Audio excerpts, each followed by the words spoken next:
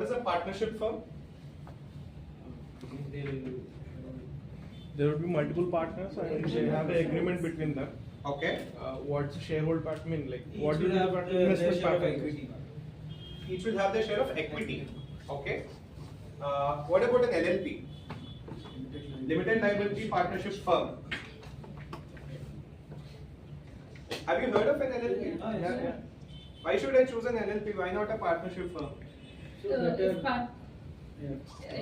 is a partnership, from limited liability is like if something happens to anything to the firm or something, the liability will be limited and the rest cannot be touched. My fellow CA professional.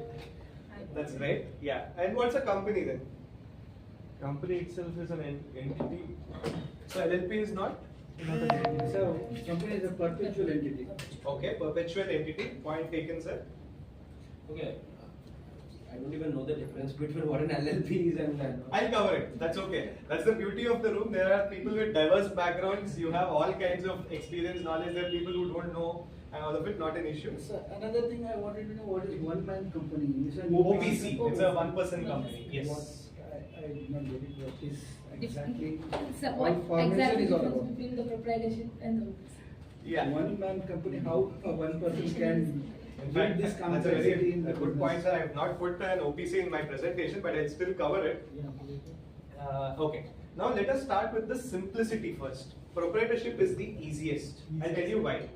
You have a PAN card, you can open a bank account and start your business. As simple as that. You decide today evening we can start your business. Yeah. Again, this is all relative. Firm, a normal partnership firm, it is easy. You just need to have a partnership deed. An LLP again is a limited liability partnership. I'll explain what each of that means as well. And then a company. Company incorporation part is difficult. See, please understand it is not impossible. It is fairly easy to incorporate a company, but when you compare with a proprietorship with a company, it is difficult. company like private limited company. Yes, a company is just anything which has limited, private limited or limited, it is a company. Which has shares being issued to the shareholders, the promoters, etc. is a company. Okay. Then cost of incorporation. There is nothing to be done as far as a proprietorship is concerned. Literally no cost.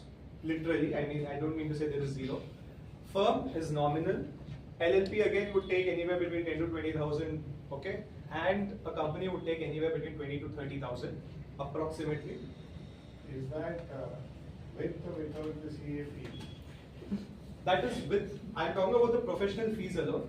Government fees again would be separate. So that will be different. Yes, government fees would be different because for the purpose of, let us say, a company, when you incorporate, I want to put it with a share capital of 1 crore. The stamp duty that you pay to the government goes up. If you're incorporating with only 1 lakh, the stamp duty that you pay is lesser. This is the professional fees that I'm talking about. And the time taken also. Cost of incorporation, along with that, the time also goes up. A proprietorship and a partnership firm takes relatively much lesser time. LLP takes a little more and company takes the longest. Okay, by longest I mean anywhere between 2 to 4 weeks. Nothing more than that. Of course, God willing, the MCA website has been undergoing upgradations and upgradations. Whether it is upgrade or downgrade, I don't know. But we have our own set of technical issues. So now the difference between a proprietorship and a partnership firm. So proprietorship, there is no specific governing law as such. If you have something to report under income tax and GST, you just have to report under that and you're done. In case you talk about a partnership firm, it is governed by an act called as the Partnership Act. That came way back in 1950s, 1960s. And there is something called as an LLP, which is a limited liability partnership, which is governed by the LLP Act 2008. And company, anyway, there is Companies Act which governs it. Okay, these are the parent statutes which talk about these particular entities. Now, if you ask me what is the difference between a partnership firm and an LLP, or let's say a proprietorship and a partnership firm. First, let's see the difference between a proprietorship and a partnership firm. Proprietorship, you are the whole and sole, right? There is no other decision maker, there is no other equity holder. Let us say I start a proprietorship in my name. Kushal does not have any rights over it. He can be an employee. He can give me money as a loan, but he does not have any say in it. I start a partnership firm. Minimum 2 people are required for a partnership. Okay, I can't be in partnership with myself, right? So let's say me and Srinivas have started a partnership firm. We are governed by the normal regular partnership act, and there is a catch here. As far as the old partnership act is concerned, the liability of the partners is joint and several. Okay, let's say Srinivas is a very nice guy. He is very hardworking, sincere, and I am the not so sincere guy who's who has other interests at heart. We both take a loan together, go to a bank, get some money, okay, and I take off the money and I utilize it for my personal expenses. Let's say I put it in the stock market. Unfortunately, I've lost it all. Now there's no money in the firm. Now, when the banker comes, who is going to be questioned first? Is it going to be him? Is it going to be me? Or both of us? Both of us. But why? He is not involved in anything. There is clear-cut evidence also which says I have taken the money for my personal purpose. Both went for the loan, but still it is joint and several liability. The acts that I do will make him liable, the acts that he do will make me liable. I cannot escape by saying it is something that has been committed by Mr. Srinivas. I am in no way bothered. Understood? Very recently, just about 2-3 weeks back, one of my clients formed a partnership firm 2012-13 or something. 1 year, the other partner who was supposed to be doing all the business disappeared. My client didn't bother, he just left it like that. This was about 2012-13 times. It is 2024. ESI guys came with a notice saying you have to pay 20 lakhs of penalties, late fees, interest, etc. etc.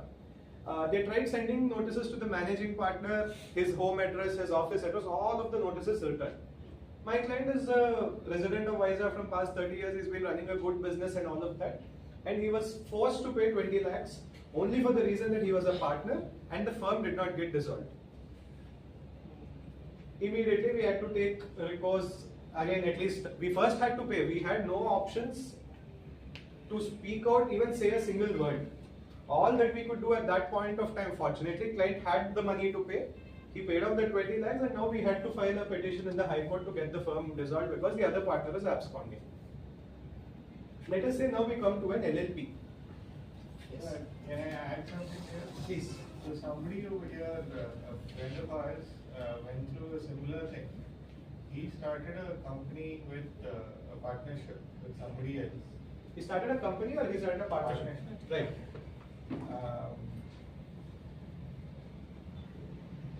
Actually, I believe it's a company. Okay. And the person who started it just got him on board as one of the people who... As a shareholder? Shareholder. Okay. And they were directors in that firm. That man disappeared after, he went off outside abroad, greener pastures, he was doing very well or whatever. Okay. But they never bothered to dissolve the company. Right. Then in 2016 or 17, Arun Jaitley, when he was the finance minister and all of that, he just said, any company that is, we're going to clean up the Indian thing, They started writing off all the defunct companies. Yeah, these guys do all these weird things, right? So Yeah. they basically said all defunct companies, you are dissolved and all of that. But more than that, whether they dissolved the companies or not, they basically said the directors who did not file because of the compliance requirements. All those directors now are ineligible to be in the board for 2 years or 4 years or something. Yeah. And you have no recourse for appeal. Yes. You have nothing that. When I say companies are difficult to manage, run and all, this is a classic example of people incorporating companies. At least here, they knew probably or they neglected it. There are people who don't even know when they set up a company that there are compliances which are to be followed. This is basically called as a director disqualification under the Companies Act.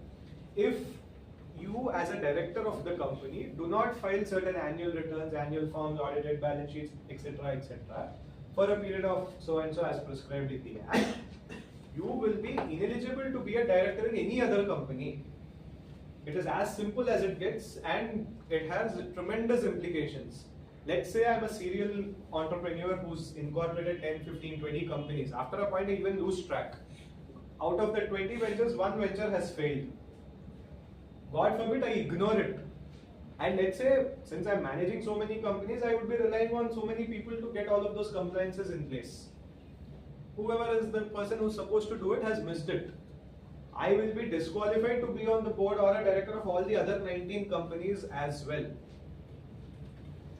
Basically, incorporating a company is like giving birth to a baby. Once it is born, you cannot say, I'm not going to feed it on time, I'm not going to take care of it. That is not going to work. You will have to be very careful once you incorporate a company. But please get it into your mind, write it down, whatever you want to do. Once you incorporate it, see, there is again a process to dissolve the company. If you're not going to use it, run it, business didn't take off, whatever reasons, ensure that the company is closed in a legal manner as well. But don't just let it lie idle. You have that luxury with a proprietorship or a partnership firm. Since there is, again, yes, of course, partnership firm has its issues. If there's someone who's coming and putting a claim on the firm, there are problems, but at least you are not barred from opening a partnership firm just because you didn't do some compliances for the previous one. That's quite a severe implication. Imagine your venture takes off, you're ready to get funding, or you want to start another company for the purpose of raising funds and all of that, and you realize some company 10 years ago since you have started and all of that, and you didn't do the compliance, now you're barred from being a director in the company. Just imagine how painful that is going to be and how costly it is. Okay, so the time instant, we've discussed this cost of compliance. When I say cost of compliance, that is, yes, the cost that you take for, let us say, either employing staff doing the compliance in-house or hiring a professional to do all of your compliances is higher for a company because the compliances are multiple. Okay? Then income tax rates.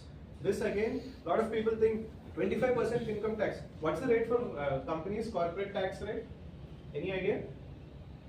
This is again one more problem that I see across young entrepreneurs, second generation also, whose fathers have built successful business, but they really don't spend the time and effort to understand the legal and the tax framework. 25% is the corporate tax rate. Everyone knows this. Okay. For individuals, you have slab rates. At least we're aware of that. Yeah. Up to some 5 lakhs, no tax, above 5 lakhs, up to 750 and all of that. We've stopped remembering all of these because it's become too complicated. Now there is old regime and then there is new regime. You have to see which one gets good benefit. correct. So, when you say corporate tax, what does that mean? A company needs to pay 25% in taxes, and when do they have to pay it? Yeah. I'll come there. We'll just touch upon the income tax in a couple of minutes, okay, and even the tax on distribution of profits. Then ESOPs, any idea what ESOP is? Employee stock option plan. Correct, employee stock option plan. This is a new trend, which is a good thing also. Let's say I start a company, you start working in my company. It's a startup. There is no incentive for you. You might go to a reputed established company and you might get, let's say, a much higher package. But you choose to join hands with me and work with me in my company. Depending on your performance, your package, I start giving you stock of the company to you. You see all of these packages that come out in the newspaper, right? So and so was hired in Microsoft with a 1 crore package. You think he's going to get 1 crore in his bank account at the end of the year in total? His actual salary would be, let's say, 15 or 20 lakhs. He would be having stock options given to him which vest over the next 4 to 5 years. There are various reasons. I work hard, my company does well, the stock price goes up, and I benefit out of it, right? If my company doesn't do well, who's losing? Am I not losing out because my company's share price is coming down? Understood? No? Makes sense? No? ICICI gives that. Yeah, let's say that you're working in Reliance, okay? As a part of your package, you're also given Reliance shares. If Reliance is doing well, would the price go up in the stock market? Reliance has declared results, it has made profits and all of that, and the stock price goes up. Let's say Reliance is not doing well. You would lose money, right, eventually. So there is an incentive for you to work well so that the company succeeds. So there is a chance that when stock price goes up, I may be tempted to sell it off in that there is a tax incidental comes in. Yes. So how there may be a chance that there is a limited inbuilt opportunity for me to go out because if there is I cannot sell like I hold my share in as a personal capacity. I'll tell you, sir. You can sell it in your personal capacity as something called as a vesting period. So you join today. It is not that today I give you the shares. You stay in my company for a minimum of, let's say, 3 years. I give you a lot of 100 shares. You stay for 5 years. I give you another lot of 200 shares. They start vesting like that. So your success is directly proportional to the success of the company. For example, I have worked in ICICI, in all the zonal heads, all the regional heads, who has an experience of 10 years in the ICICI bank gets the shares. And they can use it after 5 years once they have received it. So this is how it works. What if they change the company, they lose You- that? no, The you reason don't. is to hold them actually. No, in you don't ICICI. lose them. Again, there are two Yeah. scenarios that arise in this. Once the shares are vested to you and get them, you can retain them until whatever time period you choose to. Yeah. If they are not vested and you leave the company, you don't get them. You continue holding the shares until you choose to sell them. Any other queries on ESOPs? This is a very, very widely used approach. Lot of people who are working in India get shares of the foreign company which is listed, let's say, in the American Stock Exchange. You work for something like Nvidia. I believe you've seen Nvidia has become become what? I mean, stock market gone up. Most Yeah, valuable company. most valuable company, exactly. So I work for Nvidia in Bangalore, let's say. I get shares of Nvidia USA. That's how it works, and naturally, once my company is well, and I don't know if this news is authentic or not, majority of Nvidia's developers have actually retired. In the recent boom in the last 1 week when Nvidia's stock prices hit the roof, there are a lot of developers who retired, apparently. They've made very good amounts of money and they've retired. They say it's like, one of the few companies who's gotten affected by its own success. Anyways. So ESOPs will come back to income tax and distribution. Sir, I have a small doubt. Yeah, please. Sir, in the proprietorship, will be alone, right? There will be only single person Yes. heading the company. Can a solo proprietorship become as large as a company? Yes. In fact, this particular client that I was talking to you about, he does a turnover of 2,000 crores in his own name. Purely trading activity, but 2,000 crores. So why don't the people go with the proprietorship and they go with company? Like let's say Google is there or some other companies are there. Yes. Larry Page could have started it on a solo proprietorship. Why didn't he do that? For all we know, he might have started it as a sole proprietorship only. Oh. And then changed it. We're coming there, here. The personal liability is something that we have discussed. Decision making. Proprietorship, whole and sole, you do the decision making. Partnership, again, the partners will be involved depending on the bylaws and the partnership deed that you write between the partners as to who's going to be taking decisions. Let's say there are certain very specific decisions. My firm is a 10 partners firm, okay? It doesn't mean for every decision I have to involve all 10 partners. Let's say they sit in 5 different locations. It is extremely challenging, right? Yes. So there will be a managing partner who will be given specific rights to take specific decisions, okay? And he is authorized. But let's say you want to take a loan of 10 crores against the firm. We can mention in the partnership deed that in case there is a loan being taken, all 10 partners have to sign or all 10 partners have to agree and vote upon that. We can do it such a way because loan is something which affects everybody, right? So we can write it that way. Even LLP as well, the partners will be involved, either be it joining of a partner, removal of a partner. Again, another classic case, brother-in-law, his, his wife's brother. Yeah, brother and brother-in-law are in an LLP. Brother-in-law believed the brother and all of that, very good. He's not a guy who's not uneducated. He's worked in states abroad, Australia, USA, etc. Moved back, started a business. He signed on all the documents. They've taken his land of some 5 acres for lease, pennies on the dollar, literally. That, land, if you lease it out, let's say 1 acre will go out for an annual rent of 1 crore or 2 crores. Since he is also a partner in the firm, he's given it out for, let's say, 10 lakhs a year. Since he is the partner, it's his business, they set up factory and all of that. After signing the lease, and the lease document was so airtight that they couldn't even sell his land. It's a registered lease. All of this is done within 1 month. He gets a notice saying you are now being removed from the firm. This is the problem when you just sign on documents or you don't understand the repercussions. Yeah, and one thing. Is our this proprietorship firm, LLP and company, are those any categories like manufacturing company should have should be taken as a company there, or any service provider should be taken as a proprietor or anything like that? No, there are no regulations as far as the governing statutes are concerned. Let us say I start a proprietorship, I start a manufacturing concern also on my own name. Okay. There is no restriction. But let us say you want to set up a company or let us say an entity in AMTZ. AMTZ might dictate a term to you saying you need to have a company to set up an office in my space. Activation might be. There might be other external factors. Let's say you want to set up an entity in OHUB. OHUB might tell you, boss, you need to be an LLP or maybe let us say a company only for you to be incubated here. Yeah, startups have a specific recognition or a startup certificate under income tax under a section called 80IAC. It is given by DPIIT, the Department for Promotion of Industry and Trade. The abbreviation is something on those lines. So there they tell you need to be either an LLP or a company to get a registration under DPIIT. So there will be so many other factors which tell you what entity you might need to incorporate. Okay. And in the company, you have Companies Act will tell you certain things on what decisions can be taken when. There will be board of directors, there will be shareholders, there will be key managerial person. KMP means key managerial person. Each person is given a specific power as to what decisions they can take. There are certain decisions which the Companies Act prescribes. Let's say you want to go for a debentures or a public issue, etc. It says you have to pass a special resolution. So their Companies Act mandate will stand.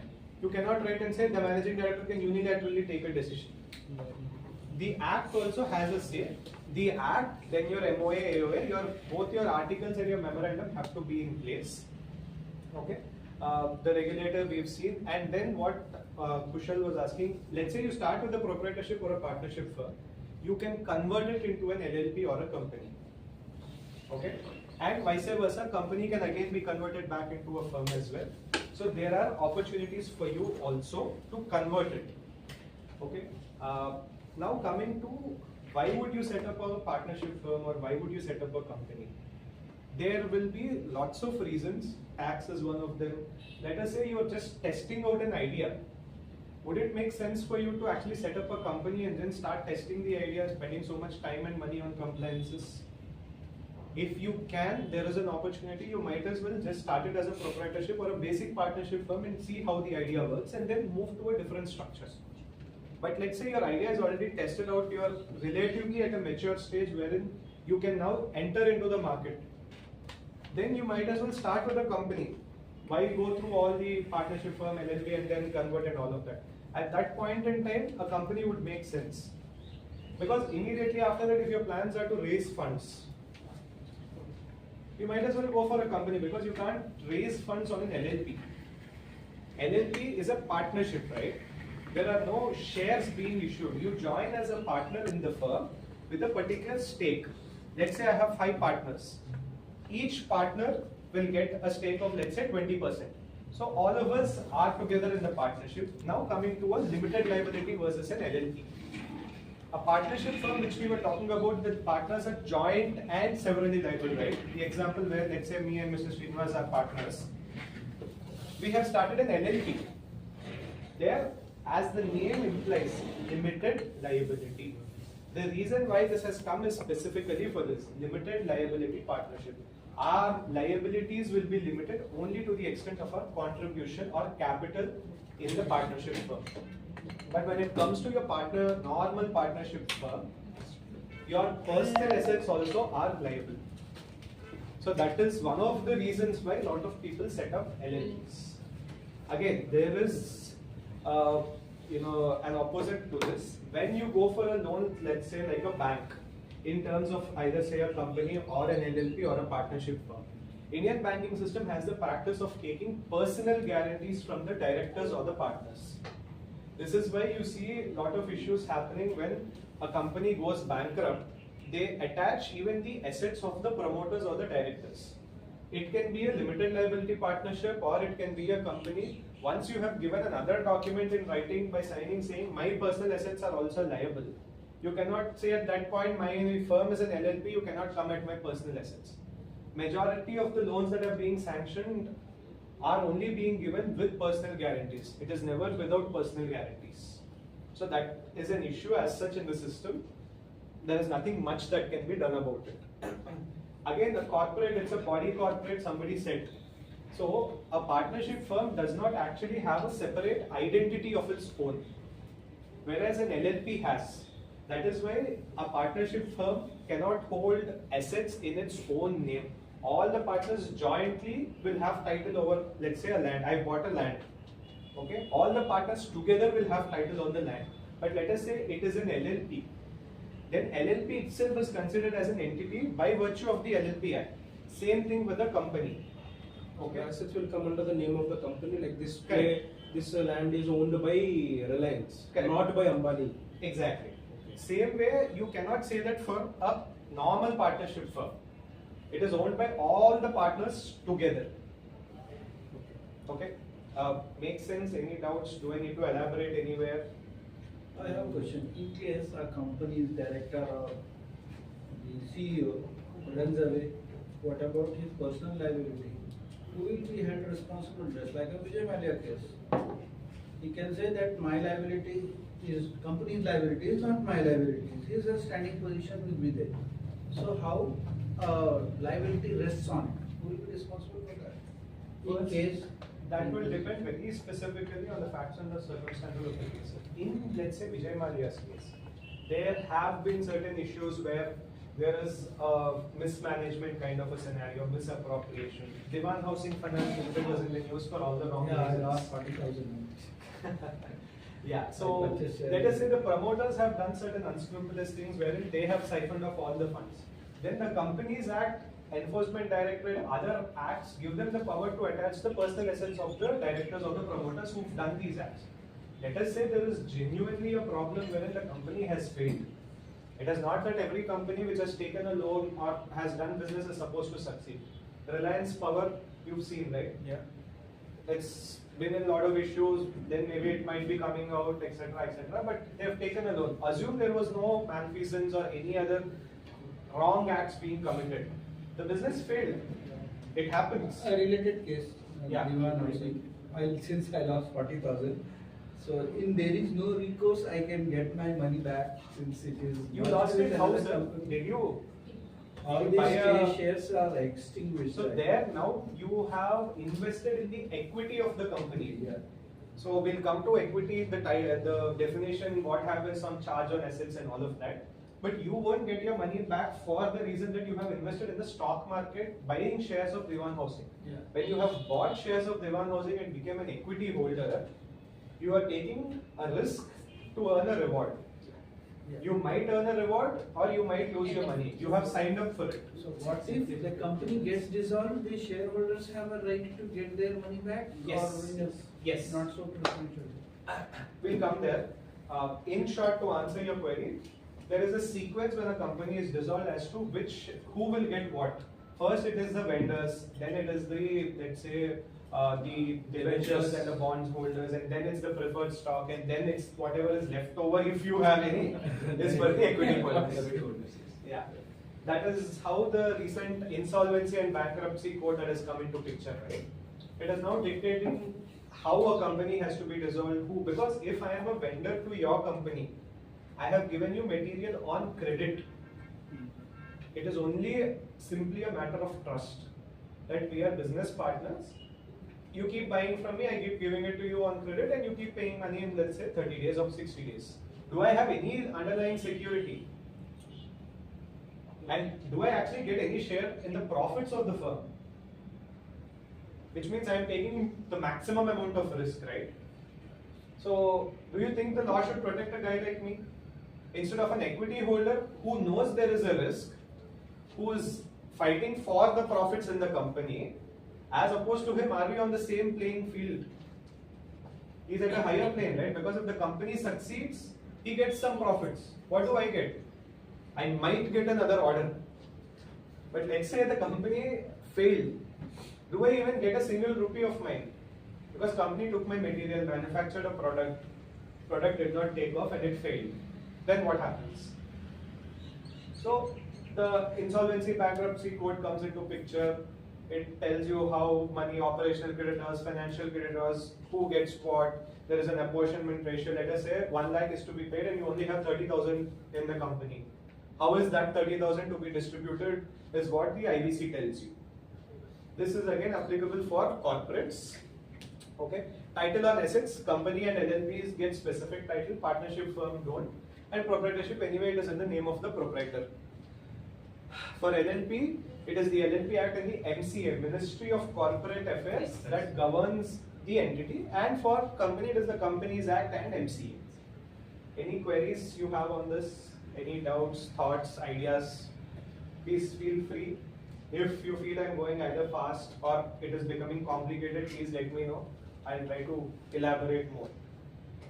I'm not understanding which is the best option for a startup. Yeah, I'll come there. So, what are assets? We are covering it in a subsequent slide. Yeah. Okay. There is no one size that fits all kind of an answer as to what is best for you. It is very specific to you, your business and your ideas. Let's say you have a vision which says 5 years it will take for my product to take off and for me to get funding. Does it make sense for you to have a company now? Exactly. Right. So that might be your specific scenario, it might be different from his case. Second, you and let's say he are working together. Okay. Both of you are equally investing your time, efforts, money, everything. Now, if you say, I will run it in the name of proprietorship of Kushal, what is his safeguard? Tomorrow morning everything takes off and you also take off. Then what happens? There should be something that is binding and that gives him also right. At least in that case, you might have to take a partnership firm or an LLP or even start a company. The compliances and the cost is secondary. Your business model, your ideas are the primary decision makers here. A lot of people think independent company, the complications of it might be relevant for their business, but it may not be relevant for yours. Even if it is complicated, go for a company. Sir, is there any any amount of money or something we have to pay after we register for a company? Let's say I registered for a company now. For the next 6 months or next 2 quarters, I didn't get any revenue, didn't start any revenue. Okay. So in that particular quarter, do I have to pay any money to the government or for the registration of this? Right. Once you incorporate a company or an LLP or the firm, the statutory authorities you would generally be paying any kind of money to would be one, taxes, put that aside, the regulator MCA. Okay. What money would you pay for MCA? Maybe you might be filing some forms for which you might have to pay a fee. And the guy who's helping you file the form, you'll have to pay him a fees. Other than that, there won't be anything else. Once you incorporate, it is done. Let's say you've incorporated a company with authorized share capital of 1 lakh. You paid stamp duty. Now you want to increase it to 1 crore. Then you pay stamp duty to the government. Again? Yeah. There you pay. There are only certain very limited spaces where you have to pay some money to the government. But once you incorporate, there are no significant costs that you have to worry other than the cost of compliance as such. Every time you change anything in a company, there is a fee. Like last time we had to do an amendment. Every amendment has a fee. We did 6 amendments, bringing in some people, taking out. Some person bought shares in our company. It's an amendment. Yes. So if you are maintaining status quo, there is no. That is why I said when you file certain forms, there will be fees that you have to pay to the government depending on the form, the capital, the issue. There will be compliance costs. Because we are startup, we did not know many amendments at the starting. We've got in so many people, so many shareholders, new investments. Every amendment we are ready to pay money. Yes. Cost of doing business. That's why maybe company is not a right choice for startups where there are going to be many changes as we evolve. Not necessarily, ma'am. It depends as to what kind of changes. You can even plan the changes so that you reduce the number of forms to be filed. We don't know that because we are a startup and we don't know that knowledge. If you can share approximately per form filing, how much did you pay? Like 6 amendments, we ended up paying approximately 27-30,000. So that's about. Other than the CS. Of course. Let's say another 25,000 for the CS, about 50,000 for 6-7 years, which is about average 8,000 per form. Which, if you ask me, is not significant, depending on the changes that you make. Again, if you are planning and you are not very clear as to the structure, that there might be a lot of changes, etc., etc. If that is the case, then go for a LLP or a partnership firm. Yeah. A partnership firm is that way the simplest. Just buy a stamp paper, get a partnership deed, get it signed and get it registered, and you're done. That is nominal cost. But still there will be a cost.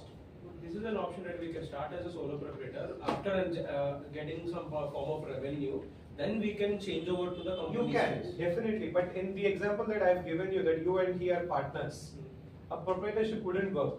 Any legal agreement? I wouldn't agree as your partner, because you running it in your name, me spending my time, efforts and money, what am I getting out of it?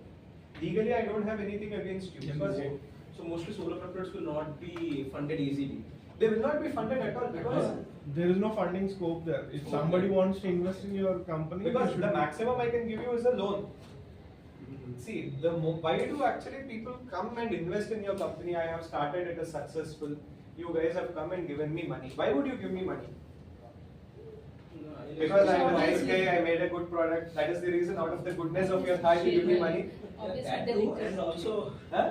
that too, and Oh also my God. Very kind investors we have here. We'll have a field time if we get investors like this. The revenue share. Sorry? We need people like Kushal everywhere. I know, everywhere. I can take you to a lot of my clients. Why would you give me money? Revenue share, obviously. Revenue share or profit share? Profit. Is that the only reason? In fact, historically, investing in companies is one of the most successful. All of the millionaires who became billionaires, billionaires who multiplied their wealth, they've all been doing one thing primarily: finding out very good ventures, investing in. putting their money, betting it. Ultimately, it's a bet. I might end up losing all my money, but I might also end up making up 3 times, 5 times, 10 times. You've seen a lot of IPOs happening, right? What are IPOs ultimately? Of course, there is a science to it, the method to the madness. You review all of their financials and put money in the company. Why do you do it? 100 rupees share, tomorrow it becomes 1000, I've earned money. What did I do? Other than me taking money and putting in my pocket, I don't even know the director's name. I don't even know their business. Tata Technologies IPO recently, you guys have seen, heard of it. Yeah. People applied like crazy only because of one thing, the brand Tata. Did people make money out of Tata Technologies IPO? They have, some haven't, some bought it immediately the moment the shares got listed, and then they burnt their hands for only one reason: profit share. So when you give me money, I need a share in the profit. I can only get that without taking any of the liability in a company structure. If again I become a partner in your firm, in an LLP, let us say, I also have to take certain risk. I have to put in capital contribution and all of that, right? So it makes it a little difficult. Any more queries, doubts, thoughts? Please feel free. Maybe I explained this when I went to answer call. In the company, do the directors have personal liability to the loans or anything taken? Theoretically, no, ma'am. Personal liability you don't have unless there is some, evidence of misappropriation, malfeasance, etc. That being said, when you go for a bank loan these days, all the banks insist on personal guarantees of the director. They will ask you to sign on 100 different forms. I'm pretty sure none of you read those forms. If you read them, they'll tell you literally like, I can take your bank account, I can take your properties, movable, immovable. God forbid, I can even take the clothes in your wardrobe. No, in cases where I'm asking, there are grants like, there are many government grants Government that are grants. being given to MSMEs and the startups. Right. In such a case, there are some banks which are giving without collateral. In such cases, are the directors right? Then, if you are not giving a personal guarantee, ma'am, then it will be limited only to the company. and to It the is share exactly capital. limited to the company. Companies run like 4 or 5 people or a So here your personal assets are different, your company shares and the company assets are different. It's two different things. For example, you cannot say that in a normal partnership firm. You can say that in a company because there is a line being drawn. This is your assets and your personal capacity. This is your business as investment in the. Let's say you bought a land in the name of the company. Then that can be taken over by the bank or the government, etc. You have something in your personal name which you bought from your own earnings. Then they cannot touch that. One more question. MSME, all these schemes, or do they apply for firm and LLP also, or Yes. is it only for company? It applies everything. MSME is not entity specific. MSME is just turnover, assets, investment in plant and machinery, etc. That is the only thing that is concerned for an MSME. Again, there might be certain schemes which are given only for companies, let us say. In those scenarios, you won't be eligible, obviously. But other than that, MSME can be for a proprietor, firm, LLP, partnership, anything. Any more? Shiva, should we break for No, another 5-10. 5-10 minutes? Okay. Thanks. Yeah, one last point on the company. There is something called as a capital structure which you give in your MOA and AOA, Memorandum of Association, Articles of Association, what do you do and all of that. Lots of scenarios again, copy paste. I have 10 different companies incorporated, I take that. Here and there I do some beautification, cosmetic changes. Done, I have incorporated a company. We'll not know the significance of it when everything is rosy. The moment something goes wrong and you go back to the MOA and AOA, you'll realize, damn, I signed this and I said and I signed this, I didn't even read it. And also there is something called as a founders agreement. Two shareholders in your case, let's say both of you start a company, there is something that is called as a founders agreement that is written. Again, template, copy paste approach is not at all advisable. Whenever it comes to finance, legal, tax, where you're signing on, just remember one thumb rule. Please go through it. If you don't understand, take help of a professional. Understand the document, what it is saying and why, for only one reason. The repercussion at a later stage, once you have signed it, you cannot take it back. It will actually prove you much more costlier if you realize at a later stage. I don't know how many of you are following the news. Again, this is filmy stuff. Brad Pitt and Angelina Jolie have undergoing that divorce, etc. Unfortunately, they have a villa in France, I believe. Forget about the location. They bought it for a good $30 million. Now, because of their brand image, the business that they have started there, etc., it is now worth, let's say, $150–160 million. And now Angelina Jolie has sold her share in the property without informing Brad Pitt. Call that vengeance or a business decision or whatever, but we don't know what the paperwork was at that point of time. They might have bought it before they got married, or they might have bought it after they got married, but they didn't go through the conditions. So things like that will happen. It is better. There's something called as informed consent, right, or informed decision. What's the difference between informed decision making and decision making or decision? Any thoughts? We need to tell our board that this change is going to happen in our company, Okay. and take opinion or vote as per. Okay. That would be informed, and if I have the power to take the decision, I would just take it like Elon Musk. Okay. Is that what informed decision making means? Inform with what are the further repercussion if I take the decisions. Decision is first order thinking. Yes. Just impulse making decision without thinking the repercussion is follows. As startup founders, you will be taking hundreds of decisions. Daily, at least you'll be taking 10–15 decisions. Everything is a decision that you take. Informed decision. I come to you, please sign on this. Okay, my CEO or my lawyer has told me, let me sign on it. Is that how you go forward? Please don't do that. Doesn't matter whoever it is. When it comes to finance, money, there's a saying in Telugu, Tamud Tamude. You should always be that shrewd when it comes to signing. Understand what it is and sign. Would you sign a blank check and give it to me? Same thing. Would your father or your mother or let's say your spouse, if you ask them to even to sign a blank check and give, would they give it to you? Yes. Maybe. Unfortunately. Yes, I was waiting for the answer of yes and no. Unfortunately, yes. Maybe. Unfortunately, yes. The best answer. You shouldn't, they shouldn't, you shouldn't let the either also do that. When you're saying that, doesn't it mean the relationship is unfortunate? No ma'am, some amount of financial prudence is always required, doesn't matter the relationship. I'm sorry to be very blunt here, but No, yeah, I completely agree. Even if it's, you can trust your life with them, I don't have a problem with that, but when it comes to money, information is better.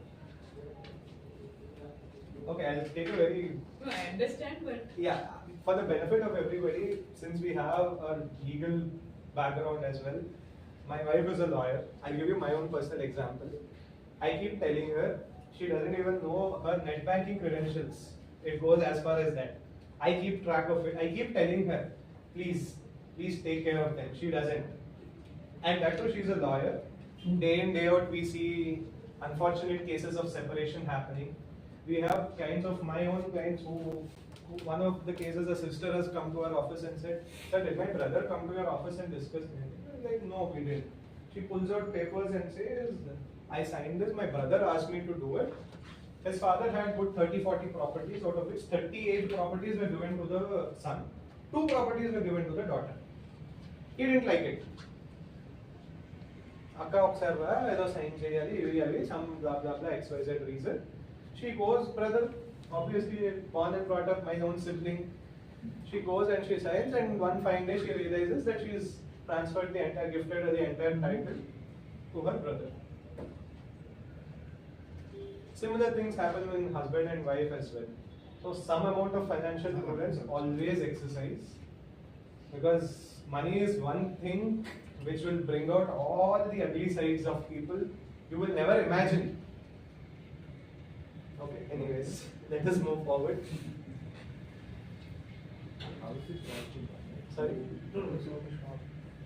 Okay, now let us discuss on cost versus price versus profit. Any thoughts on what is cost? Cost is the amount which was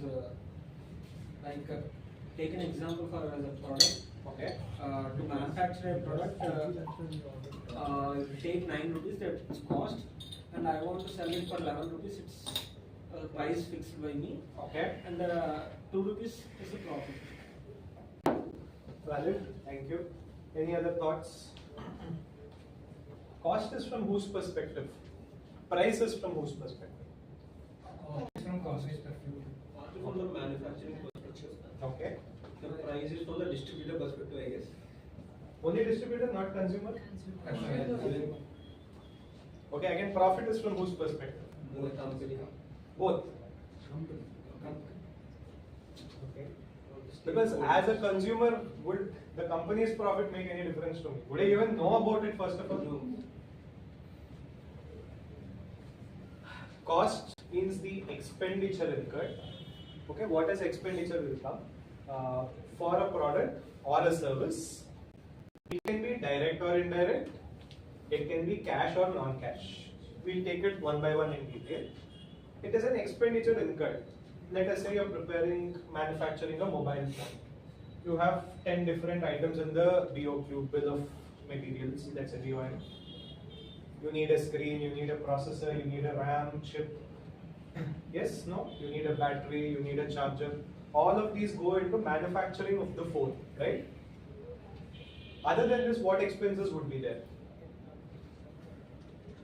In the manufacturing of the mobile phone, let's say this is a Samsung phone. Imports and exports.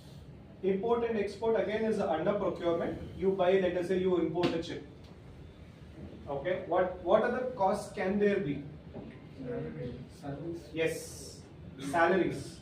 Do you think, let's say the Samsung factory is running without people altogether? Okay, salaries is one. Then transportation, logistics. Fantastic. Transportation and logistics, which is a paying for the agricultural produce. Rentals.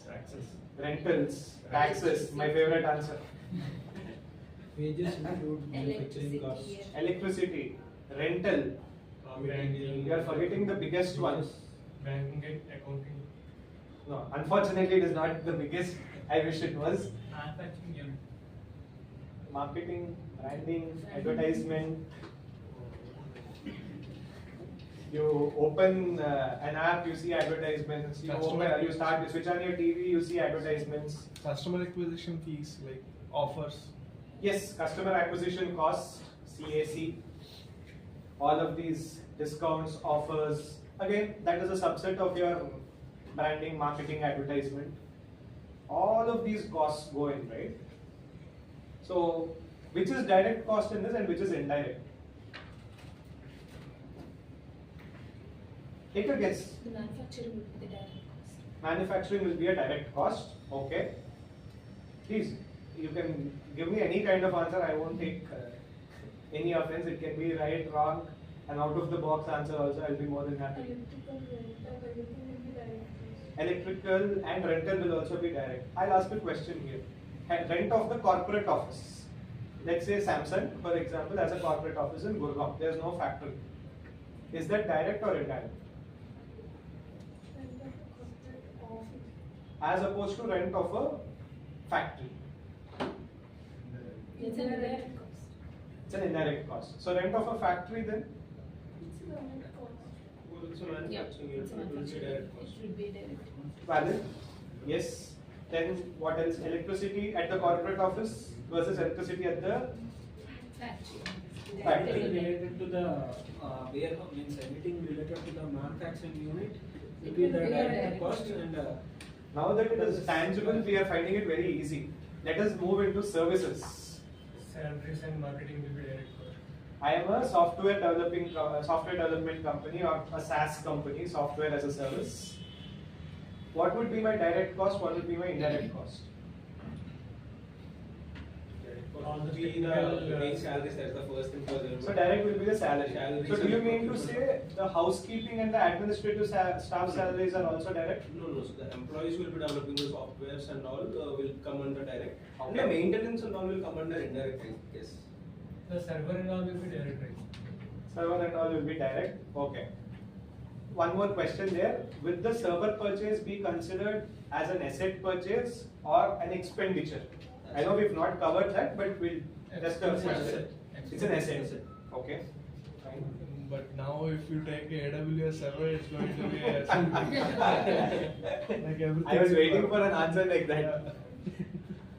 Is it an expenditure or an asset? If you are taking server as a service, then it's going to be an expenditure and it's going to include in the cost of the Correct. product.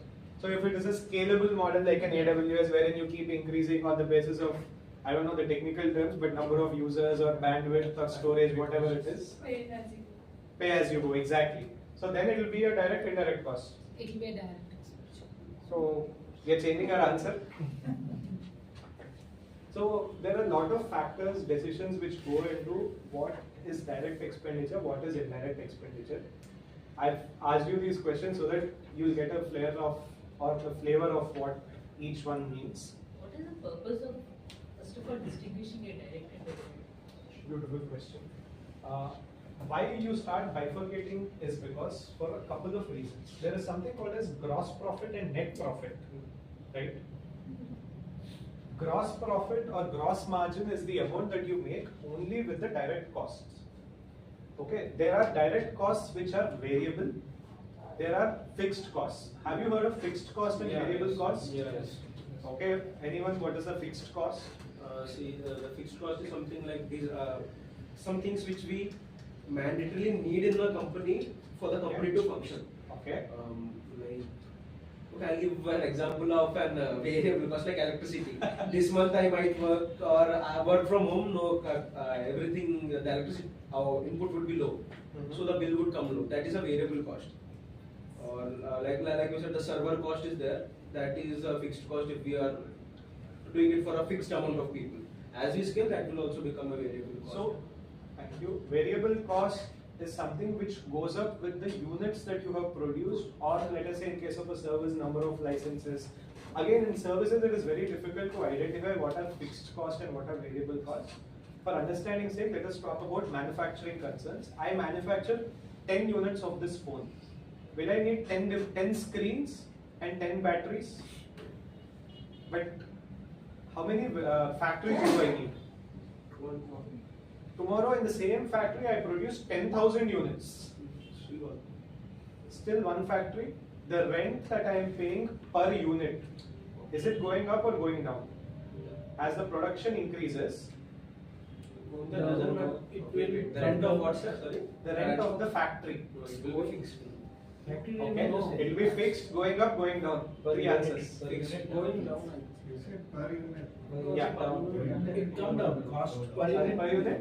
It will come down. Okay, I'm just gauging the answers. Going down, we have a couple of answers. Stays same.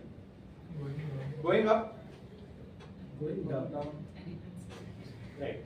So, if you are going to look at it as a whole, the rent that I am paying for the factory is going to be 1 lakh per month. That is not going to go up, it is not going to go down, it is 1 lakh per month. But if I am talking about the rent per unit of a mobile phone that I am manufacturing, how do you calculate that? Total rent divided by the number of units that you are manufacturing. 1 lakh divided by 10. 1 lakh divided by 10,000. This is something that we call in the costing language as apportionment of overheads. Okay? I'll tell you, I know I see a lot of confused faces. When we talk about why we look at gross profit and net profit and why do we bifurcate direct and indirect expenses, it gives us an understanding of variable cost, fixed cost, what can be increased, what can be decreased, what are your margins which are directly affecting your business, what are the other indirect costs which are affecting your bottom line. Because ultimately, whatever profit that the company has made is going to be net profit only, right? Just because you have certain salaries and rents and all of that, does it mean the gross profit is going to be the final amount that you have earned? The money that is left for you after paying off all your liabilities, expenses, salaries, taxes, dividends, etc. is what is available for you as profit, right? Yes, no? Did not understand.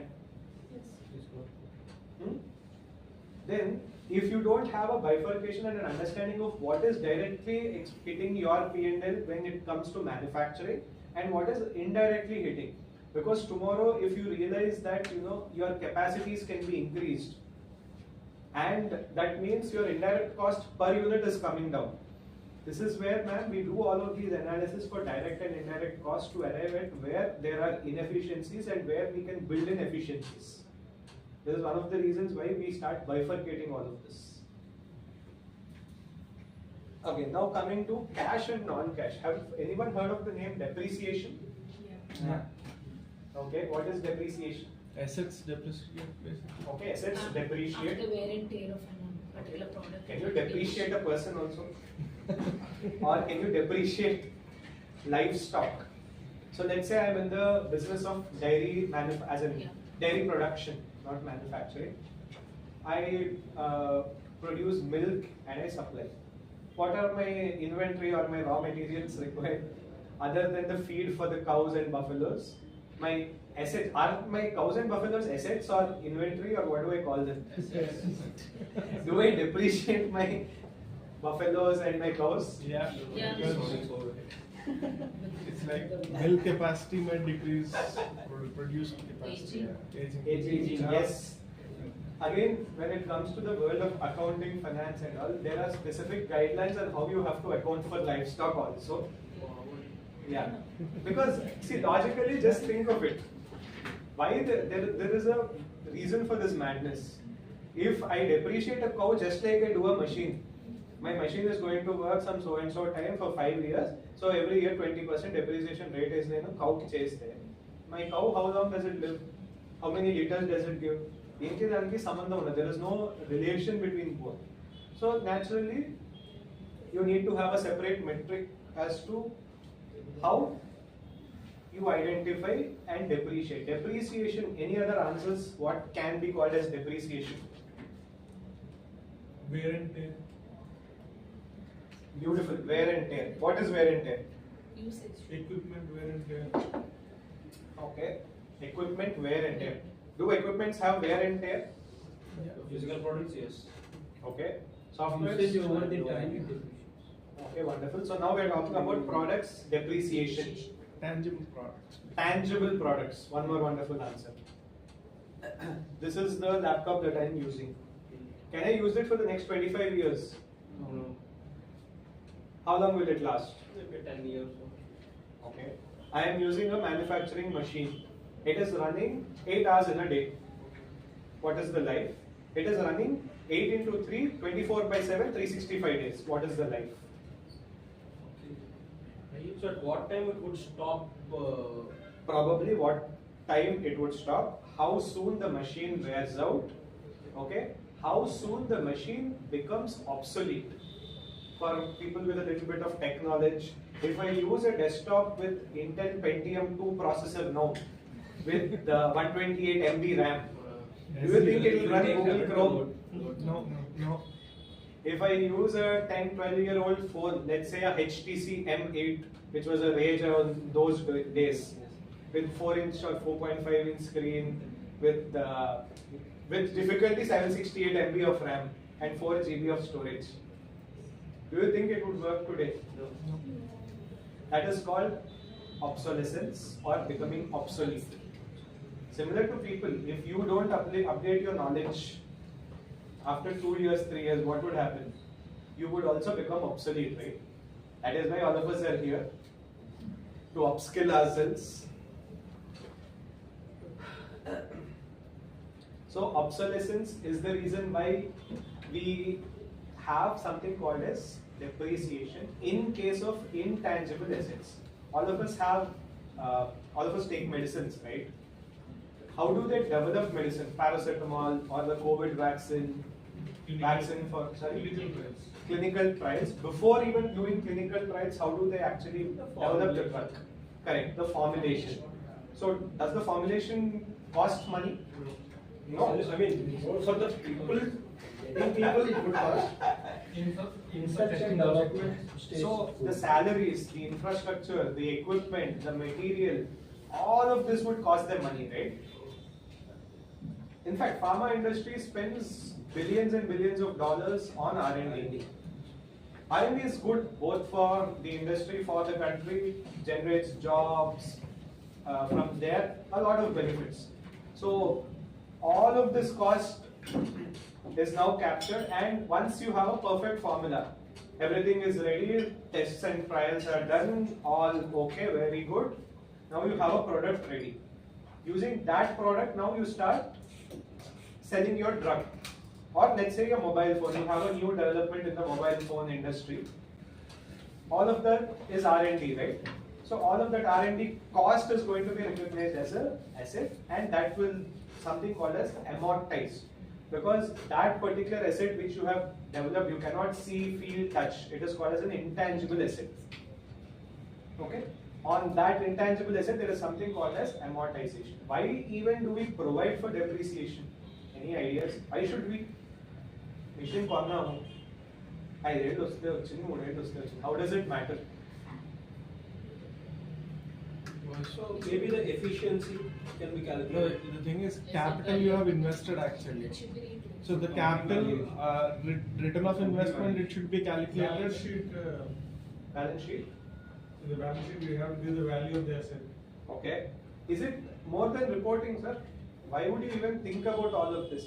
Let us say in your house, you've bought an AC. You'll think that, okay, this AC is going to last me for 10 years. You will understand that the AC should last 10 years, and after 10 years, you will have to buy a new one. Same thing with the company. You've bought 5 machines. You've been using them. You depreciate them because the moment you stop evaluating the wear and tear, suddenly at the end of year 5, you'll again have to buy New machine. 5 machines. Isn't that a huge investment which can literally stop your or bring your business to a standstill? Yes, no? Suddenly if I have to buy 5 machines, is it something that I'll be able to do at a moment's notice? Because when you charge depreciation in the balance sheet, are you actually paying even a penny? No. Okay, we'll come to that. Okay, now price is from the perspective of the buyer. Price is something that I perceive for the value of the good or service. I want to buy this bottle. Someone tells me this is $1,000. I might say it's not worth that much. I'll say it's $500. I'll buy it for 500. But let's say I want a bottle with a branding of Louis Vuitton. They tell me it's 1 lakh also, I'll buy. That's a Brand value. correct. That's a brand value and all of that. But there is a value that I perceive for this particular bottle, for which I am ready to pay. That is the price. When it comes to a company perspective, price is something which is like my cost of manufacturing, direct, indirect, product or service. Along with that, I factor in the profit that I want to make, and then I have a price at which I am willing to sell. Price can be affected by so many factors. There's something like Demand supply.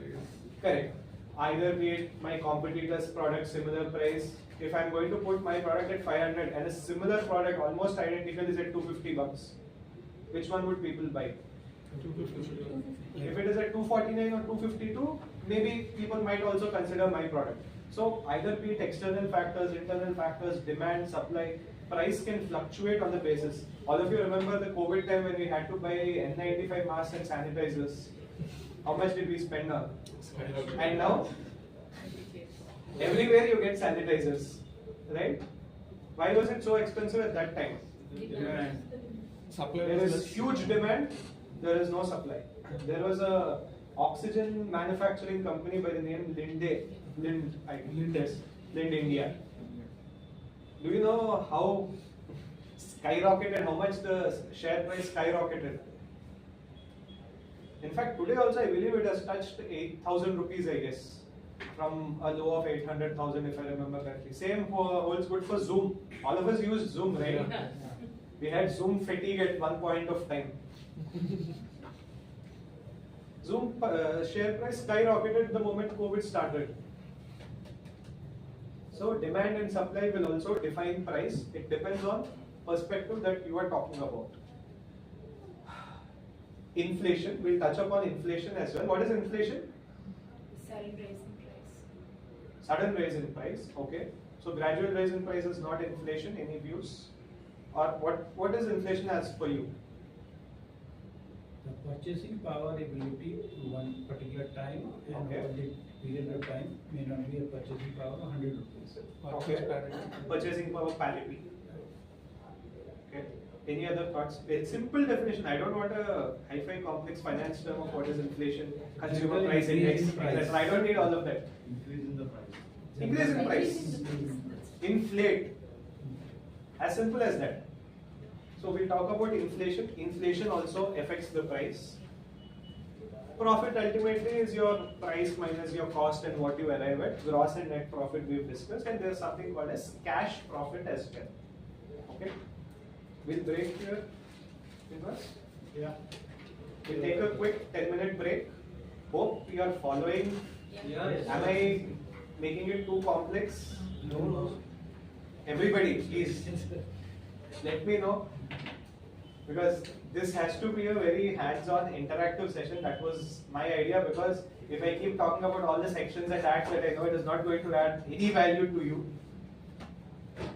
And all of that is not your job also to know all of them. If you know that there is this the regulation, this act, this is the basic thing that I need to know, that's enough for you when you begin your journey as a startup.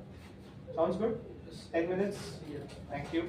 For those of you who are new, if you go now at the end of the hall, behind the toilets are behind the curtain. Samosas are there. Each of you can pick one up.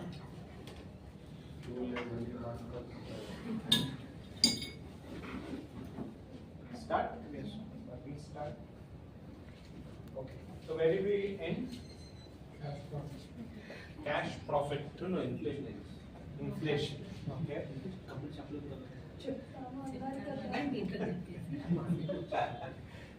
Okay, inflation చెప్పాలి. గుర్తు చేశారు. Thank you. Okay, cash profit దగ్గర ఆగండి. What is cash profit? What is gross net profit and what is cash profit? చెప్పండి పర్లేదు. It's okay. You can make mistakes. That's why we are all here. I'll also learn a couple of new things. After the profit and loss account, then profit and loss account, you get this net profit. Okay. And gross profit before to that. Maybe the cash profit means not like shares, the profit which you have obtained Okay. only through sales. Only through sales. Okay. Any other views? The name implies cash profit. The cash లో వచ్చిన profit है. The physical hard cash. UPI నుంచి pay చేసిన cash kan. Anything that is related to transactions. Anything related to transactions. ఇందాక మనం we spoke about depreciation and amortization. We said that actually I'm not paying anything out of my pocket, but still I'm putting it in my profit and loss account as a expenditure. So ఇప్పుడు నాకు అన్ని పోగా after depreciation 100 rupees వచ్చింది profit.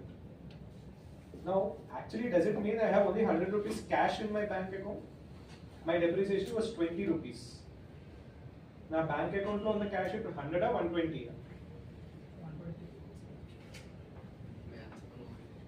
120 అవుతుంది logically and this is a very simplistic crude example it will be 120 for the reason that this 20 I have not spent but I am putting this 20 aside. Say in the future I will need to incur certain capital expenditure. What is capex, what is revenue and all of that also will cover. ఇప్పటికి ఇలా గుర్తుంచుకోండి ఇది. Okay. It is broad cash profit and అర్థమైందా? Can we move forward? Yeah. There's a reason why I put this here. First basics and cheppekana I given you a framework. Now we'll start dealing with each of the terms in detail. Okay? Balance sheet, P&L. You keep hearing these words, right? What is balance sheet? Assets and liabilities. Okay, assets and liabilities. What is the capital gain that we have received? This is the capital that we have received. Capital gain. Okay. And the net profit. Balance sheet ante nothing. It is a statement first and foremost of assets and liabilities for a specific date. If you open any balance sheets, I'll take you through a balance sheet also. If you open any balance sheet as on 31st March 2024. Okay. Then what is a P&L or profit and loss account? The expenses and the income. Anybody else also? Please contribute. What is the profit and loss statement? Simple, crude way, name batti cheppochu. Which calculate the profits and losses. Calculate the profits and losses. So profit or loss ochindante how do you identify it? There has to be something called purchases and there has to be something called sales. So basically income and expenditure will give you profit. So this will be for a particular day or for a period. Then why is it balance sheet for a period? Like at that period, how much we got in this period to do the analysis Okay. to find the patterns. To elaborate it a little more, we give P&L for a period because purchase and sale is a cycle. Your revenue operations, you buy something, raw material, manufacture something, sell it, then again you buy, then you sell, you manufacture, you keep in stock, then you sell that stock, again you manufacture. It's a cycle, right? It keeps rotating. But do you keep purchasing assets on a daily basis? So, statement of affairs antaro or balance sheet antaro will be on a particular date. As on that particular date, what are your assets? If you go one day before or one day after, the picture might change. Kingfisher might be a beautiful company as on 1st April 2024. But on 2nd April 2024, there might be nothing in the company worth buying the share or investing. So assets and liabilities are given at a specific date because they can change. P&L or profit and loss or income and expenditure statement is given for a whole period because there is no sense in you learning what is your sale for one day. You would prefer, let's say, a quarter, half year, right? So you give P&L for a year, you give balance sheet has on a specific date. Cash flow statement is a very famous statement. 9 out of 10 startups fail.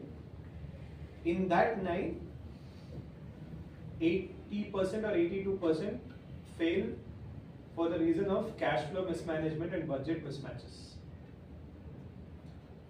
Cash flows induku enti, what we'll discuss about that also. What is a working capital? What is a working capital cycle? So cash flows is a statement which is given along with your balance sheet and P&L. Generally, companies ki mandatory ga immantaru. Proprietorships, LLPs and all, it is not mandatorily to be given. But if you prepare it, it is very good for your organization. Cash flows ante em ledhu. What is the cash that is coming in? What is the cash that is going out? There's a saying in the finance world, cash is king. Not even profit, cash is king. Because assume you have a customer debtor cycle. I'm presuming you all know what are debtors. Yes, no? Debtor and debitor. What does debtor mean? If you don't know also, it's fine, I'll explain. Without chapter, please. Okay, tell you. Debt ante enti? Appu. Somebody owes me. Debtor ante I need to get money from someone. I've taken goods on credit. Creditor. So he's given me money, so now I have to pay him. Balance sheet P&L prepare chestam, we are preparing it from a company's perspective, right? So company ki debtor ante enti? Money ravala, money ivvala. Money ravali. Company ki money ravali. Perfect. Company creditor ante company has to pay someone, right? Imagine in your business, your sales cycle, your credit period to your customers is 90 days. And your purchases are on immediate basis. At no credit, cash and carry basically. Where will you get the money from? Capital, yes, kontavaraku you will use that. But don't you think there is a 3 month mismatch between your credit, yes, your credit period and your receivable period? There is a mismatch of 3 months, not even 15 days, 30 days. I'm talking about. This happens typically, let us say, in a government contracts, wherein you render services or goods to the government. You will get the money for sure. You just don't know when. It might be 6 months. It might be even 1 year. So if 1 year worth goods may purchase cheste, do you think your supplier will wait for 1 year for you to give the money? No. Then how will you pay him? Loan is one aspect. Loan తీసుకోగానే there is a associated interest cost with it. Again, interest is a charge. మీ profit తగ్గిపోతుందిగా, వడ్డీ కడుతున్నారంటే very simple. వడ్డీ వ్యాపారం. If you take money on interest, you are reducing your profit, right? But why are you taking it on interest? Because there is no availability of cash. Ultimately, if you have a brilliant product, wonderful marketing, out of the world, you have taken even, let's say, guys like Ogilvy and Mather to do your marketing and advertisement. If you don't have money, you spend a lot of money on marketing, you have purchased, you have a beautiful product, you have sold it. Now you don't have money to pay salaries. You don't have money to pay your rent. You don't have money to pay for, let's say, the AWS cloud that you have taken. Do you think your business will run? So now tell me, do you think cash is important for your business? Profit is important, cash is important, or both? Both. What comes first? Cash. Not profit. I have so many companies which are making loss. I am buying the shares left, right, center. I have invested in Paytm, let's say. Before all of the RBI issues happened, I have invested in Zomato. That's another I have invested in cash-rich company like LIC. Is anybody aware of how much cash LIC has? Know how much cash LIC gave to the government. LIC is actually, in fact, fun fact, it is a savior for the government when any company comes crashing down. LIC comes to the rescue. Typical example is IDBI Bank. IDBI Bank lo majority stakeholder evarante one of it is LIC. Yeah, and we're forced to do it. So one of the things is if you are as a business person, aspiring entrepreneur, would you go and put your money in a company that's losing money and it has been in losses for a long time? Or would you take money from a profitable business and put it in a loss-making business in the hope that the loss-making business survives? Floor is open. I think it's an important question. It's not just about the political situation, but it's an important question for everyone. Would you do it? Does it make sense? And why would you do it? Under what circumstances? Because think on, it's a very, very critical question because do you see people investing, buying stake in Amazon? I'm not talking about in the open market, but as a private investor, you see people buying stake in Amazon, Paytm, so many startups, Zomato. Yes, no? Yes. Are they all profitable? Do you think even remotely profitable, let us say? Maybe it's like my turnover is 100 crores, my profit is 1 crore, I mean loss is 1 crore. Do you think they're on those scales? No. My turnover is 100 crores. Let's say it grow. You've seen the platform grow, right? Initially, how much money they've burned. But still, people are investing. I'm a billionaire. I have lots of money to burn. I put it in grow. Do you think I have not exercised caution while putting money in grow or any other startup for that matter? Think on this because the startup ecosystem is in such a way that cash burn is now the new funda. Whether it is profit has come, yes, customer acquisition cost, all of these are issues which we can discuss and debate for a long time, but that's a beautiful question. If you have $1 million today, would you invest it in Amazon? It's open, let's say. Would you or would you not? I would. You would. So the value it creates in a long term. Now it's a valuable company and a well diversified and well managed company. Sir, if you not full amount of money, I don't. Of course. Let's say, forget about your diversification, hedging, and all of that. Let's say for a moment you have $1 million. You have 100 million. Maybe now you have free 1 million to invest. You said you will invest now. If you can go back home, take out the balance sheet of Amazon and P&L of Amazon. Look at the figures and then think whether you would be investing in it. Then why are so many people lining up to put money? Even all your funding also for that matter. Perhaps the expected value. Wonderful. Did I buy a Zomato share today because it is a profitable company? Or with the hope that it will be a profitable company? So think on those things. Surely this will be covered in detail during the funding concepts and all. Okay. This is what a cash flow statement reflects. You are in, cash out, whether you are sitting on cash, whether you are burning cash, you don't have cash. Because that will give you a very beautiful picture of how long your company will survive. If you have 100 crores of cash lying idle, do you think that is a good thing? No. Why? It is good if it creates some values.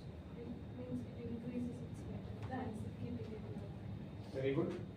Or else you can keep that money as an asset, a form of precious metals, gold, or like it could. Okay. Alternate investments, if I may say. If you have 100 crores cash deficiency as a negative cash, is that a good thing?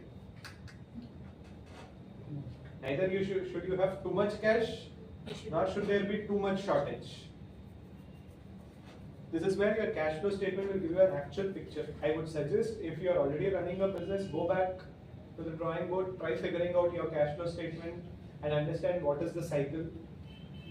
Depreciation. I have a question. Why most of the startups are turned out to be failure? What may be the first reason? They burn so much cash and expecting that somebody, the investor, bail them out, or desperate to thin. If I understood your question correctly, sir, you're saying why are startups burning so much cash Yeah. and then becoming desperate for funding? Desperate for, because again they go for next funding and round of funding, keep on going on, just because investors are there. Typical example. Yeah, just because investor is there, and the promoter, since it's not their money, they go on spreading too thin, and later on discover that they are walking in the thin ice. Accident happen. I will give you my personal opinion.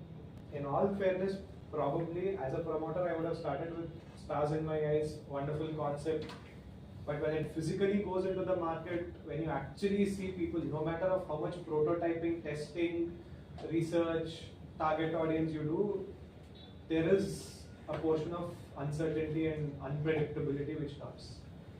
You might fail, but there is also a reason where I am very sure that, let's say, quick commerce, Blinkit, Zepto, etc. They have been making losses, they are still making losses, but people are slowly getting used to the fact of quick commerce. You order something, you get it in 15 minutes. So this is a kind of a product or a service which is not a necessity but a luxury.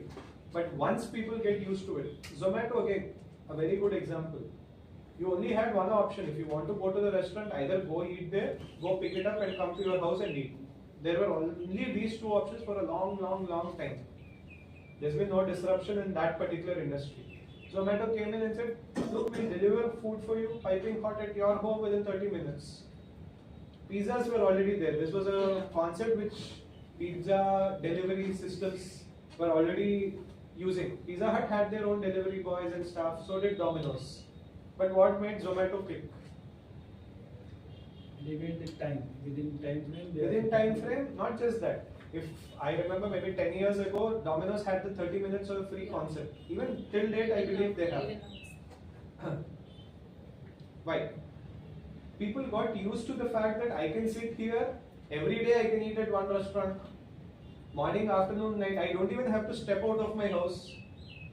I'm saving time. Now, I am used to. Do you think you can uninstall the Zomato app and live comfortably? I'm not saying you won't survive or anything, but can you do that? Zomato, in fact, how did Zomato start off? Was it always a food delivery platform? It was a dining platform also. Even before dining, if I remember correctly, it was all about an aggregation of restaurants, giving you the menus, locations, with an added benefit of reserving tables. Yes. And what are they now? So, a couple of things, right? One, Zomato and Swiggy and others benefited from the COVID shutdown. Because suddenly people who couldn't go out, now they have an option. The second thing is regarding the investment, one after the other, getting more and more money and all of that. I believe that one thing that you need to be understanding is, we need to understand is, once I give a significant share of my company to somebody, they are now in control and they are telling me what I should do. Yeah. And everybody the first investor is going and saying, okay, raise more money so that they can take some money out and then pass on the risk to the next person. And that's the cycle that they're in. So bigger and bigger people keep coming in to take care of you so that you can slowly exit. So, but you should remember that the control that you have is not going to be there. And a lot of people are happy with it because they're making money. Anyway, they got into it for the sake of making money. One or two people or some small percentage are unhappy because they don't have the control and they thought they'll run this company in a certain way, and now they're being told you need to run it in a different way. You need to understand right away that, what do you want to do? Do you want to run this company for the rest of your life, or do you want other people to control you, right? In fact, just to add to that, when Amazon also, people still line up to buy the shares. At one point, it was valued at a very low price. Then it started adding value. Now, do you think we can imagine a day without Amazon being there? More or less, it's not that we cannot survive. Again, it has made something, it has become a convenience. Why go out to the shop? I can sit at home at 12 a.m. or say 5 a.m. in the morning and then order something and I'll get it the same day or the next day. Now people are still lining up. Eventually, what would happen to the last guy who's actually buying the stake in Amazon and it has reached that limit? Would he actually make a profit when he gets out of the venture? You don't know.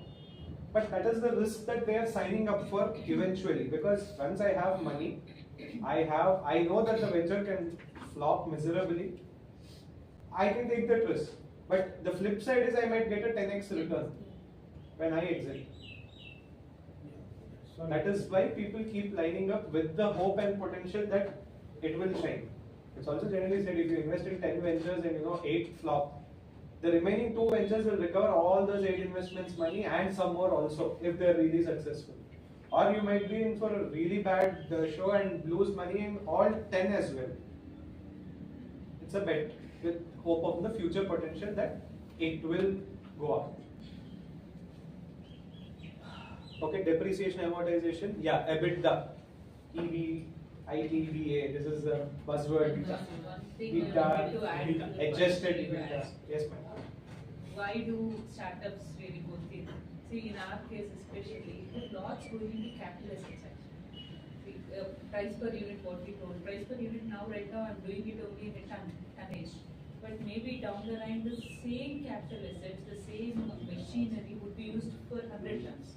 So still I have to buy that at this point of time, even I don't have such a supply. That's one point where we are losing all our capital assets and we're struggling for working capital. That also brings us to the case of capacity utilization. Because today, let's say her machinery is able to produce 100 tons.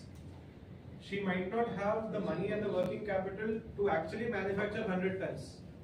Hope to scale up in a later stage when they have the sufficient money. And it can have to get to an order of 100 tons, but still the machinery I had to purchase to even to get to the first to 50 tons. That's where we have to take it. At least it's in the balance sheet as an asset value. That's there to some like. You've seen a lot of companies run behind valuations. We are EBITDA positive. Then there's a new term which calls adjusted EBITDA. Again, I'm taking Zomato's example quite a lot. They purchased Blinkit, right? Zepto. Was it Zepto? No, it was Blinkit, sorry. Yeah, Grofers, it was Grofers earlier. So they purchased it and then it turned into a huge loss. So barring the loss made by Zomato in the case of Blinkit, Zomato turned positive. So now they frame that as adjusted EBITDA. So Zomato as a standalone business is making profits slowly, or rather I would say positive EBITDA, not even profit. But Blinkit is causing certain losses. This is basically EBITDA stands for earnings before interest, tax, depreciation and amortization. This is again can be a metric for your valuation. Is also kind of like a profit, cash profit that you are making, gross margin. And GP and NP we've discussed, this is gross profit and net profit. Gross profit with all your direct costs reduced from your sales. Net profit is all your indirect and other associated costs being reduced and you arrive at net profit. You call it margin, GP ratio, NP ratio, GP percent, NP percent. These are the phrases that I used. Nothing. GP percent means your gross profit divided by your sales into 100. That's it. Same way with NP as well. Does that mean EBITDA means cash before we in the previous side cash profit something Cannot that and EBITDA something similar. I wouldn't say they're the same because tax again is something that you pay in cash, right? So is interest. Depreciation and amortization is the only thing you don't pay in cash. Not exactly the same. Similar, that is why I said. Not exactly the same. Now this is what we were discussing on the ownership, equity, preference and debenture. Right? So what is equity? Equity stake. ownership of a company. Ownership of a company. Okay. Any other answers? With great power comes great responsibility. Is ownership a good thing or a bad thing?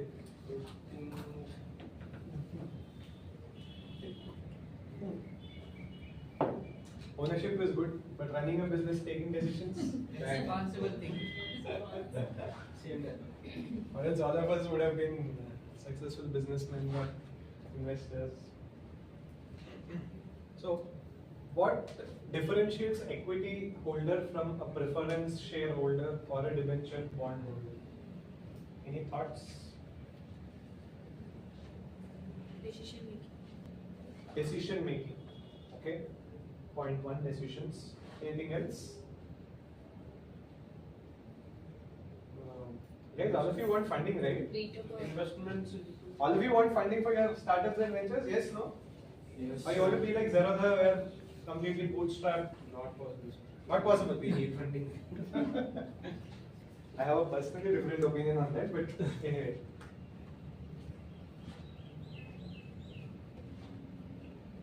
So, decision making, just because I have 10 shares of Reliance, Mr. Ambani, please don't do this. Can I do that? No. Why? Because you are not the 51%. So to have 51% holding in Reliance, that would mean me selling half of India.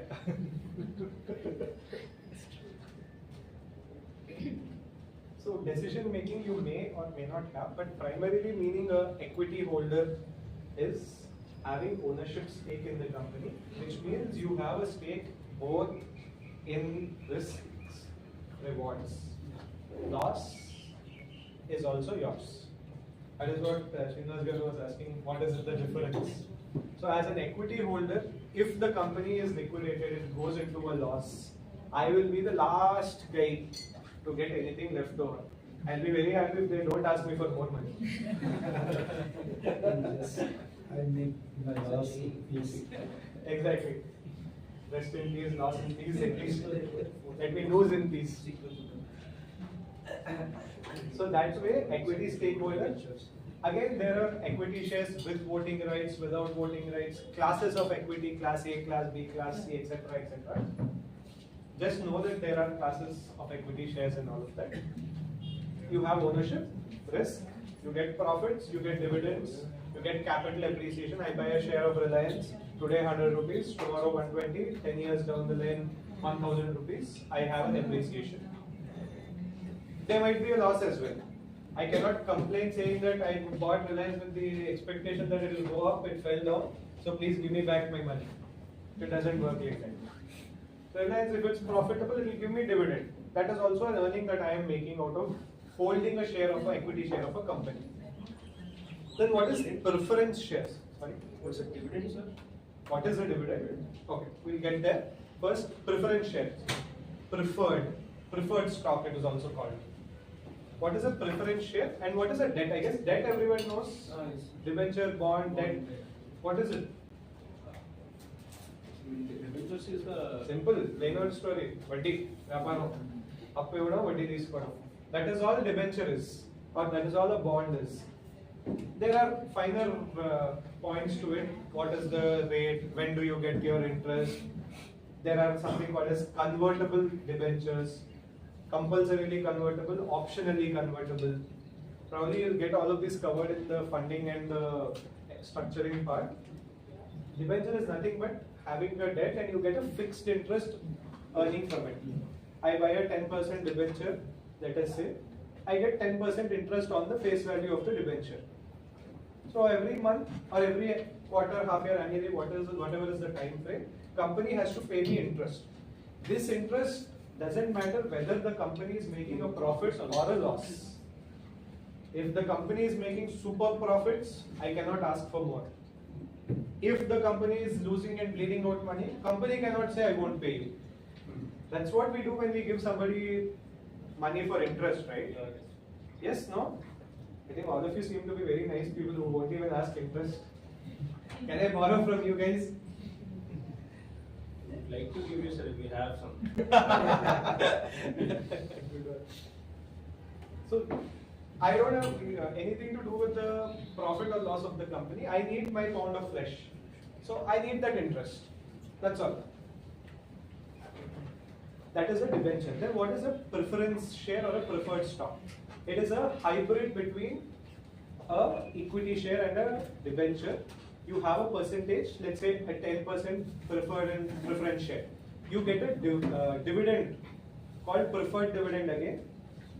It's nothing but you getting a preference over a debenture holder. A debenture holder has charge on us. It's like we were talking about the insolvency and bankruptcy code. If the company goes into dissolution or it is bankrupt, who has what rights? Equity holders get the last. There is a sequence. Debenture holders, because they have given loan unsecured and they are earning an interest. Preference guys come next, and after that, if anything is left over, it is equity. So they have some preference. They have a specific percentage of profit that they earn. Okay, that is why they are called preference shares. Is this clear? Yes. So I think at this point of time it's getting into complex stuff that probably at least people like me don't really understand and probably don't need to know in depth. But knowing that there are these terms that are there is necessary for us, because once your company starts running and all of that, it's better to know. Right? Yes. So some people get, I heard that we can, you don't need to give, you're a company, you didn't even start selling anything, and somebody has invested money into you. You give them some kind of stake in your company. How do you decide what your company is worth? People randomly throw numbers, right? Yes. I am 1 crore, I am 10 crores, I am 100 crores. How do you decide what your company is worth?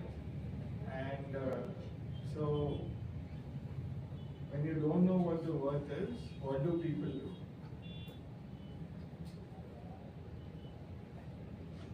If I don't know what my worth is, I'll obviously project it to be very high. Agreed. Okay, my view. So, I'm an investor, Yeah. sorry, I'm a company. I'm approaching you and saying, hey, please give me 1 lakh, or Yeah. please give me 5 lakhs, or 10 lakhs, or 10,000, whatever. In exchange for that, I can't give you any shares in my company because I don't even have a company, or I have a company, but it has, what, 10 shares? Yeah. So, what can I give you instead? We were discussing about debentures being convertible, right? That is where if you have a company and you've given a debenture first initially, you can call it as a compulsorily convertible debentures or compulsorily convertible preference shares, wherein initially you will get a preference share which is to be converted into equity after an X period of time. That is one option. The conversion meaning I have a debenture which is initially going to be operating as a bond wherein you pay me interest. It is a simple loan. Okay, but 2 years or 3 years down the line, it is going to get converted into an equity share.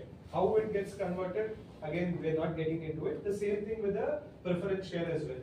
You give it a preference share, they have some rights in the company, they get a fixed dividend, but after a period of time, they get converted into equity.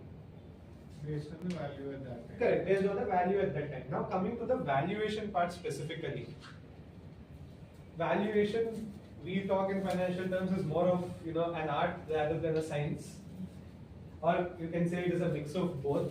Because as a promoter, I always am very optimistic. As an investor, you will be pessimistic. We'll both negotiate and tussle for how much stake. I give you 1 lakh, you tell me I'll give you 10% stake in my company. I'll say no, I want 20% stake in the company for 1 lakh. That is where the valuation comes into picture. How much is the value that you are perceiving and I am perceiving? I will say this is the future expected. Projections is something that you'll see in the afternoon session. I am projecting, even let's say you apply for an IPO. They'll give you something called as a red herring prospectus, or even let's say prospectus. Have you heard of it? Only brand देख के invest कर दिया. Yes. Probably if you've been in the market for some time, you see something called as a prospectus. If you go through a prospectus, they give you detailed information that what is the company doing, how have they performed, what is the expected future performance, how is the market size, what is the market share that they have a lot of details. Ideally, you're supposed to go through, understand it, and then put your money in that company. That is where you tell them this is the value. 1 rupee share, I would like to sell it for 50 bucks. So now you will tell me how much money you will give me. This is on an IPO front. If you are going for, let us say, private investment sort of a scenario, we'll have a negotiation as to what is the value and the stake that you're going to give me for the X amount of money that I will give you. If you understand this, I guess it should be okay for now. Much more detail, you'll have to get into valuation, how we are valuing, whether it is discounted cash flow, net present value, what is the IRR of the project. We'll have to start getting into all of that. Okay, now what is an asset? So follow up to that. One of the things that we believe in Visakhapatnam is there are no CAs that can help with the valuation aspects, which is probably wrong because we don't know enough CAs and therefore we're not sure. So is this something that any startup here or anybody else that we know, can they come to you and can you help them or will you direct them to somebody? Very honestly, I am not an expert in valuation. It is not my core area, but it doesn't mean I cannot do valuation. Like I said, it is more of a art than a science. So I can help you with valuation, but once you start going for private equity wherein or VCs, you start raising funds, the game gets completely different. There, the matter of experience, your brand value, how you're negotiating also comes into picture. So I would probably direct you to someone else.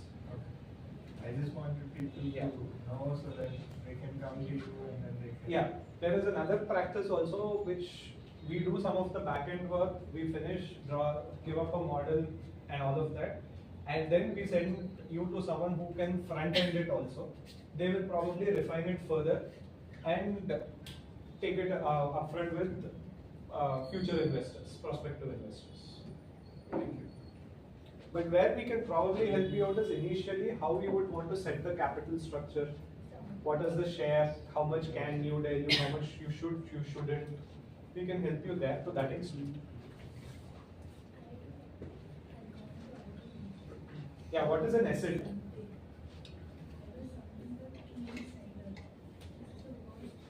Sachin Tendulkar is an asset for the Indian cricket team. Yes, no? Or Mahendra Singh Dhoni? Something which brings in value. Something which brings in value. brings in value. Okay. Both tangible and intangible. Both tangible and intangible things. Okay. Tata is a brand, intangible asset, but it has some value, right? Would you buy Tata for 100 rupees or $100? No. If you given the opportunity, also you wouldn't buy it. Would you buy it for 1,000 crores? If I had the money, yes, definitely not. Why not? So asset is something which has certain future economic benefit that is going to come out of it. I purchase a machine. It is going to help me manufacture my product. I purchase a server. I put it in my premises. I start hosting my web page, my platform, my app, etc. on that. So how long will the server last? Or how long will the machine last? So there is certain tangible economic benefit that is going to flow out of the machine. Yes? No? Make sense? No, it doesn't make sense. Any other thoughts? What can be an asset or what shouldn't be an asset? Okay, example. I buy a laptop. Asset? I'm into a software business, asset. Asset? Yes. I pay salaries to developers. Asset? No expense. Expenditure. Okay. There's only one guy in the set. There are only two answers, yes or no. Asset or not an asset? No. I know, lunchtime is closer, food is very late and hungry. Sorry? Employees are assets. Beautiful statement, sir. Unfortunately, companies treat them as resources and not assets. It's the irony. So software developers' salaries I'm paying, assets, not assets. I'm paying them to develop a new app for me. Asset? The app is an asset. Okay. So whatever I'm paying to them becomes an asset? No. Why not? Because I am expecting some future benefit out of the app that I'm going to develop. That is going to be given to all my customers.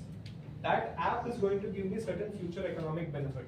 It may or may not, but the reason why I'm paying a software developer to develop an app for me is for certain future economic benefit, right? So that can be called as an asset. Only difference is this will become an intangible asset. The machinery and all of that we've been talking about, a laptop or a server, will become a tangible asset. Because you can physically see, touch. So if I buy this chair and the table, are they assets? Yes, no? Yes. Right? You can What see benefit it. will they give me? If not here, I'll sit on the floor. There will be properties. Sorry? There will be properties. There will be property, okay. Again, certain future benefit is being derived from it. It may not be tangible, like let's say as relatable to you as a computer or a server. It is abstract, I can understand. That is why there are categories. They are called as furnitures and fixtures. There are types of categories in assets. You have plant and machinery, right? For let's say a software company, a computer will be a plant and machinery. Yes, no? What is a liability?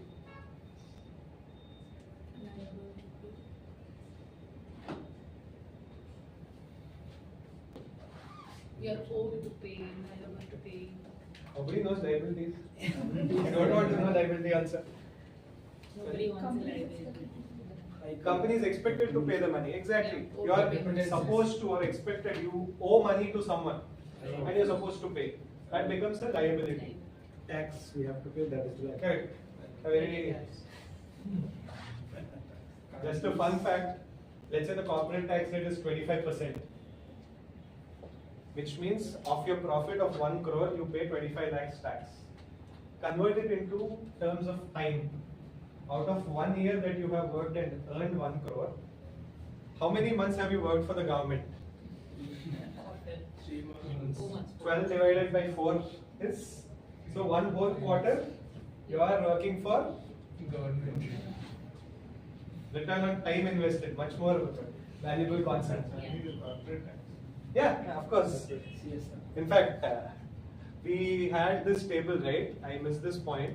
There's something called a surcharge. If you earn above 50 lakhs, there's a surcharge that is being charged by the government. For individuals, this can go as high as 37%. Of course, 50 lakhs to 1 crore, 1 crore to 5 crores, 5 to 10, 10 to 50. You earn more, you pay more.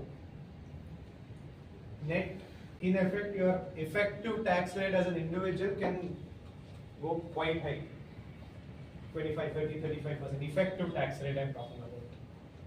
A partnership firm, flat 30%, but the surcharge is again different. It is only capped at 12%. LLP again is the same. Company, this is interesting.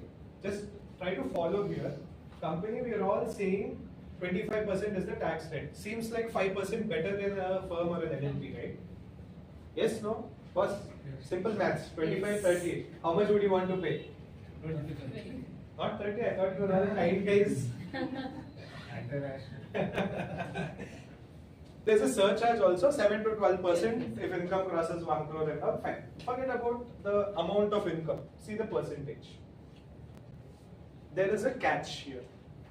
Lot of people, I've seen a few people, 25% currently company bids on it's all done. I'm hoping everybody is okay with Telugu. Yeah. So, they've incorporated. Sir, we want dividend. Okay, fine, you can take it, but there will be tax. Why tax? We've paid 25% tax. Yes, once you take it in the form of dividend, in your individual capacity, you will have to pay tax. God forbid, or God permit, if I am in the 30% slab paying a surcharge of 37%. On every additional rupee that I am earning, the tax that I am paying is almost about 30-35%. Isn't that a problem? The earlier system of taxation before amendment was slightly different. Companies used to pay something called as dividend distribution tax at the rate of 18.5% flat. So since company has already paid tax on profit, whatever you receive is tax free. Now government did a very minor tweak and said companies don't have to pay, individual will pay. If you are someone who's in the highest bracket, you're gone. Now tell me, is repatriating profit or taking back profits from the company in the form of dividend a good thing? No longer. No longer, exactly. Now come to the concept of firm and LLP. You pay 30%, very good, over 1/3, not even 25. So out of 12 months, 4 months you're working for the government. Okay? Now you take off the balance, let's say 70%. As a partner, what you take is not called as dividend, it's called as a profit share.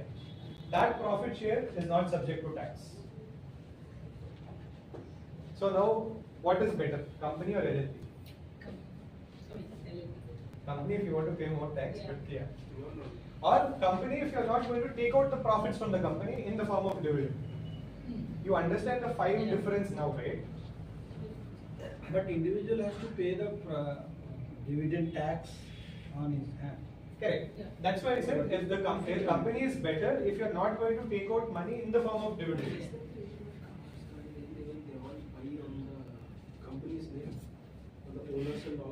Other tax planning. A car company pays the I buy, I pay depreciation because individually I don't have business income. So I buy an asset in the name of the company. So now understand there is a very fine tax difference that has a significant impact. LLPs and firms don't have that. So that way LLPs and firms are convenient. If merely wealth creation, you want to use an LLP as a avenue for investment alone, etc., etc. Right. Now revenue expenditure and capital expenditure. Revenue expenditure is something that you incur for a short term. There is no creation of any asset as such. For creating an asset, to buy a machinery, you have to spend some money, right?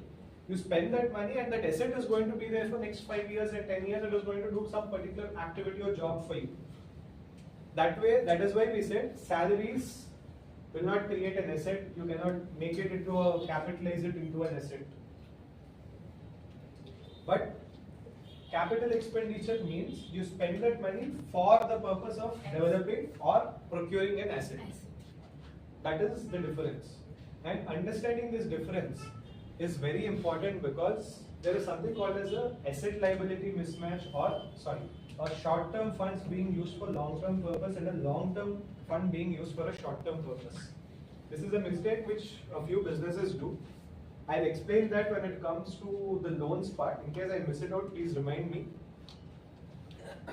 Net worth. On your balance sheet, you have a list of all your assets. There are liabilities. The difference between that is your net worth. Positive, negative is the net worth. How is net worth important? Negative net worth is good. Liabilities are more. I am in that state now. Then ROI, we keep hearing this term. Yeah. As entrepreneurs, we should also look at ROTI, return on time invested. So return on investment is nothing. If I put in $100 in a company, or I give you $100, how much will I make? Because worst case scenario, I put that 100 rupees in a bank fixed deposit. I earn, let's say, 6%, 7% interest. If I give you and I earn only 3%, what's the point? We can all shut our businesses, put all our money in the mutual fund or stock market and lie idle at home, right? We might as well keep our minds free and peaceful. Why would anybody give you money if you make profit below the market rate of a fixed deposit or a government bond? We would all want to earn higher, right? Why do we put in mutual funds for that matter? Stock market is something that we cannot track. It is complicated, technical, time, etc., etc. Mutual fund guys do that for us. Aware of what a mutual fund is actually? Yes, no? Fund manager. Yes, no? Yes. So we are investing into someone, like we are investing on mutual fund and someone is taking care of that fund as fund. Correct. And eventually those guys also will invest in the stock market Same only. stock, but he takes care of. Correct. He is a technically sound guy to do all of that. He is doing it and giving you a return and taking a small percentage as a cut. And also they assure, some funds assure like highest NAV kind of a thing. No funds will assure you anything. Anything. This. Market investments are subject to risk. They all on gimmicks before investing. In 3 times the speed they will repeat that so that you won't understand. Great. So return on investment meaning the efficiency or the value of the investment, how much return it is generating for you in a period of time. That is important because ultimately it is a business, it is a venture, profit is the motive. So you need to understand how much profit are you making. Sir, in terms of profit, Hmm. say for the 15 years down the line, what is the expected return on investment would be ideal? I cannot say that there is a consistent growth for the next 15 years or any company for that matter. There is always a business cycle comes in. So what would be the template of a particular standard of investment? Sir, broadly to answer your query, there is something called as discounted cash flow and net present value that we use. We arrive at the cash flows that the business is going to bring in, all the expenditure. There's a science to it on how to do it. You arrive at that arithmetic, identify cash flows for the next 15 years, assume the value of that, you bring it to year 0, that is the day we are today, using a specific rate. This is called as a discounted cash flow method or a net present value method. This is widely used for valuation for specific companies again. For startups and all of that, it is difficult to arrive at a cash flow. Startups have a different scheme of valuation. This is one of the better methods to identify what would be the value of the company today. Then a very interesting concept that we started discussing on inflation. A lot of people say, I will make a profit of 7% for sure this year. Very good, wonderful, successful business. Next year also I'll make 7%. 10 years down the line also I'll make 7%. Good business? No. Why? Sorry? It's not growing up. It's not growing. So percentage is not going up. Why should it grow? Okay, I'll change the example. I'm increasing it by 0.5% every year. So 10 years, 5%. 10th year, I have 12% return. Good? Not good. The real rate and depends on what You're the not inflation. considering Real. So now there is something called as Yeah. inflation. Exactly. महंगाई हिंदी में सब कुछ महंगा हो गया क्या कर सकते हैं But haven't you seen actually your provisions, your daily essentials becoming costly every day? And not by a marginal percent, a significant percentage. Yes? So that is why if you are in a company, you expect a annual hike or an increase of 5% or 10%. Bare minimum. You are given something called as a DA, dearness allowance. Things becoming dear. Not in a good sense. This is what inflation is. It's a general price increase in the goods of the economy as a whole. Let's take Andhra for example. Good example, bad example. Prices have gone up, and of course, on a serious note, not just Andhra, across the country, COVID has again made things much more difficult. So if you earn 7% return and the inflation of the country is 9%, what is your ROI? Negative. Negative 2%. Which means you're bleeding out money. Because eventually, this year, whatever you have bought, whatever profit you have made, the next year you would have to spend more to earn the same amount of profit. So what do businesses do consequently? They also increase their prices to counteract the inflation. Keep this in mind on a long-term basis also, because whatever projections that you make, whatever estimations, prices and all of that has to factor in inflation at some point of time. You cannot be oblivious to the fact that inflation exists. I think Zimbabwe or some country, I'm not able to recollect the name, has hyperinflation. Exactly. You take a duffel bag full of money, you'll get a loaf of bread kind of a scenario. the currency is extremely weak. Okay, those are exceptional scenarios, circumstances, hyperinflation and all of that, but inflation exists in India. India is not immune to it. Neither are businesses. So you need to keep this in mind when you start evaluating. Either be it for your own company, you want to invest in some company, this is always lurking around in the corner. Break even. One of the favorite terms for. Assess that. Sorry?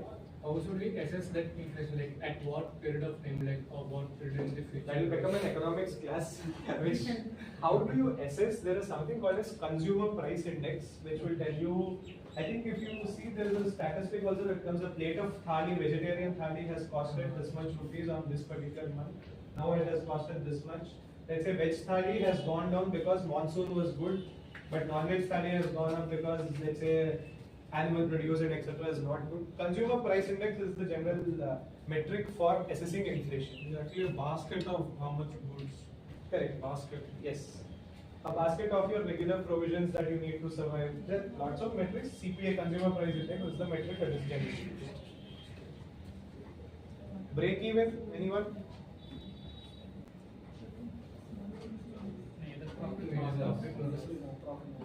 No profit, no loss, obviously. Why is it important? Because after the break-even point only, we'll start getting profits. Fantastic. After break even only, you would start making profits. So we were discussing something on variable cost, fixed cost, right? Break even would be related to fixed cost, variable cost, or both? Both. Both? But your profits would increase once your production and your sale increases, right? Yes. But still, even let it be the Eventually, fixed yes. cost. You cannot say I won't pay my rent, but I'm breaking even. Yeah.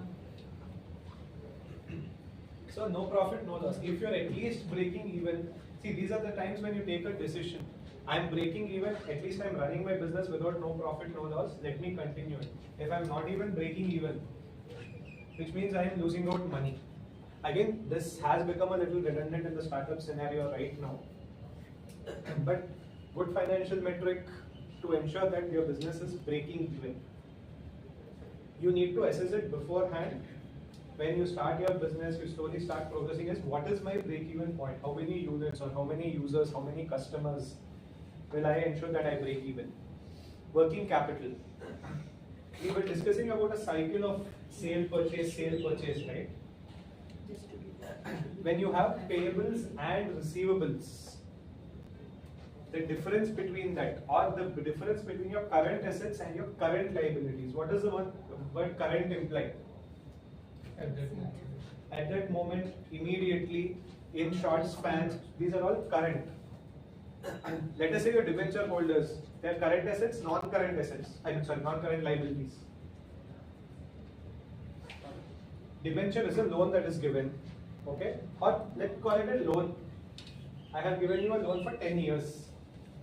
Is it a short term, as in is it a current liability or a non-current liability?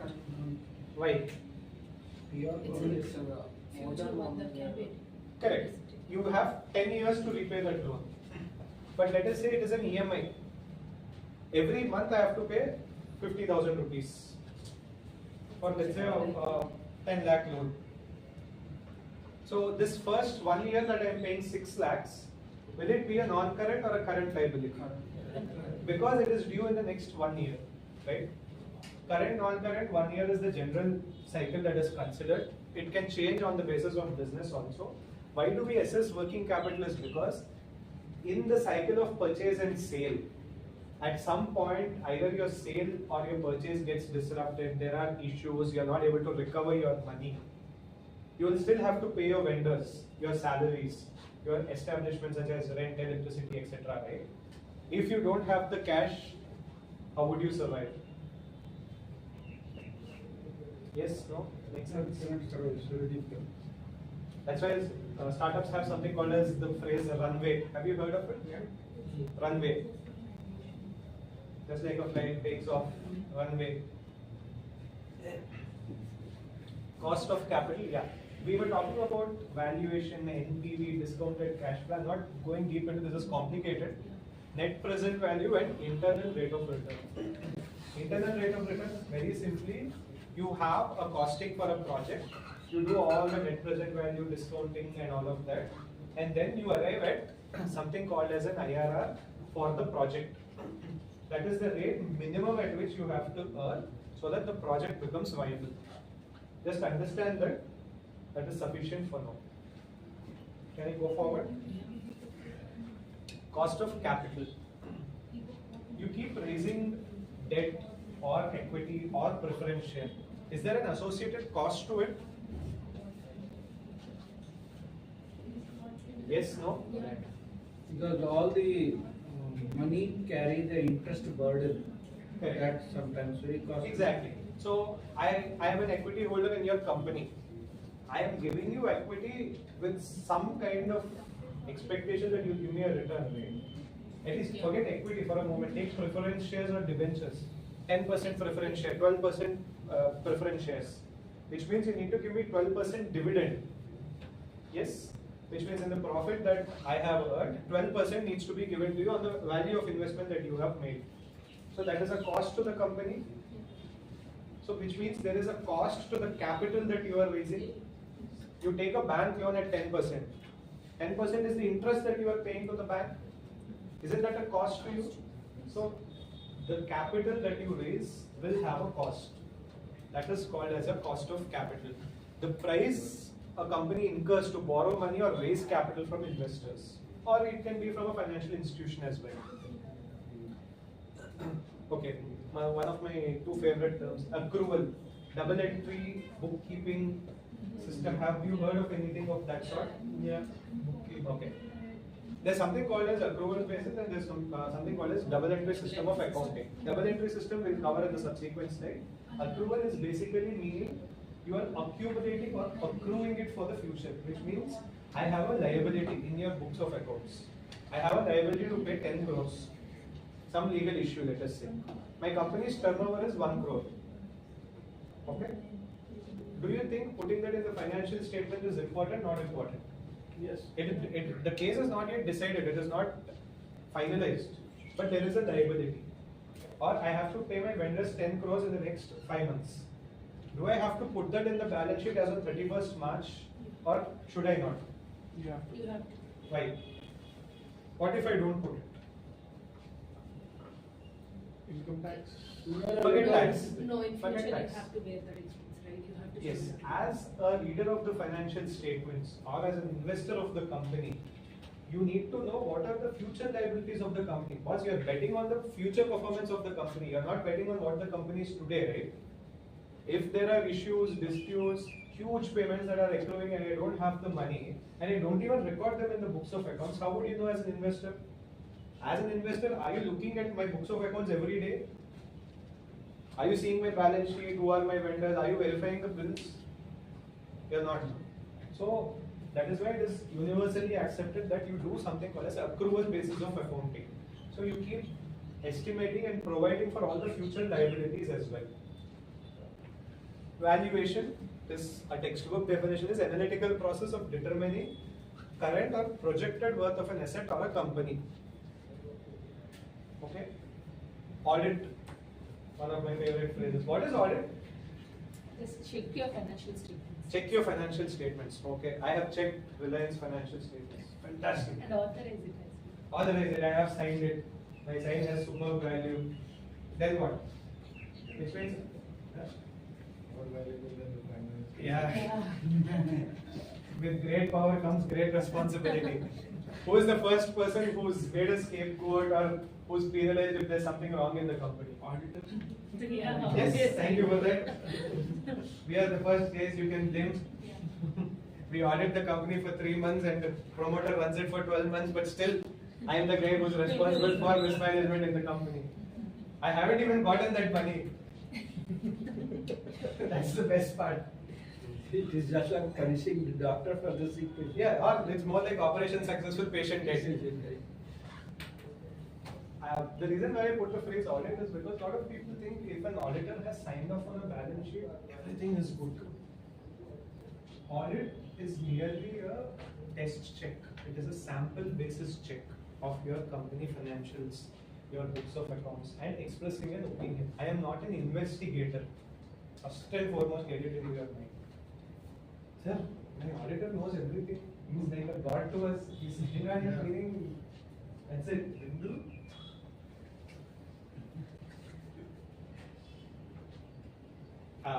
God forbid, you might have unfortunate bitter experiences, and sometimes even as an auditor, there are elaborate schemes at play which the promoters do, which I won't be able to verify in your books of accounts doing it for a month or so. Remember, I'm not there to investigate you. When does an investigation happen? When there is some evidence, some iota of evidence which says something is wrong. If I start going into my client's books of accounts, tell me how much did you pay, show me that check, bring that vendor to my office, give me his PAN, Aadhaar, KYC. Do you think I'll have any more clients? That's an altogether different field called forensic audit. I was going to ask exactly about that. So, what is the difference between an audit and forensic audit? So, forensic audit is something which we conduct once there is an evidence or a suspicion that something is wrong. Without that, all the audit that we do is regular audit. I test check everything. Do you think I'll be able to audit all the vouchers, purchase bills, expenditure of Reliance in 1 year? I probably, if I have a 500-member team, I'll be able to do that. I will only check a sample and say, okay, sales is genuine. There is again lots of standards, practices, best practices and all of that. If I'm professionally doing something incompetently or I'm not professionally capable of doing it and I give an opinion, it's my fault. I have to own up to it, live with the repercussions and consequences. But just because somebody did some mismanagement in the company, you cannot hold an auditor liable. As startup owners, why am I telling you this? You are not my professional brethren as far as audit is concerned. Why am I telling you this? Keep your eyes and ears wide open. Anything can happen at any moment in your company. It is your company, it is not my company. You are my client, I have a professional obligation and responsibility to you, I agree. But whose baby is it? Just because an auditor has certified or signed on it doesn't make it immune to frauds, misrepresentations, malpractices, misappropriations and all of that. I've seen this in lots and lots of new businesses, startups, established, reputed, first generation, second generation, fifth generation businesses. They don't give that adequate importance to finance accounts and whatever is happening inside in the books. You ask them, sir, book shows a stock of 10 crores. Physically, I'm not even able to count 50 lakhs of stock. Haan kya? Auditor has signed it. It's okay. Tomorrow morning, he'll realize that one of our employees taking out stock. It happened in one of our clients' cases. That employee was a loyal employee for the past 10 years, 12 years. He's been, and this is an automobile business, by the way. You can't even take off a car, put it in your pocket and go. He's been doing some unscrupulous practices of collecting cash, not getting the promoter just believed them. They were unable to even identify the extent of fraud involved. That's the best part. It could have been anywhere between 50 lakhs to 1 crore. Once it crosses that, you go into dispute litigation and I'll put 5 cases, he'll put 10 cases, you have no shortage of lawyers and laws in India. Do you even want to be in that juncture where you have issues like this, or it is better to avoid it? Have a clean slate. If I have a law practice, I'll be more than happy. But as a business owner, we wouldn't want to be at that place, right? So please understand what an audit is. Now we're coming to bookkeeping. Probably in the next 10-15 minutes we can wind up. Bookkeeping is nothing, a systematic record. Any Marwadis here? Fantastic. Any businesses in the family? 99%? Yes. Very good. You have a system of writing records, probably you and your father or anybody? We do it in TiE. TiE तो ठीक है. फिलहाल आपको तो कुछ book होगा जो manually लिखते हैं? No. Okay. Marwadis have an impeccable system of accounting. There are one or two, Marwadi borrowers of banks. The banker he literally shivers to talk to them. That guy calculates the interest to the end of pennies and asked me, sir, system ने मेरे को ₹1 का interest ज़्यादा charge किया. क्या हो रहा है यहाँ पे? This banker gets away 99% of the time saying, sir, system computed. हम तो बस chill कर रहे हैं यहाँ पे.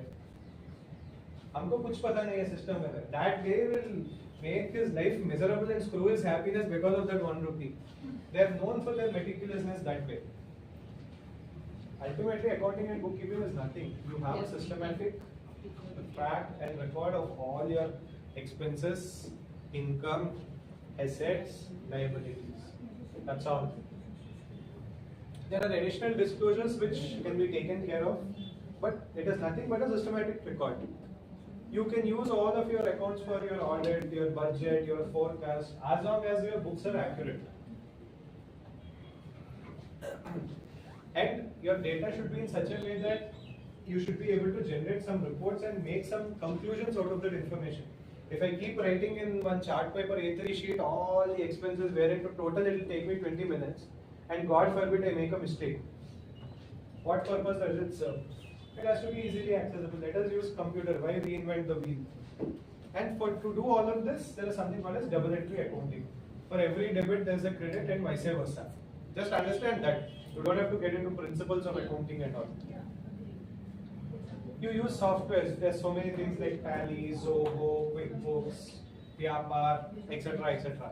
Use whatever suits you. Zoho is good in my personal opinion. Start getting into accounts. Get your hands dirty from now. Udo these days. Sorry? Udo they are coming up. Yeah, so many are there. Microsoft has also gotten into this. So we've seen what is a balance sheet, what is a P&L. Balance sheet, P&L. So auditor has to sign, right? Auditor gives something called as an independent auditor's opinion. Why should an auditor be independent? To avoid the conflict of interest. Avoid the conflict of interest. Such a complicated term. Biasing towards Bias. See, let us say I am the brother of Anil Ambani or Mukesh Ambani, let us say. Not Anil Ambani. So, am I fit to audit this company? Why? If there are any negative things or any disadvantage things, you will still support.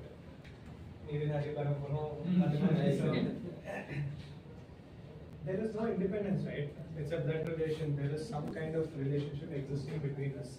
I would not favor the outside party. I would favor my own brother, sister, relative, etc. Right? So if I do that and I am appointed as the auditor, am I doing injustice to you as an investor? ILNFS, has anyone heard of the company? It's a company with a balance sheet size of almost 1 lakh crores of assets, liabilities, and all. 1 lakh crores. And there's been lots of problems, misappropriation, and all of that, etc., etc. There was not a blood relation in that particularly, but there were certain things. But independence of an auditor is extremely important. Okay, they're prepared as far as accounting standards, Indian accounting standards, and all of that are concerned. Okay. This will help you scrutinize your business to generate cash flows. We've been discussing about all of this, right? Your cash flows will help you, your balance sheet, you will have financial ratios. I've just put in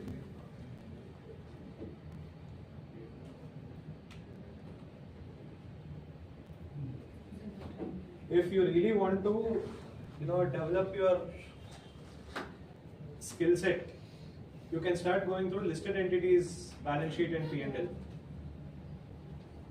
Are they publicly available? Yes, all the listed entities are publicly available. They are supposed to be made available. That's a mandate. So listed company, every listed company required disclosure. So if you see, We also have this. yeah, this is a balance sheet standalone. Zomato's balance sheet this is. Sorry why I've been subconsciously using that example a lot. You have non-current assets that we've discussed, current assets, equity and liabilities under that, again non-current and current. So these are the tangible assets that we were talking about. Right of use, again intangible asset, goodwill is an intangible asset, other intangible assets. These are something that you cannot physically see. Financial assets are investments and loans. They might have given loan to another company, or they might have given loans to their own subsidiary or joint venture companies. These are inventories. Inventories are assets, short term, long term, current, non-current. Even lunchtime I can that we know. Correct, because inventories are what? You want to sell them in the next 1 year. You don't want to keep them for 10 years, no? Then there are cash and cash equivalents, loans. This is your equity. All of these balance sheets will be attached with something called as notes to accounts and audit report. Go through it. First one will take you time, second one will take you time. You can start skimming through the next ones. How would goodwill be? Intangibles. Yeah, how would Legal patents, trademarks, all. Goodwill again, see, this would have probably come because of certain acquisitions and all. We'll take up goodwill in a separate this thing, because it's a little bit complicated one. Basically, it is like capitalizing the brand in the books of accounts, saying that this brand has so and so recall value, so and so valuation, and all of that. To budget or not to budget is the question. As startups, we're all short on resources. Yes, no? But we have a lot of money and capital and all of that. Yes, you have capital. Yes. No. Then invest in. I don't think our capital will be of much use for it. Any capital is good capital, boss. That way, if you are kind like you guys. So you need to be extremely frugal when it comes to your planning, your budgeting, your resources. The reason why you budget is only one thing. Today, if you spend for something unplanned and you have a requirement in the subsequent period, what will you do? You spend 10 crores on marketing. Now you don't have much, money to even run your production line. What good does that serve? Limited resources have to be allocated to everything. You can't just do only software development and not do marketing. You can't just do marketing and forget about salaries. You'll have to eventually balance out everything, because these are all cogs in a single machine. One of them stops, will the machine run? Financial projection that you will be learning in the afternoon is again very important. Don't please stop looking at financial projections as arithmetic that you put in Excel, put formula into 10%, 10%, 10%, 5-year projection done. That's what people do when they go for bank loans also, unfortunately. If you use it as a tool properly, it will actually help you tremendously. There are companies which stick to their budget no matter what. If there is something that goes out of the budget, there will be 5 lines of approval that it has to go through. It's not because company is a loss-making one or it doesn't have money and all of that. They're extremely disciplined when it comes to finance. And take my word, I'll write it on a paper and give it to you. Discipline is the only thing that will save you when it comes to finance. Be indisciplined once, you might get away with it. Twice, maybe if everything, universe conspires to help you. Third time, the cost will be so severe that you'll end up winding up your business. Trust me. Straight away wind up, there's nothing else that you can do. Because it will become like a sinking ship. You don't have money, you need to take a loan. If you take a loan from on top of the existing loans, how will you repay? Your business is not running properly. It's a vicious cycle. Yeah, 9 out of 10 startups fail. 82% of those fail only because of cash flow mismatches and budget mismatches. This again, I'm not covering in detail. What are the avenues that are available for you as startups for capital?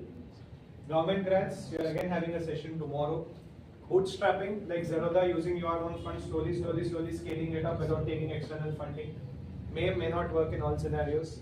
Seed funding, right from the idea, you just have an idea. People are interested to invest in it. That is seed funding. Series A, B, C, then you have angel investors coming in. You have incubation like how OHUB is doing and TiE is doing. Friends and family, best resort. Company trouble petting ideas will become a millionaire, I'll become a billionaire. But friends and family again, they give it to you seeing the relationship, and they have inherently they have some trust in you. That okay, this guy is someone I trust, I can give him the money, I want to help him out, etc. Funding. The vanilla scenarios of seed, venture, private equity. Going to the market, initial public offer, further public offer, debentures, bonds, etc.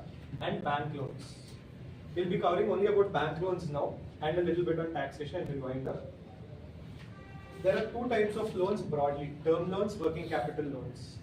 We were discussing about capital expenditure, right, which is meant for the long term. Housing loans, how many of you are aware? You take a housing loan, you pay an EMI for 10 years, 15 years, 20 years. That is a long term asset being built, against which you are being asked to, you take money upfront and you pay in installments along with interest. When it comes to business, is the cycle going to be so long? If you say I'll pay you in EMI basis for the material I buy today in the next 10 years, do you think anybody will give you any material? Same way with customers, if you tell them every sale cash and carry, if you don't give me today at the factory including paisa, I am not going to give the material. Can you run your business like that? So that is where your working capital loans come in. There is a slight mismatch, 15 days, 30 days. Banker will, break the, will fund the deficit, the gap, and they'll give you a working capital loan. You will have to service the interest for the working capital every month. Principal, when they call, you have to pay. Term loan is not like that. There is an EMI. In the EMI component, there will be two things. One, there is a principal. You all buy mobile phones on EMIs, right? Yes, no? Food just 5 minutes. You buy mobile phones on EMI? Yeah. Or cash rich? Cash and carry only. So there, if you see the loan schedule, you have a principal and an interest component. You keep paying that every month. Then if you have assets like land, building, etc., you can mortgage those assets and get a loan. That can be for a business short term or for constructing another or developing another asset. Broadly clear? Bank loans? What is a direct tax? What is the difference between income tax and GST? Both are taxes, sir. Both are on our head. We don't like both. Other than that. GST, I don't have to pay directly. Okay. Direct I have to pay. Direct you have to pay. Okay. Any other ideas, answers, thoughts? GST are around the individual goods. Okay. Purchasing, sales. Income tax is on our revenue, on our income. Profit. Salaries. Income taxes? Like on profit what we earn. Okay. But GST is like what we buy, we need to pay. So, even if I earn 100 rupees, I should pay. In short, if you earn money, you pay income tax. GST is like that blood-sucking mosquito. Yeah. You won't know it keep taking your blood or that leaks. That is why we call it direct and indirect tax. Income tax is a direct tax because if you earn profit, you'll have to pay. If you earn loss, you may not have to pay. Please, I'm emphasizing on the word may not. Yeah. So this is a direct charge on your profit, income tax, because directly you earn more profit, pay more tax. You earn less profit, you pay less tax. Why I said if there is a loss, there may not be taxes because there are certain sections under income tax which is called alternate minimum tax. This was brought in for Reliance specially. We take it up offline. So even if you have a loss also, you might end up paying some tax. Okay, under income tax you will have to pay advance tax, TDS returns, file annual returns and all of that. Those are the basic compliances. You have Act, rules, circulars, notifications. This is one of the most dynamic acts. 1961 it started. About 5,000 amendments were brought out in the act. 5,000 in the past 60 years. Okay. You have 300 sections, ranging from section 1 till section 115 VF, section 263, 289, blah blah blah. You don't have to learn all of that. Know that there is an act, there are compliances. Please be aware.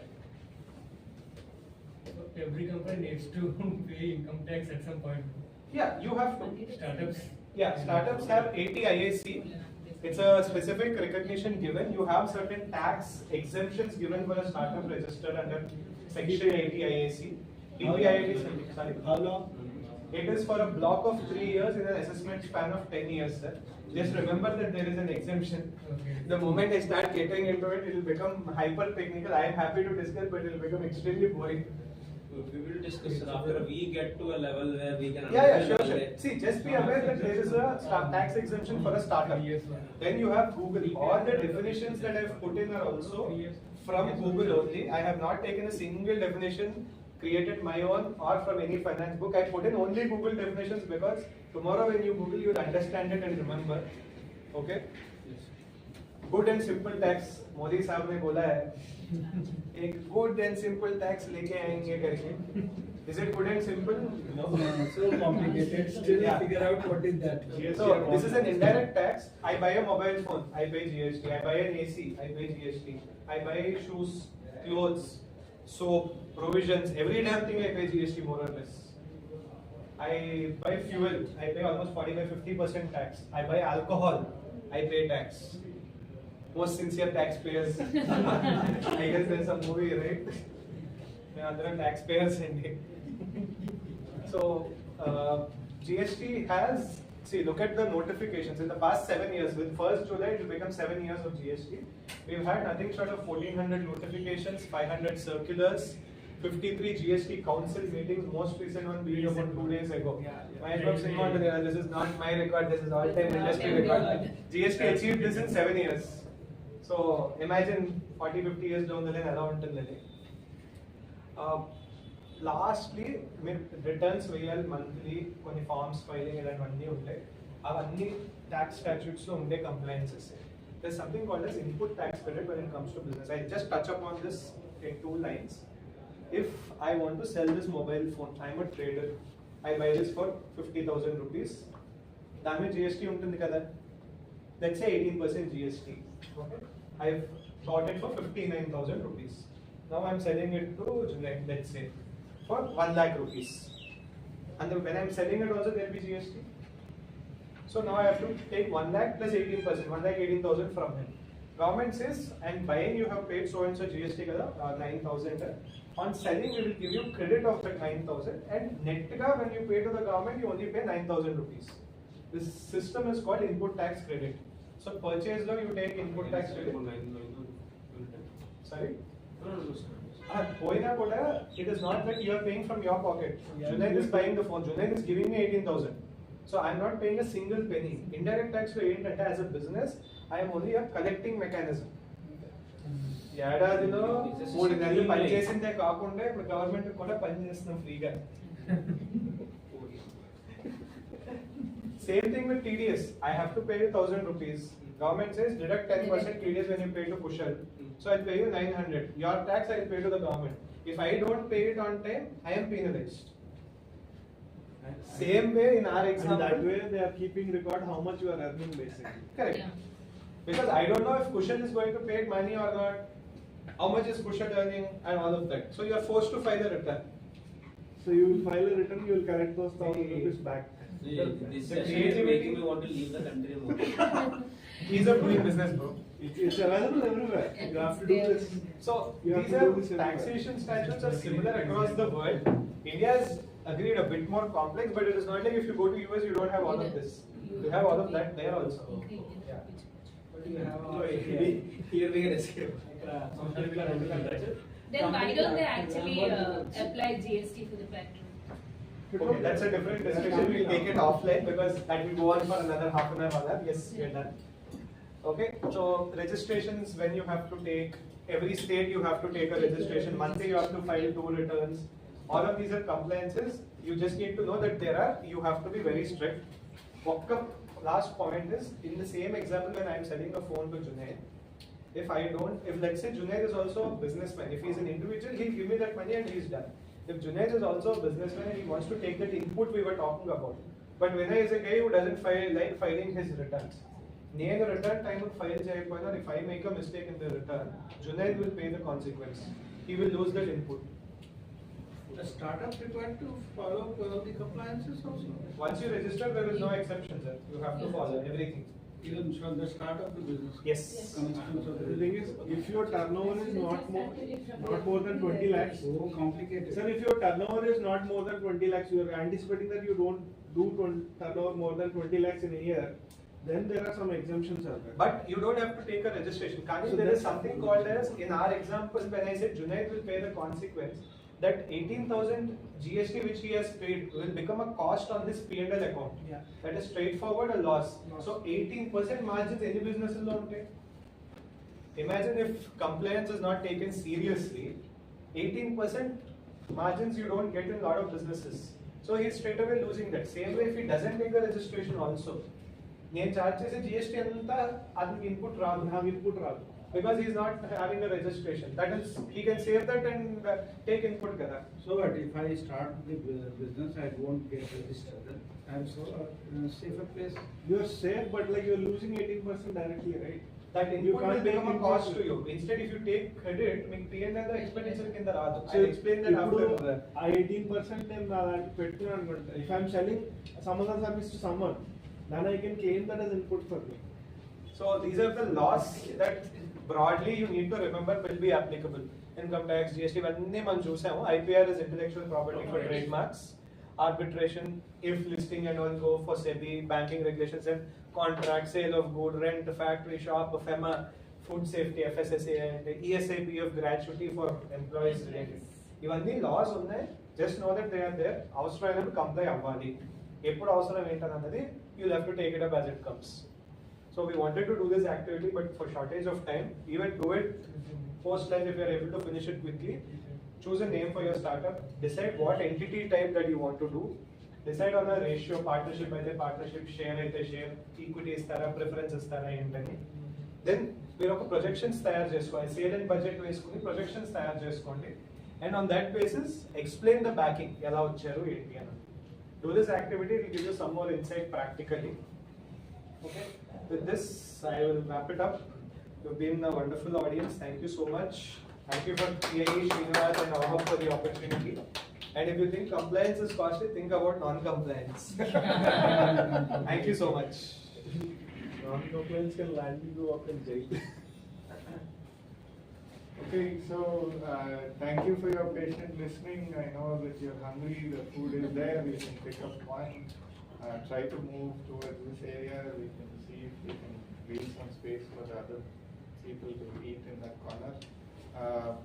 The trash is here, just leave your empty things in there. By the way, there are 2 plates that are there.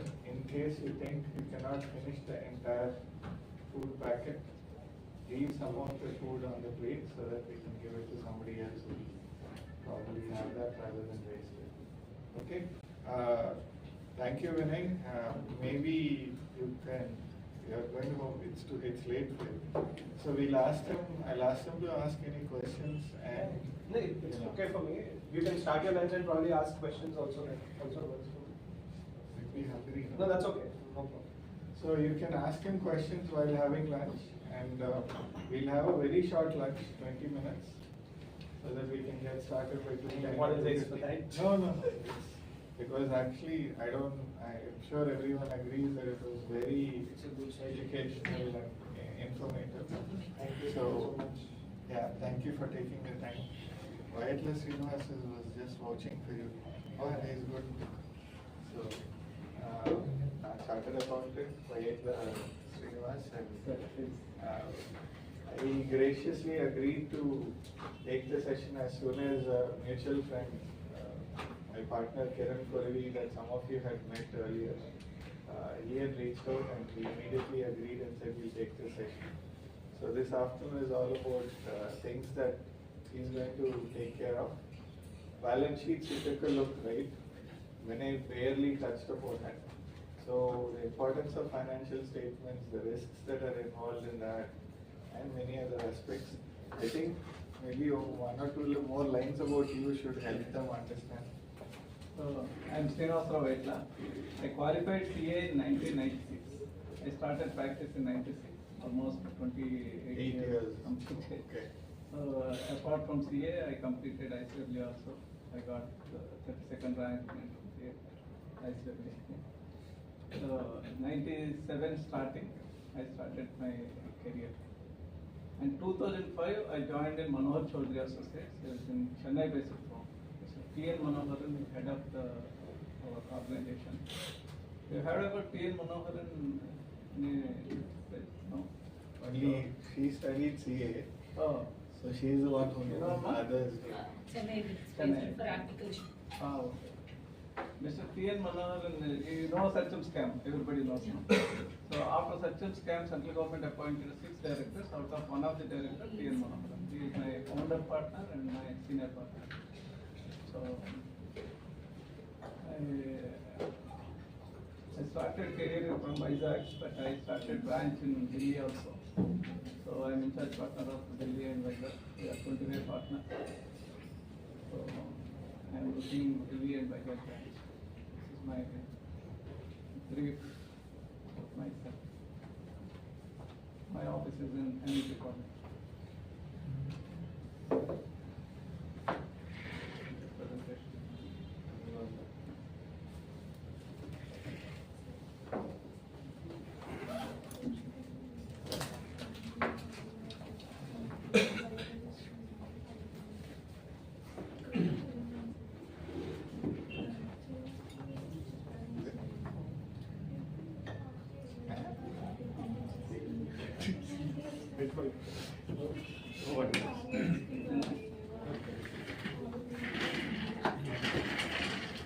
No, I was thinking is it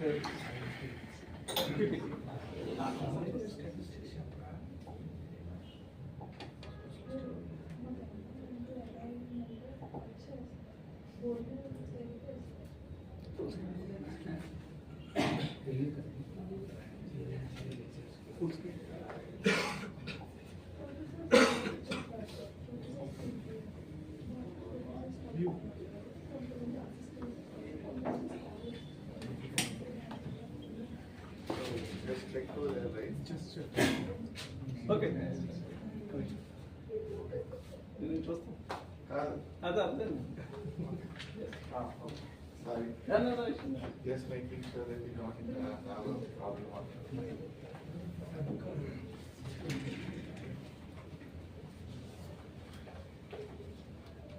First, about yourself. What you are doing, what your ambitions. Yeah, so maybe that's something that you can quickly do. Shruti, you already know him, I guess. So, but just so that everybody else knows you, because everybody introduced themselves and you did not. So, you can say hello and tell us who you are. Okay. So good afternoon, one and all. I'm Shruti. I completed my MBA in the field of operations and marketing from Geetham University. And right now I'm an associate client acquisition in Atlas Consiglio. That's it about myself. The company that he is part of. Okay. She is part of this company. Okay. Hi, this is Sandhya. I'm a venture coach in VDC Venture Development in Geetham University. It's been 2.5 years I was working there, and previous to this, 3.5 years I worked in IndusInd Bank and ICICI Bank as a wealth service manager and relationship manager for NR for this entire south region of Andhra Pradesh.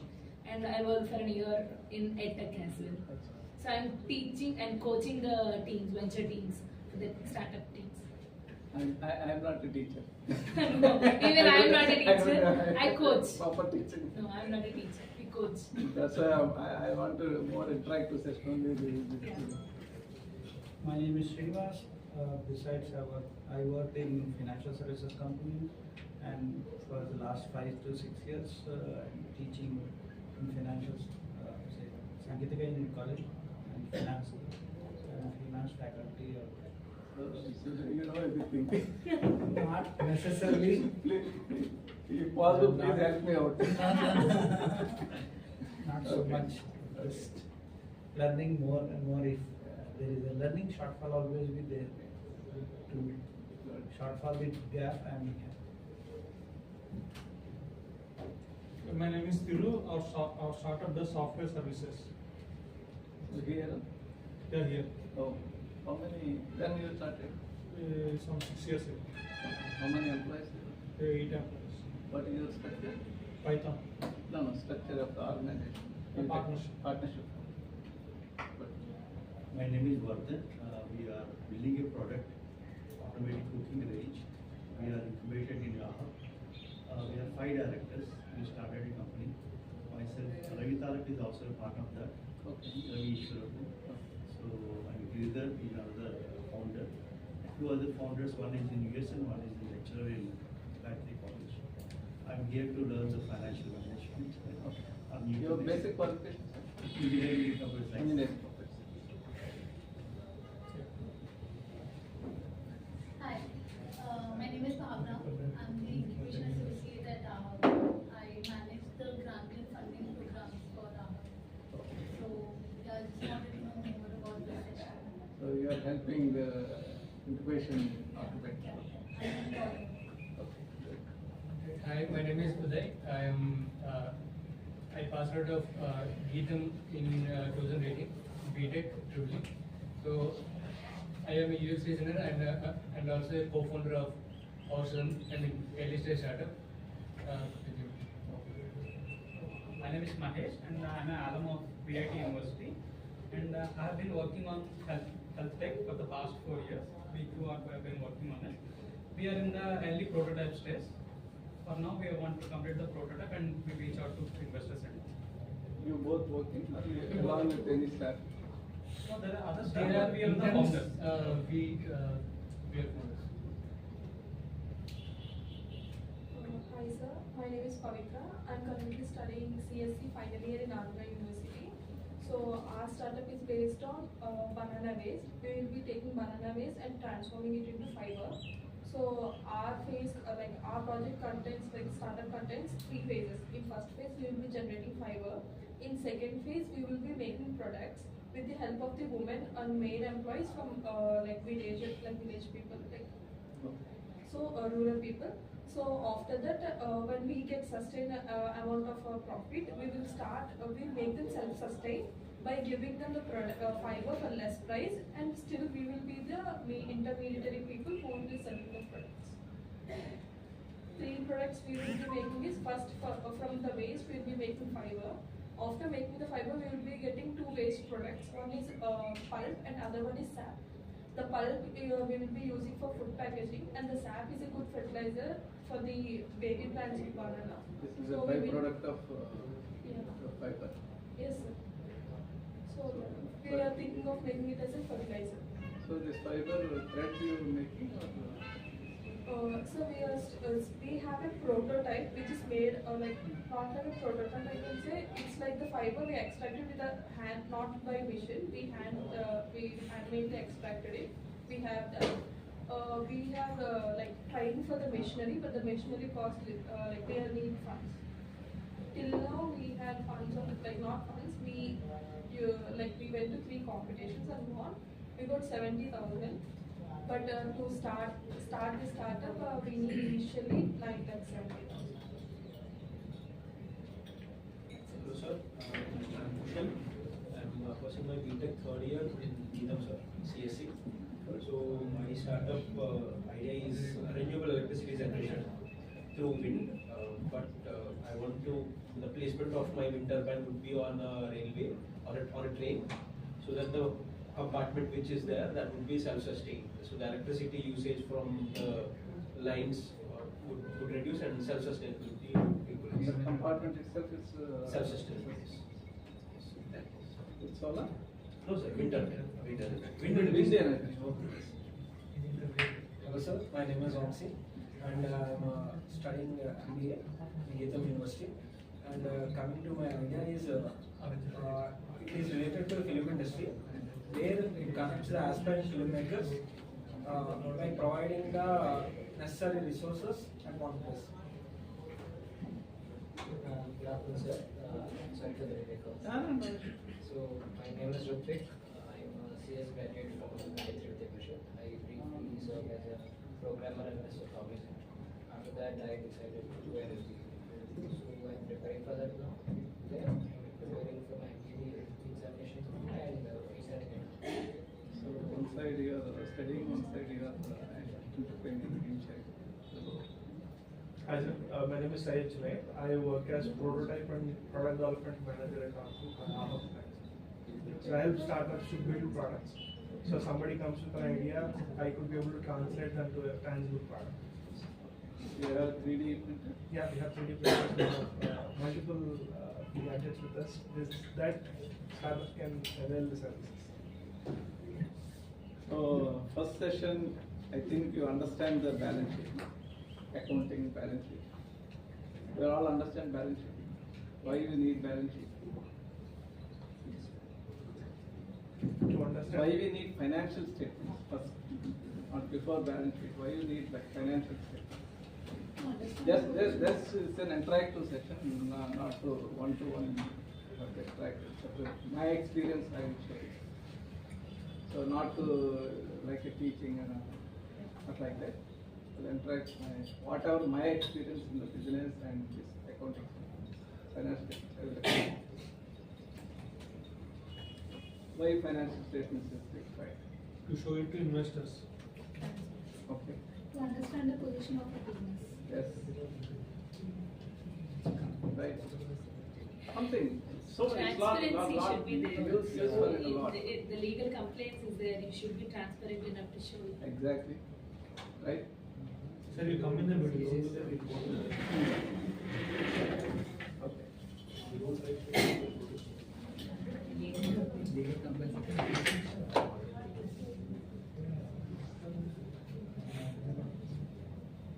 Because I am not a regular teacher, that's why I am preparing my point to point. I have not missed the points.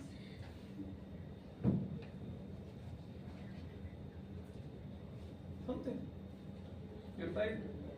Why you need financial statement? To maintain track of the amounts which we utilize in our business, the amount of money which we are getting as a revenue, profits, and to maintain basically all the finances we need. So you are all want to start a business.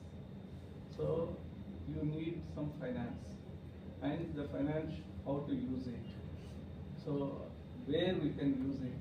So everything is capturing of the financial statements. So the financial statements contains so basically three: balance sheet, P&L and cash. What balance sheet shows? Balance sheet shows your health of the organization. So if you go to a doctor, so immediately says that something is wrong, your eyes is wrong, some difference. So what is this doctor? Eyes, tongue, pulse. So like this balance sheet, if you see the balance sheet, what do you see in the balance sheet? What it contains? Assets and your liabilities. So what assets you are having in the organization? What type of assets? Is it really useful to you or not? So on the other side, what liabilities you have? So your assets is only 2 crores or 3 crores, whatever it may be. But what strength it is having? Is it a own funds? Is it a debt funds? Is it any outstanding? So these financial statements tells us the true picture of the organization. So it's called the health of the organization. So first point, the use of the organization, financial statements to understand the financial health. So it's contains balance sheet assets. So in the same liabilities, your capital, you invested some capital, where it shows asset or liability. You invested in the business. 5 lakh rupees invested in the business. That is your asset or liability. No, come on, feel free. Whatever you said is right. I will correct it. No issue. Is it a liability? Is it an asset? Investment is an asset. Yes. Investment is an asset, that statement. Why it's an asset? So you feel this organization is mine. I said the organization is not yours. This is an organization. Organization is separate. You are separate. So whatever you are giving money to the organization is a liability to your organization. For you, it's an asset. What statement you have said is right. But for your context, it's an asset. But in my context, and mine means it's an organization point of view, it's a liability to you. But you are different, organization is different. So first fundamental and foremost thing, any entrepreneur. So our mindset is, yes, we started the organization, but there is two roles. One, you are as a shareholder, and coincidentally you are the take caring of the company. So you are safeguard, you are doing like an employee. So you are different from the organization. Maybe you are taking salary, or you are having 100%, you are owning the total shares, but it's a different. So fundamentally the organization is different, we are individuals is different. That's why whatever capital you invested in the organization is a liability, always should be liability. Okay? So now, any organization, if you see, you are the budding entrepreneur, you want investment, you approach some investor or angel investor or bank or whatever it may be, private. What you give to the document? What you show? So this is, I want to start this organization. I need this much of funds. So that is liability or equity or whatever. So all parameters, health point of view, we show in the balance sheet. So what contains fixed assets? You want to start, say you are starting a banana this thing. You want machinery. So it's a machinery, you want to procure machinery, that is an asset. So you have some place, land or shed, that is your asset. So you want to procure some raw material, that is your asset. Stocks, you sold some product, so there's a debtor, you want to receivable, that is also your asset. So the raw material for procuring of machinery, you invest some money, you took some loan, and payable, these are all liabilities. So while seeing the balance sheet, so what is your fund? What is your commitment to this organization? So you are not investing anything. You are asking money for investors. So anybody can give? No. So the solvency, so appetite or repayable capacity, everything. So in the balance sheet, I want to explain. So if it is, see the balance sheet, what is components? Components I explained, assets, liabilities, equity. So what it ratios? Look, if you see the balance sheet, what you see? So immediately, okay, capital is there, loan is there, the assets is there. But immediately you have to see the ratios. So what is your debt equity ratio? Debt how much? Equity how much? So if you have invested some debt, asking debt, so how much you have invested? So debt equity ratio. Debt repayment capacity, always ratio. Current assets versus current liabilities. So you are procuring material 100% through creditors. So this while seeing the health of the organization, the balance sheet is very, very, very important. So efficiency ratios, everything ratios, and importance, financial health, decision making. Why the balance sheet? Why, if you want to invest, not to invest. And even your organization, how to allocate what type of asset I have to required for the organization. So these are all required for the decision making. And investor confidence. If you prepare true and fair view of the balance sheet, the investor also confident. And risk management. So there is so many risks. I will discuss in the later stage what risks involved in the financial statement. So risk management, how to mitigate the risk. So while seeing the balance sheet, there is a huge debt. So is there any cash balance or bank balance in there? How to reduce the burden of the loan? So how to utilize this source? That risk management you have to do while seeing the balance sheet. And legal compliance. compliance is very, very important part of the one part you have to comply with legal compliance. It's very, very important. So if you are not complying with the legal compliance, again risk will come. So these three balance sheet items, first part of this thing, financial statements, first part balance sheet. Second part, okay, you have assets, you have liabilities. Next, what you see? Profit and loss. Yes, in particular, what you see?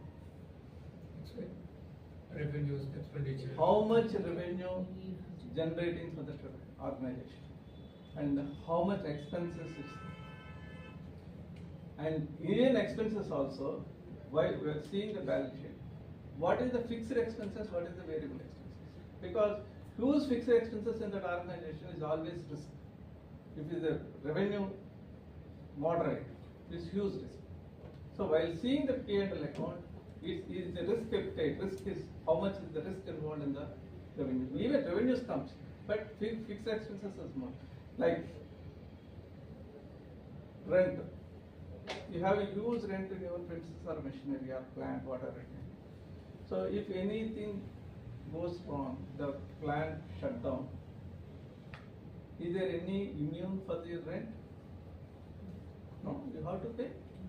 Whether you produce or not, you have to pay rent. So that's why we segregate into the expenses two parts. One, variable expenses, second is fixed expenses. Variable expenses, there is no risk. Whether you produce, you have to spend. Whether you not produce, there is no expense. But whereas fixed expenses, whether you operate in your organization or not, you have to incur. That is the second thing. So in this profit and loss account, revenue recognition, expenses, third thing is how much you get the margin out of that operation.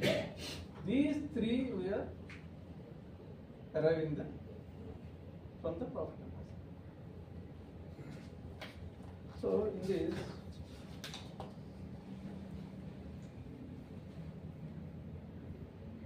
importance of the profit and loss. Why it's important? What is your performance of the organization? It will evaluate from the profit and loss. First is performance. Second, decision making to investors inside expenses management. So the expenses, which head it is spending, we are spending. Is there any reduction of expenditure? Is there any improvement for the efficiency of the expenditure? So have to analyze from the P&L. Okay, you prepare balance sheet, you verify balance sheet, you have P&L. You got good profit. But third statement, very, very important statement. Cash flow. You get good profit, but there is no cash available. What do you do?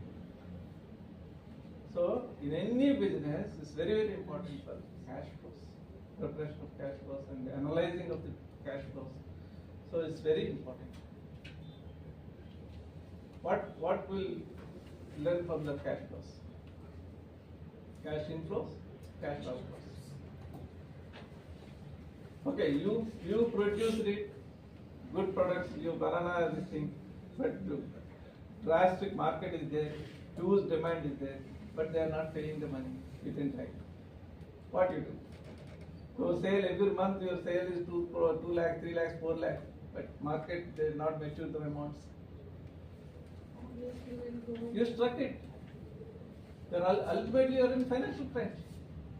Your business good, your product demand is there, but you are in financial crunch. So in the financial cash flow statement, what will tell the cash flow statement? What will say? What will achieve that cash flow statement? What will learn from the cash flows? Like how much we spend, So, and how much we like still we need to for working capital also how much we need to save, but how much you have the resources available in your organization. In that resources, how much you are invested in capex, how much you are invested in day-to-day running. But capex also important, day-to-day running also important. You have to prepare a cash budget. for running the organization smoothly.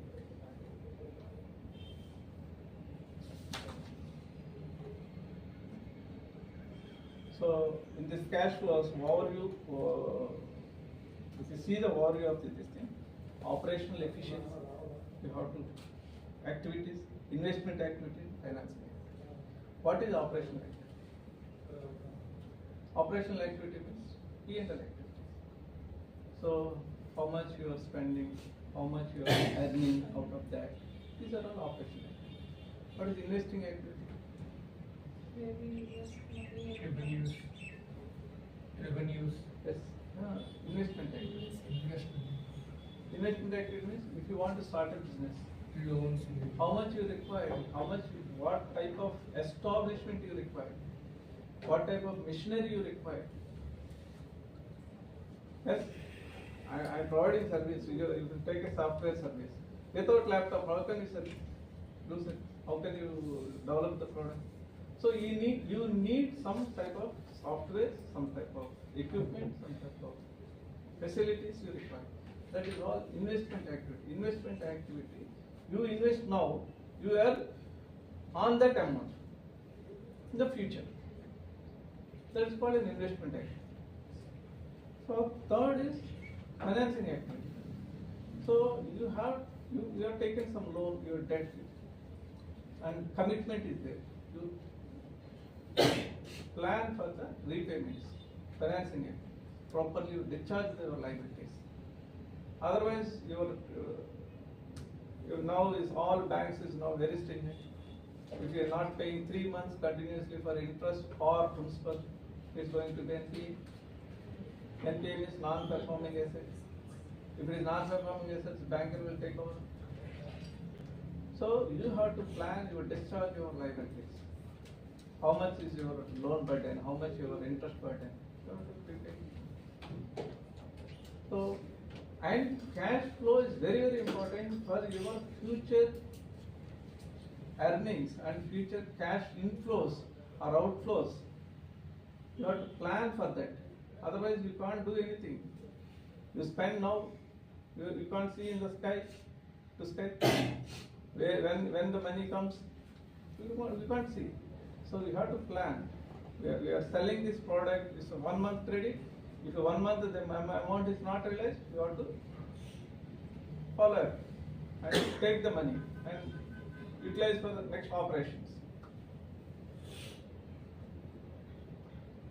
Liquidity assessment.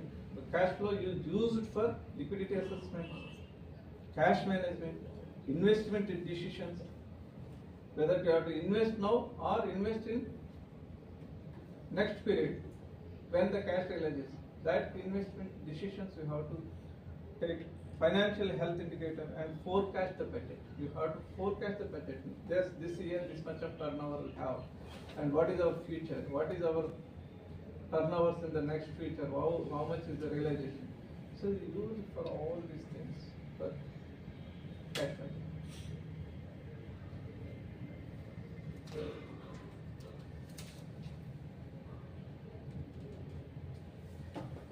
And the financial statements used for the decision making.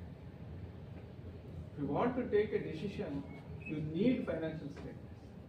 Without financial statements, you can't take a decision. What type of decisions in your mind? Whatever the decision for regarding to the business, you have to see the financial statements. Whether cash available or not, you have to know how much assets you have, what type of assets, is it used assets, is it in impaired assets, use it in unused idle assets. So everything you have to take a decision. If you want to take a decision, the financial statements is very, very much required.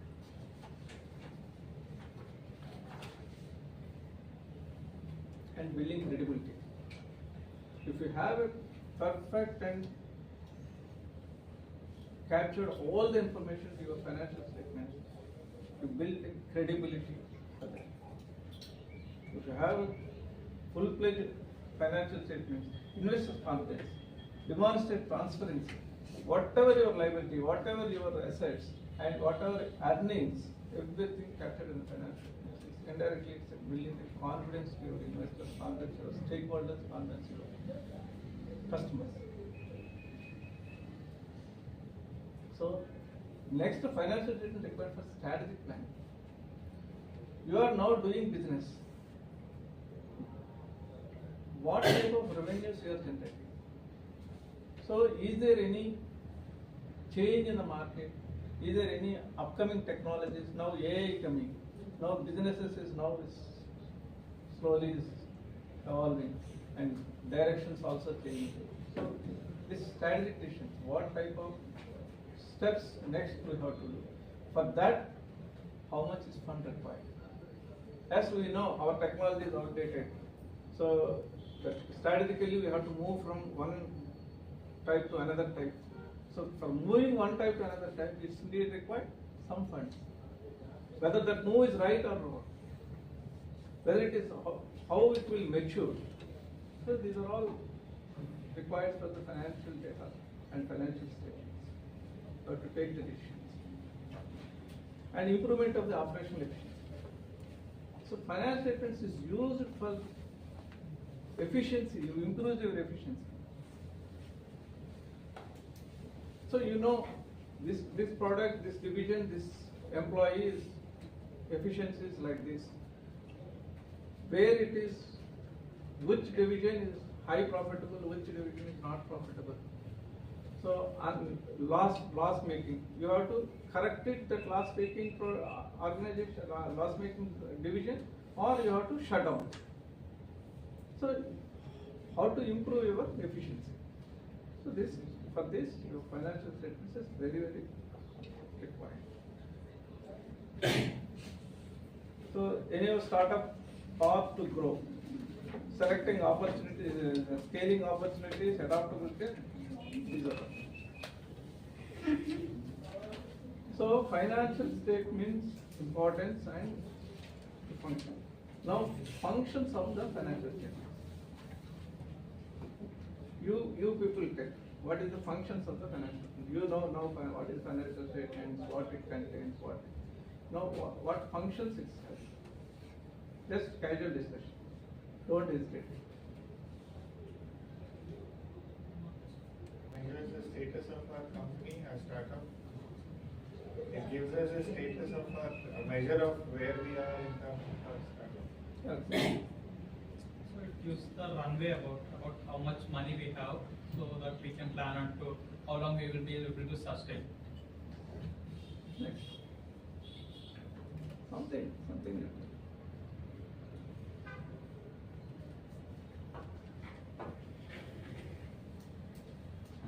All we discuss now. We discuss strategic planning, strategic resources. Allocating the resources. Yes, exactly. Allocation of resources, strategic decisions, risk management. These are all the functions of the compliance and reporting.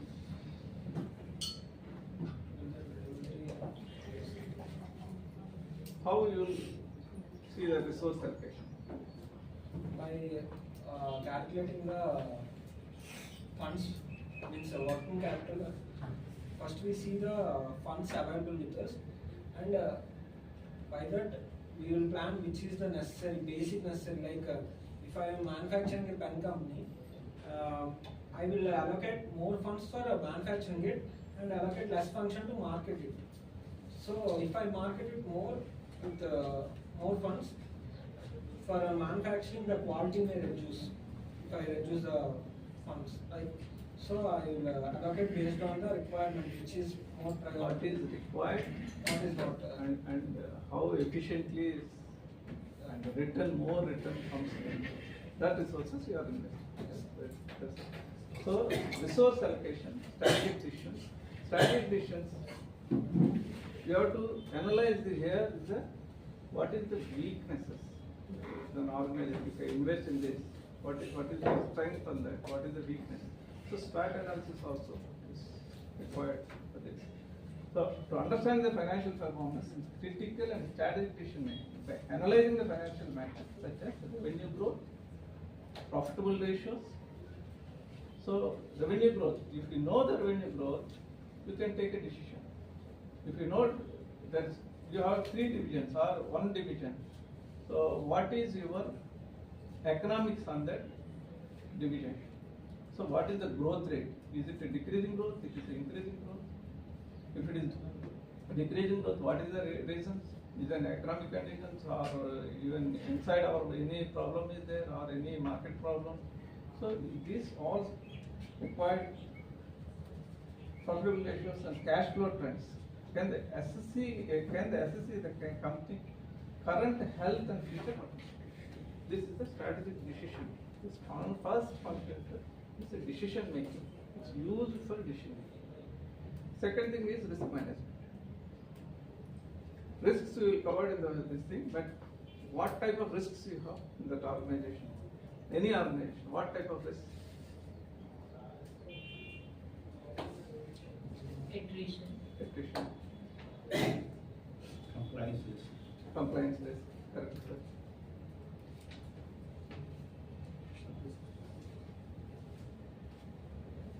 Market risk. Financial risk.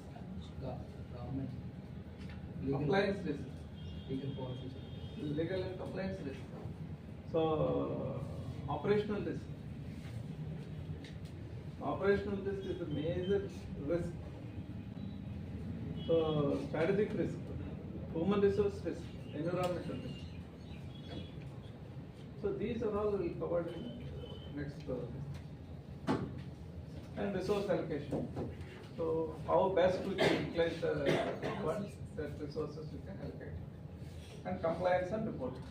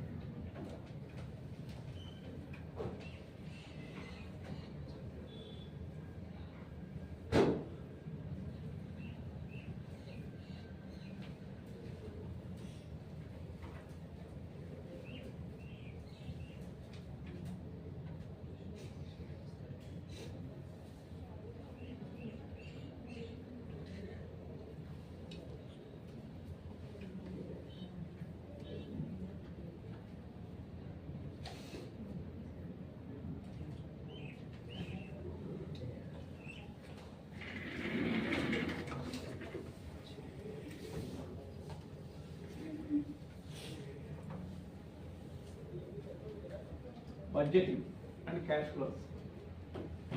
And Telugu అందరికి అర్థమవుతుంది. So why required budget?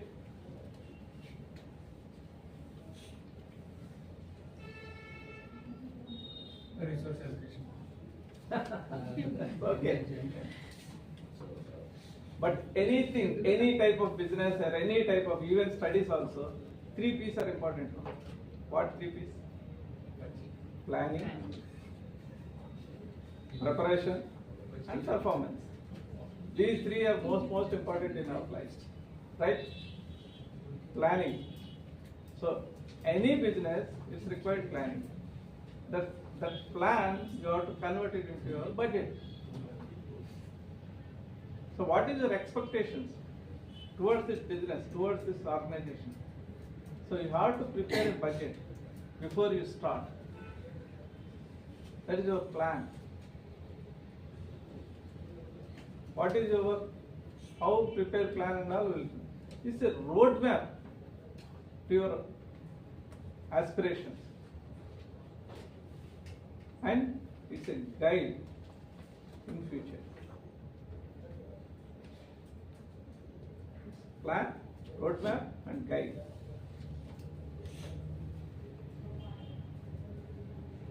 And cash flows. Cash flow, anyhow, you have to prepare a cash flow budget for the operations, how much you receive, how much is required your fund for investment activity, your asset, everything you have to prepare before you start. So cash budget and cash flow statement.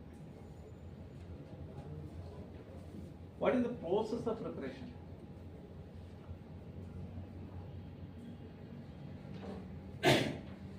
So before preparing the budget, what is the process? how you arrive at figures? Forecast. Forecast. But before forecast, you have an historical data. You can't prepare everything in forecast. First, suppose say, I have some experience in power plants. Any ideal power project, they have to study the historical data of the water flow. How many years, you know? It's 33-40 years data. Because depends on the water flow, the entire project depends on the water flow. So any budget, you have to take historical data and current financial performance. So, okay, historical data is there, but that historical data presently exists or not? Presently, what is the current performance? That also you have to synchronize. Set financial goals and objects. Okay, you are taking that. What is your object? What is your goal? That also keep in mind while preparing the budgets. So you prepare the budget in one direction, your goal and your object is in another direction, it's useless. So any budget in line with your goal and object. And what resources you have, how to allocate it. So that review and finalize the budget with key stakeholders. So this review for the stakeholders also you have to explain this budget I have allocated this performance I'm expecting for that on that operations. And finally it's a monitoring. So you prepare the budget but without any monitoring. Is it sustainable? So for whole preparation of this budget, this functions is required for historical data, goals towards your goal, and allocation of resources, and monitoring, review and monitoring. While preparing budget, so many budgets is there. So operating budget, everything, even in organizations, big organizations, there is so many budgets. Operational budget is separate, purchase budget is separate, finance budget is separate. So, but finally, all comes to align with your final budget. All parts of your, this is a division, purchase. So, big organizations, you can't prepare at a stage whole company's budget. So, first they will ask production team, they call for production. What is your plan? What is your capacity? So, how much you are produced during the year? What is your production plan? And then, depends on the production plan, you have to prepare the purchase, procurement. What is procurement? Allocation, source, finance budget, everything combined, it's a budget.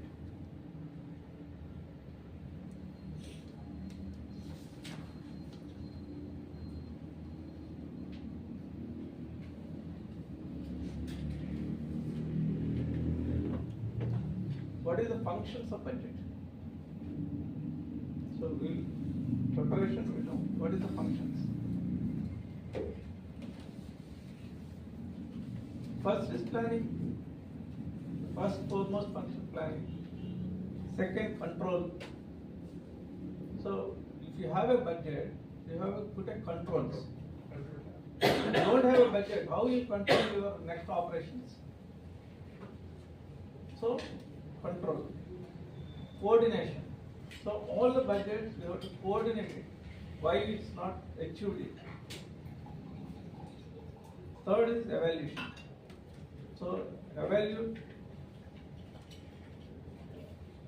performance evaluation, monitoring. These are the functions of the budget. So why I am telling you, next when any organization will give a project report, will leave with this all this in the project report. All parameters are required for the preparation of the project report.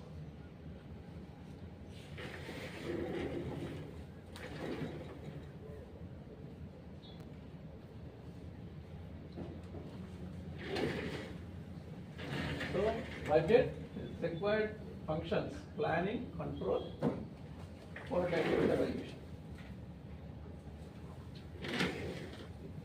Forecasting of cash flow. Functions. Functions of cash flow. First is forecasting. Your forecast is in line with your operations and activities. And monitoring.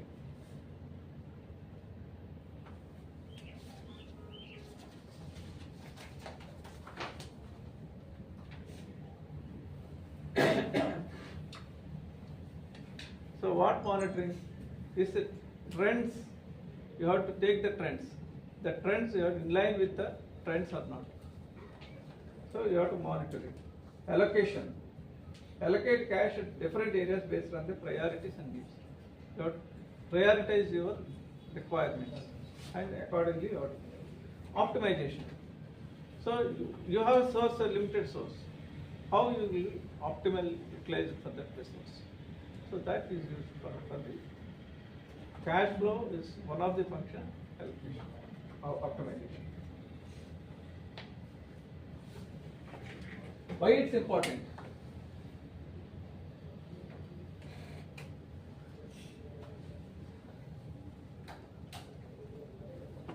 Budget, why it's important? First one is goal setting. Resource allocation, performance measurement, and financial stability. You have to evaluate the performance of your budgets with actuals. This is a set goal. What you achieve, what you are not achieved, why you are not achieved. This is a measurement.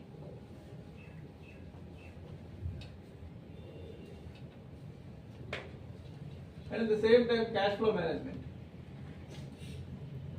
You have to assess the liquidity. So how much cash you have take out from this thing, how much you have to invest in your organization. That is very much important. Cash liquidity assurance. If you don't have a liquidity, you can't run your organization. So risk mitigation. Investment decisions and operations. Same is operations and finance.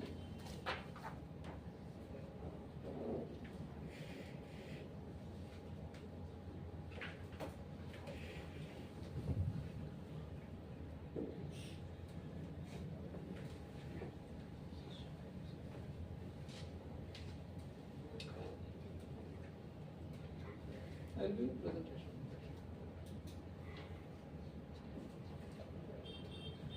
So budget, what is the advantage? Strategic alignment, cost control, improvement decision making, and enhanced performance. So how to control cost? There is a parameter. From that you have to control the cost. Whether it is excess, whether it is saving, whether if it is saving, why is saving is further you can improve more, or if it is more, how to control it. This is a benchmark. What is an alignment, strategic alignment? No, strategic alignment means it's a financial planning for the company. Okay. So what is our planning? So strategically we take a decision for the planning. So that planning, this financial budget is aligned with the strategic decision. So we strategically we took a decision to establish one more unit for somewhere. But you are not consider that into the budget. It's not aligned with your strategic alignment. So any budget you have to align with your strategic and conscious decision what you taken in your organization. Okay. So as a company that's about to start, if I'm going to say I'll sell in Vijayanagaram in addition to Visakhapatnam, Yes. then I need to make sure that I have the marketing budget, I have the Exactly. staff, and other people. What are the expenses involved in that? Everything relating to that you have to consider in your budget. So some practical example for this. Yeah. One of our client is established a unit in Achitapam.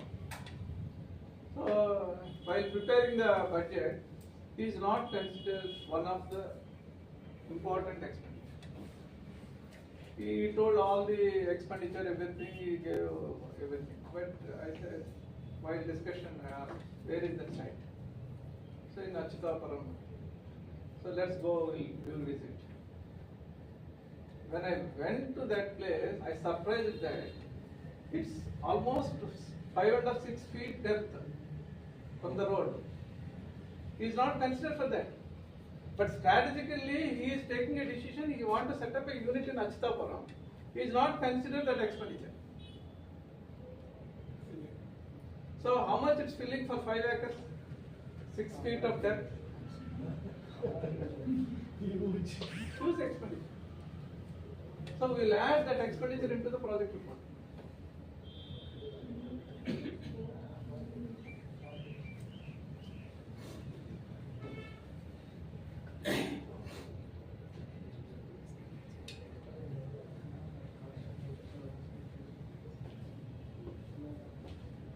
So cash flow management. Very important for cash flow management. Goal setting, resource allocation, performance measurement and financial stability.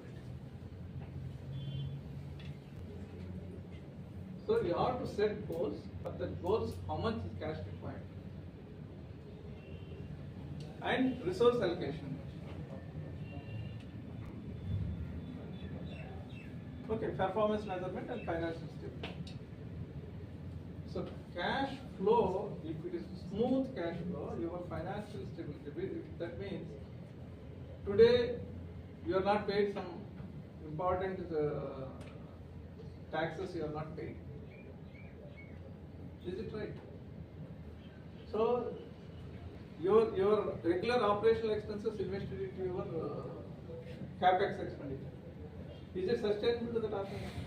Because you are not pay, you are unable to pay your salaries and running expenditure, but you are invested in capex expenditure. So you have to see the sustainability, the cash, how much is receiving, how much is throughout the year, throughout the operations in your life cycle of the plan, to ensure it.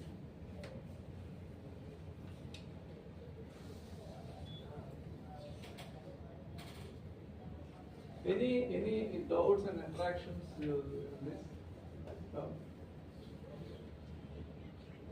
So performance measurement from a small company's perspective.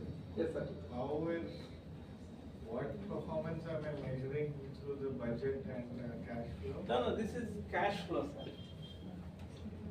Important is cash flow, sir. Setting the budget, okay. So you ask the performance, how will measure? Yeah. For resources or whatever you have invested, so you have budgeted something. Okay. So you are expecting something to achieve that this thing, but you are not achieved for that. You haven't achieved. You are not achieved for that. Okay. So why you are not achieved? Where it is wrong? Is it an operational flaw? It is a financial flaw? Is there any machinery design flaw? You have to measure that performance. So you have a guide. You have a guide. Budget is a guide. So you are already prepared for the guide. So that budget to actions. You have to verify. Sorry, I keep asking a lot of questions, but It's good, sir. So actually, also some of these terms are I've understood because of a little bit of experience. Okay. But many of the students here are engineering and just started their MBA. Correct. So, what is liquidity? Yeah. Yeah. So, Vamsi, what is liquidity? Liquidity is like having cash on hand. Cash on hand is cash on hand. I don't think that's liquidity. No. Sorry. Assets which are easily convertible. Right, you're right. You're right. It's not only asset. No, you're right. Continue. I will support you. They can sell you in the market for. Sir, anything which can be converted into the cash at within No, first statement what you assets. yes, converted into Cash. Yes. What is stock? Stock is an asset. If your stock converted into in the form of money, you sell it, you receive the money. It's a liquidity. You issue your liquidity. Yes, you're right. Not all asset. You sell it off your plant. That is not your liquidity comes, but your business gone down. Yes, sir. And I have a doubt that it had any time period like 1 year, within 1 year. Yeah, liquidity issuance means when you prepare the cash budget for a period, not for single day or two. So monthly budget, yearly budget, how the cash flow, where it requires. Suppose say your debts is a quarterly requirement. Quarterly you have to repay, you can lose amount. And monthly you have salaries, rents, administrative expenses and operational expenses. So the assurance of the liquidity, while one period of this thing, 1 year period, the flow, how it comes, how it goes, that should assure.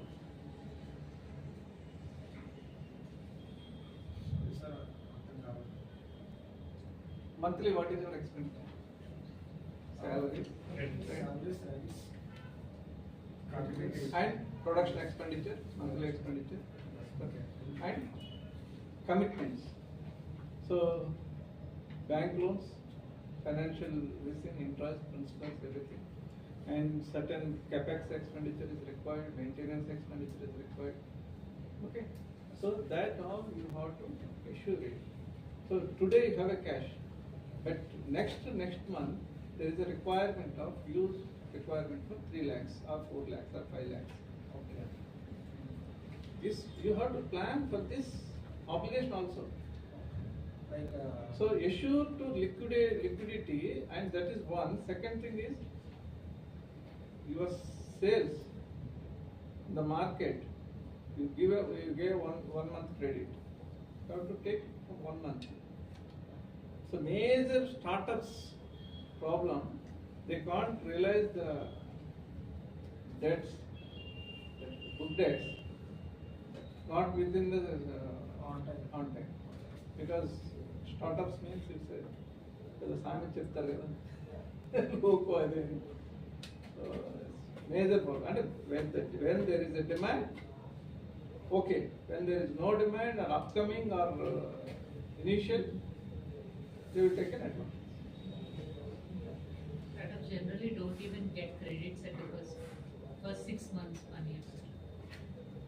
They Inventory the startup, we are not getting any initial period. But our product, they will ask for credit. Yeah, exactly. That is the reverse scenario. So one way we are not getting anything, and another way our money will lock in market. That is huge gain.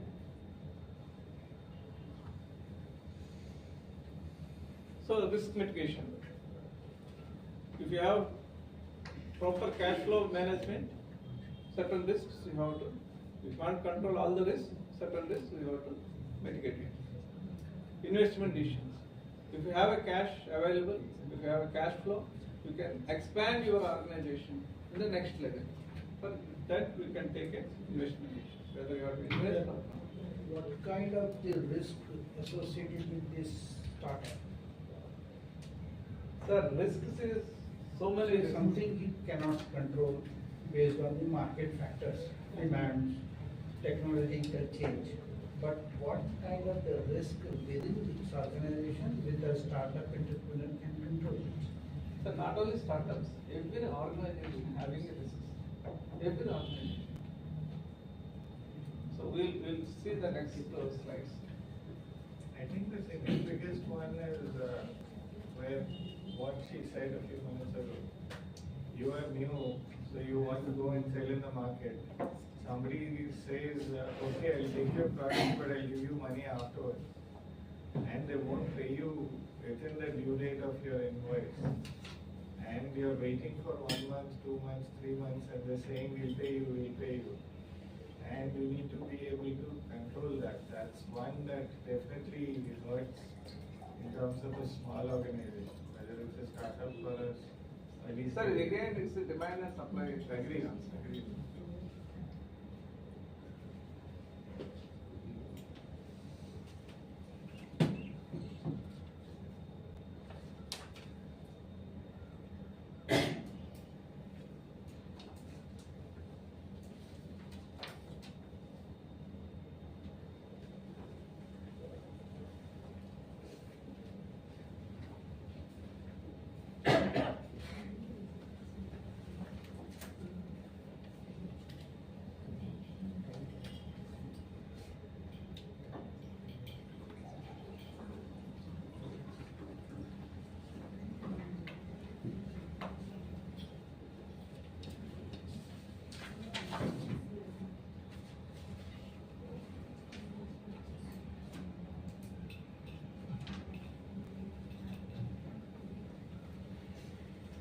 So, again, so continue with this financial statement, it's a monitoring activity.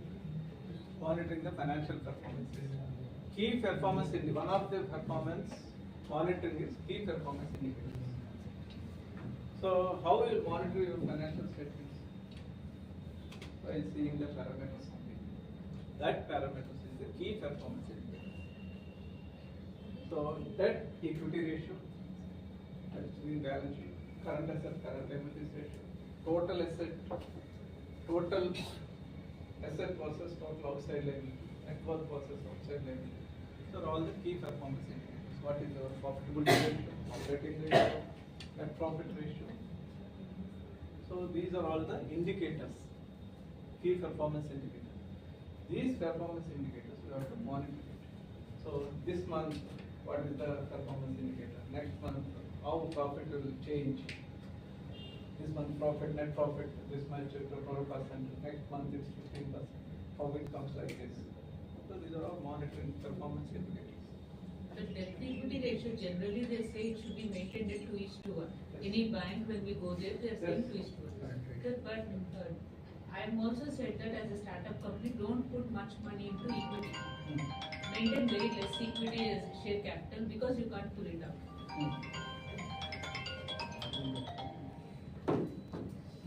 Because you can't take the capital amount back. So my equity was only 10 lakhs. But when it came to debt, I had to procure huge amounts of raw materials. So it was like 50 lakhs to 60 lakhs. I have funded from many sources. So my debt equity ratio was nowhere 2:1, sir. So banks were asking, how can I give you a loan? What happened?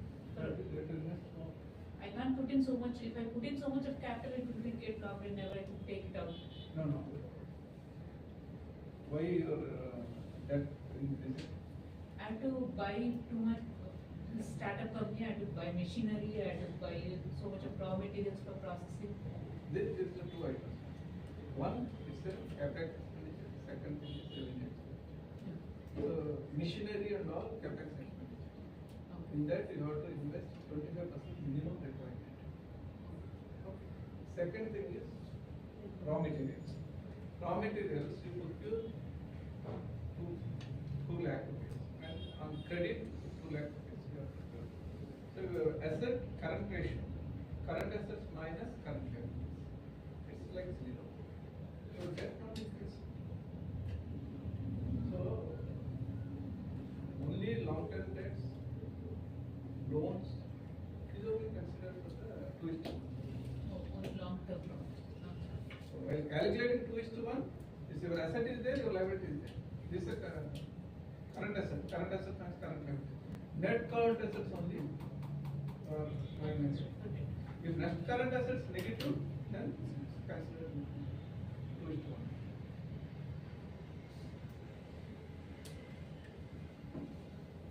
So financial reporting and variance analysis. Reporting, everybody knows. variance analysis. So variance analysis, you are already preparing budget. So you have a financial statement, actual figures. That variance is where it, why it comes. It's in your internal problem, or any other problem, or any budget, is there any mistake? What parameters, what we assumed it, what it's not occurred in the actual parameters, that all we have to see.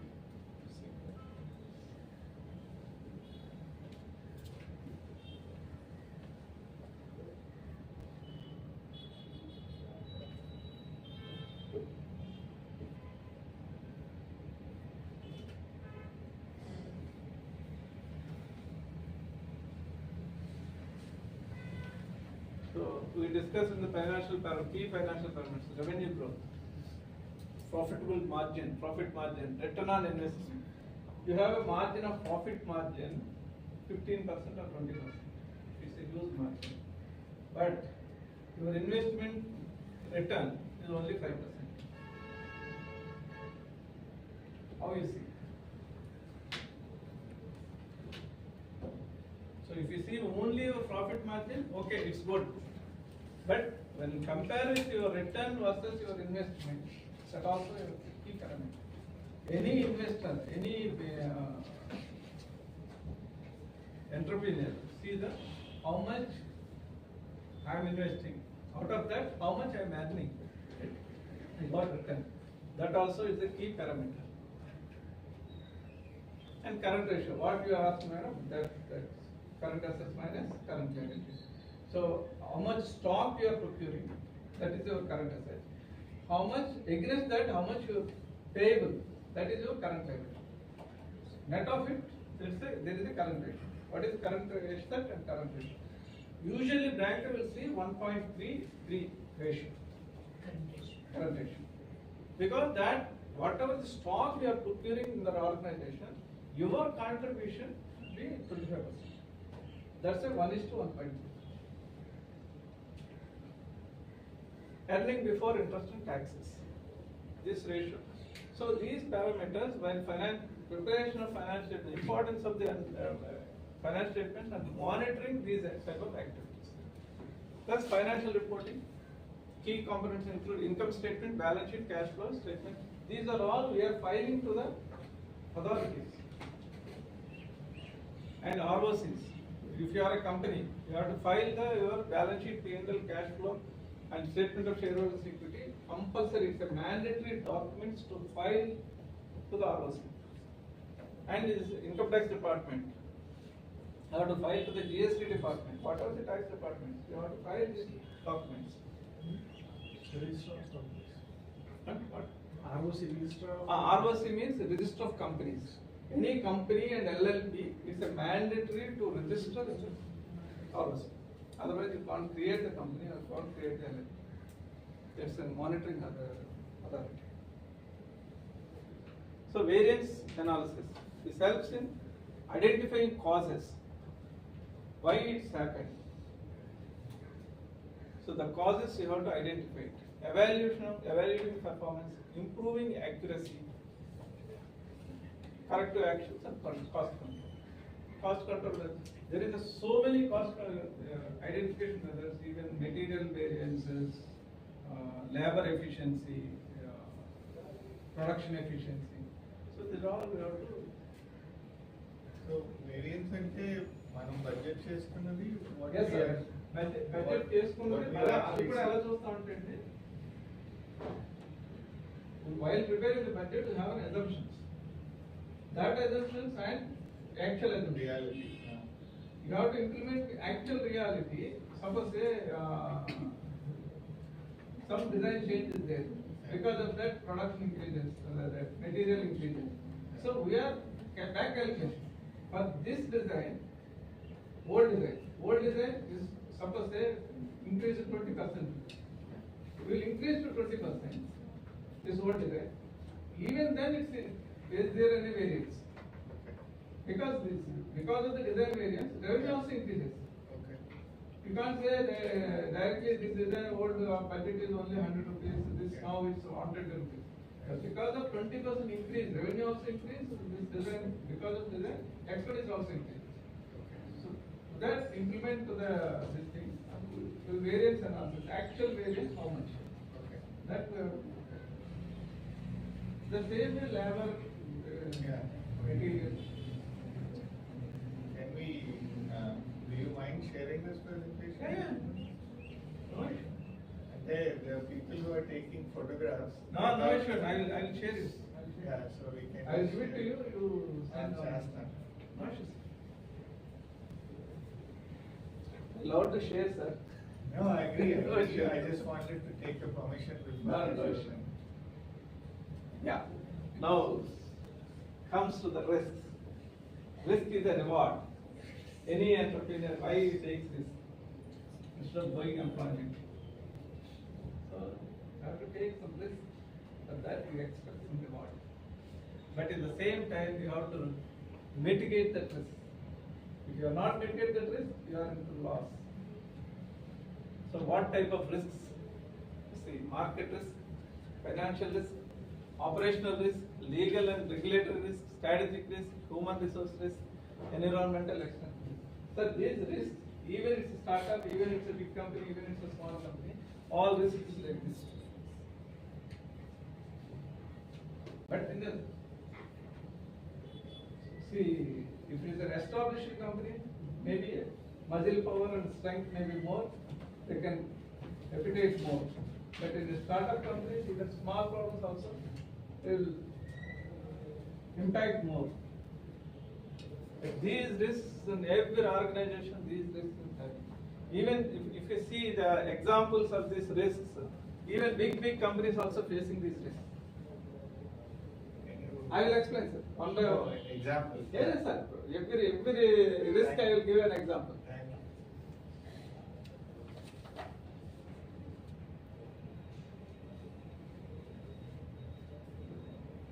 So, what is market risk? Demand. Any fluctuations in the Sir? Demand might come down. Competition, production, product change, market, competition, technology, obsolescence.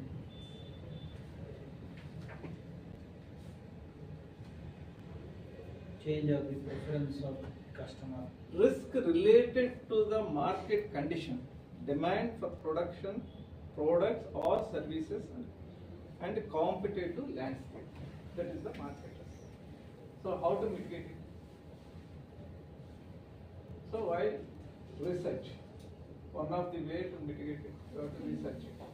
What market is, which direction is going on, what type of changes we have now coming, expectation.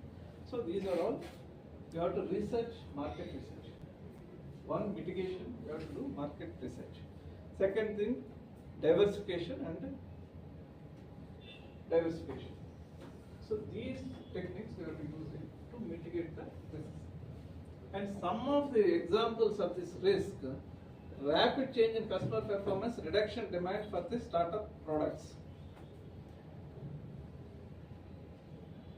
Photofilm and Sir, one market risk recently in 2024 election, before resulting, before going to announce the result, 2 days before, 3 days before, exit poll comes. Yeah. So immediately market went up. Yeah. And the day the result comes, market 4,000 points came down. So that's one of the factors expecting BJP's huge majority is as per the exit polls. But actually the result not come according to the exit polls.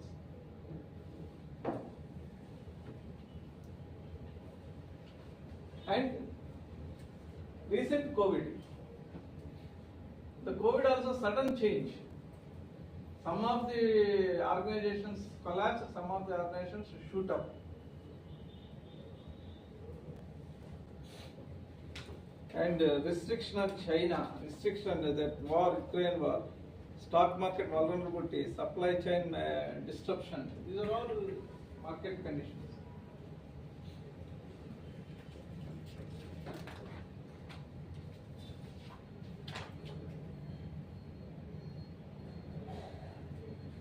Next, financial risk.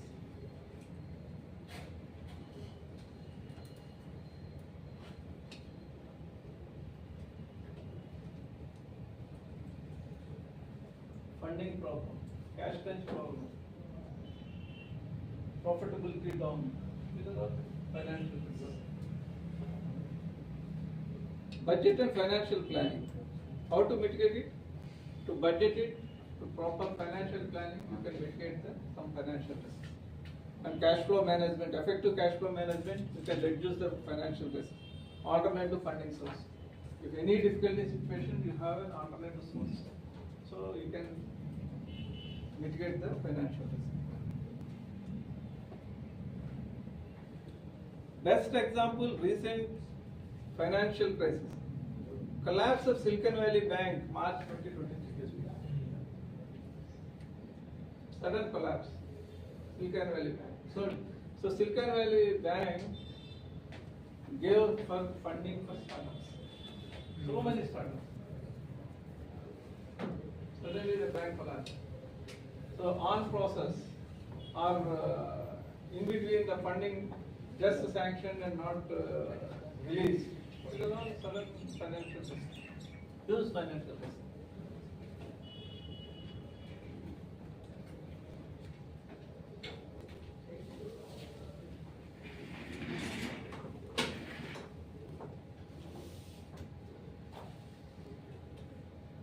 So in this financial risk, this Silicon Valley, what is the event? You know, anybody? Major lender to startup and tech companies faced a sudden collapse in March 23. Bank experienced a bank run with deposits. Whoever deposited in the bank, they are all withdrawn. Sudden withdrawn. So it's ultimately collapsed the bank. So importance of diversification of investment. What is the learning lessons from this out of this? Importance of diversification investment portfolio and manage interest rate risks. So the portfolio they are not managed properly. So suddenly they withdraw the money. Need for robust liquidity management practices and ensure ability to meet sudden withdrawal demand. So if anything sudden withdrawal, any bank will collapse. Any bank, even our organizations. Any break required? Huh?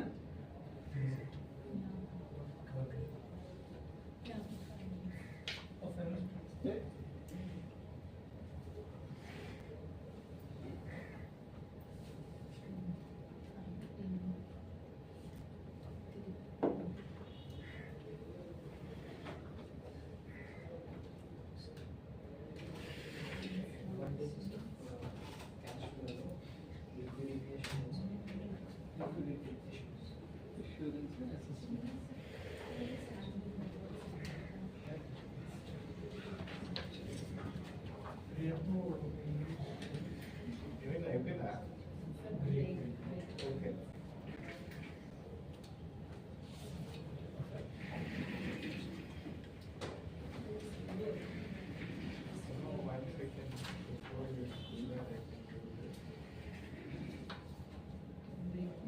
Liquidity issues.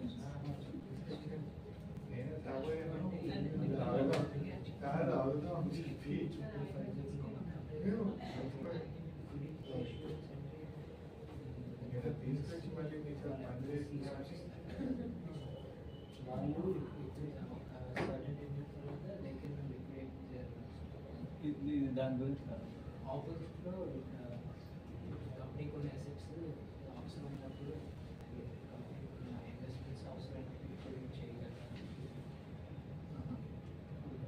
So liquidity issues ఏంటంటే కంపెనీలో ఉన్న what fixed assets. So anything the invest for future acquisitions or future earnings. For that, they are invested in either stocks or down. There is two types of investments. There is a short term and a long term. So short-term investment always will invest it, will come back. Will invest it, will come back. So long-term investment is only investment activity. On that, use for that equipment, you can earn something. So, if you suppose say you invested some money on the machinery. You are not using the machinery, it's an idle. So you are not assuring your liquidity. If it is run that machinery only, you can assure that liquidity. So you are invested already. How you get that money? For running and operating, doing business only, you have to assure it. So you put in idle, it will not assure.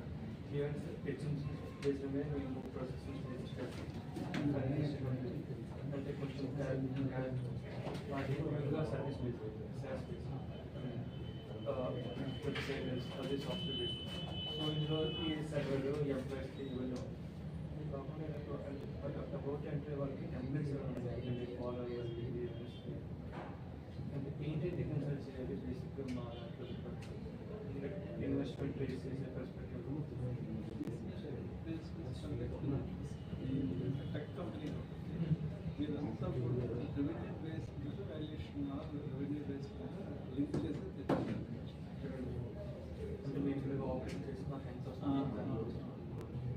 So how many customers, how much money you what is your target in terms of what is your actual target, and that how you scale it up your operations.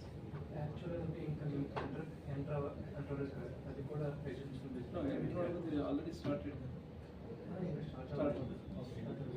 Starter prototype ఏం చేస్తామంటే ఇది ఎప్పటికి complete అవుతుంది, అప్పుడు revenue ఎలా generate అవుతుంది, over the target customers. So ఇవన్నీ prepare చేసుకుంటాం. So for the target customers how much your revenue is it your SaaS model or product model? It is a SaaS model. What is your revenue stream? Rates. What is your rate card? Customers. So based on that.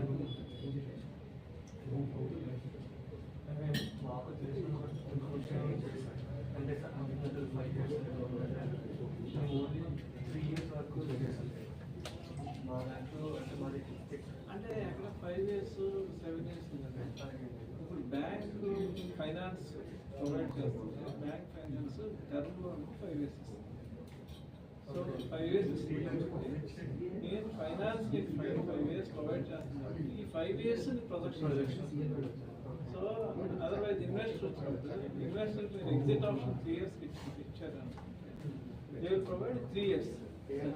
నాకు అలవాట్లేదు sir.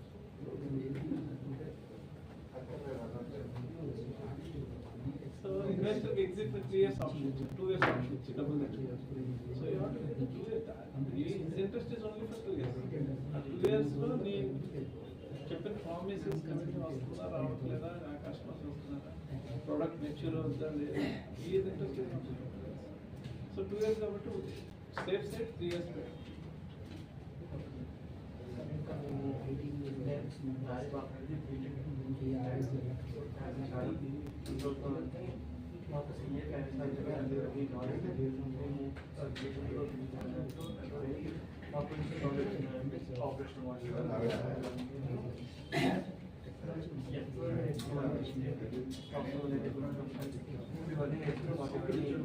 Only actual skills. Only your intention. First of all, me personally, intention is to maintain proper first intention. అంటే whatever financial data ప్రాపర్గా record చేసే చాలా మంది not giving importance to the aspects. Very least priority for them. For them is only production or whatever it may be. That product is only it's a major obstacle for the growth of your business. You are not maintaining properly. So that is intention. They have a professional. They have a provider. First of all, intention. As per law, business area. As per law, that is first importance. అంటే మీకు స్టార్ట్అప్కి ఫ్రెండ్లీగా అంటే ఏదైతే companies కానీ అంటే professional బయట ముందే అంటే ఎవరికి ఎడ్యుకేట్ చేసి హెల్ప్ చేసేవాళ్ళు I mean on basis of నేను చేస్తాను మీకు ఫ్రీ ఆఫ్ కాస్ట్. అదే కదా సార్, అంటే లాంగ్ టైం కూడా వాటెవర్ ఇనీషియల్ మీకు ఏం డౌట్ ఉన్నా మా స్టాఫ్ మస్ట్ నాకు లింక్డ్ లేదమ్మా, నేను సోషల్ మీడియాలో లేదు, Facebook actually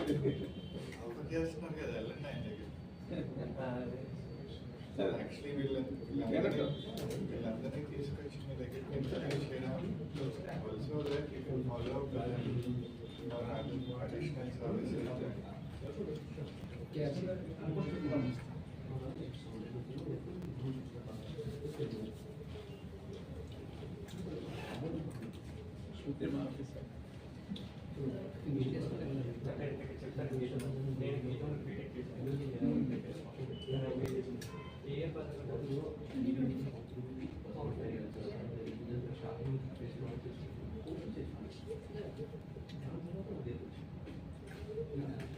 Delhi cards Vizag కార్లో ఉన్నాయి, కార్లో ఉన్నాయి.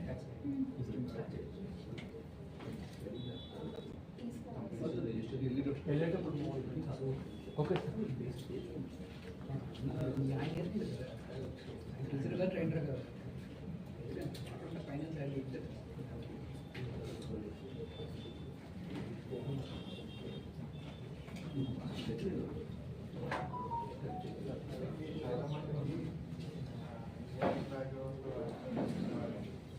ఏం కావాలో చెప్పండి సార్, అది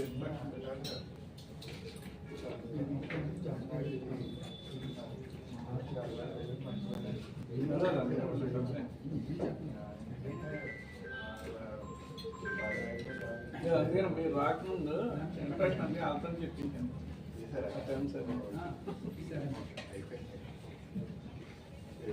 లేదు. ఫస్ట్ స్టార్టింగ్ అంతా అదే ఆ డిస్కషన్ అయిన తర్వాత దీంట్లో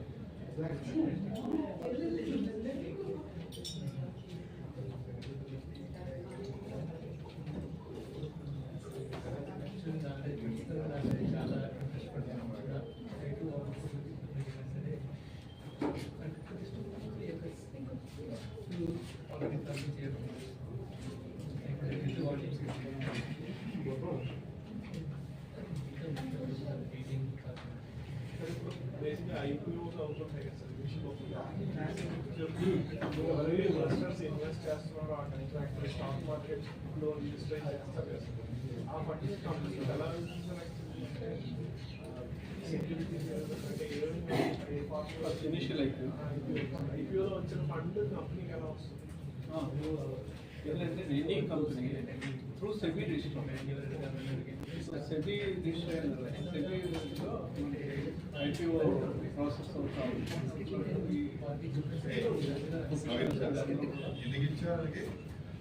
ఈ money IPO suppose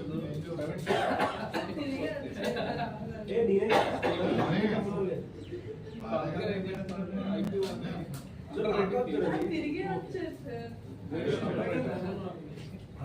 short month, they will buy. నువ్వు తెమ్మన్నా IPO paid off.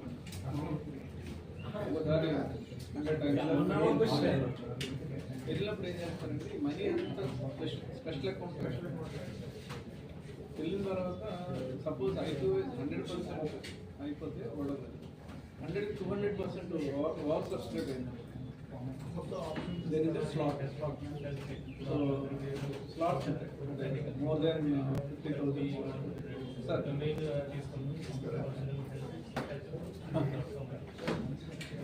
more than 1 lakh slots. So each slot is 1:2. Each slot is 1:1.5.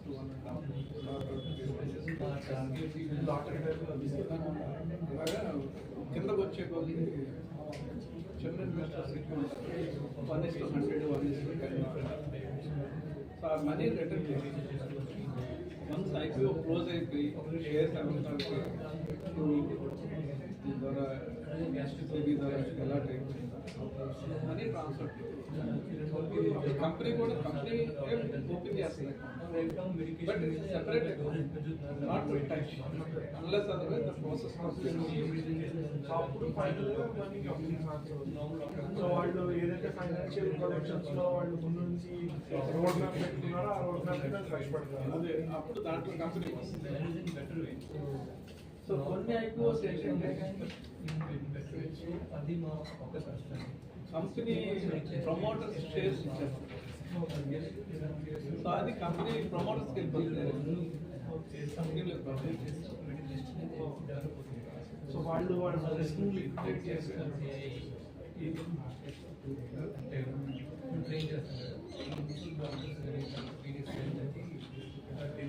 So ఇవంతా కూడా ముందే సెబీకి మనం ఇన్ఫార్మ్ చేయాలి, మనం ఏం చేయబోతున్నాం పబ్లిక్ చేసిన కోసం.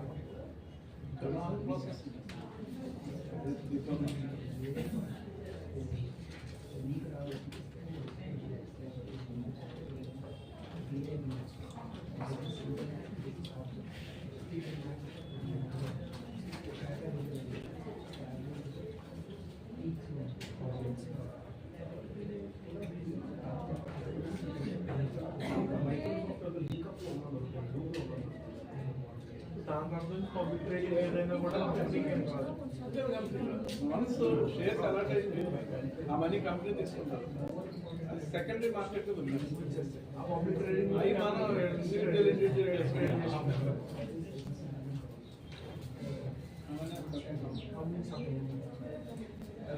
కంపెనీ షేర్స్ పెరుగుతున్నాయంటే కంపెనీ దగ్గర ఆల్రెడీ రిజర్వ్స్ ఉంటాయి కాబట్టి షేర్ హోల్డర్స్ కి ఇవ్వాలి కాబట్టి డైరెక్ట్లీ షేర్ హోల్డర్స్ అంటే ఏదైతే ఈ సాఫ్ట్ రూపంలో కానీ లేకపోతే వాళ్ళు గోల్డ్ ఉన్నాయో అది కూడా పబ్లిక్లీ ట్రేడ్ అవుతుంది కాబట్టి వేరే value involves. This also is restrictions. Period ఉంది లాక్ ఇన్ 3 years. అది ట్రేడెడ్ అంటే లాక్ ఇన్ పీరియడ్ కంప్లీట్ అయింది.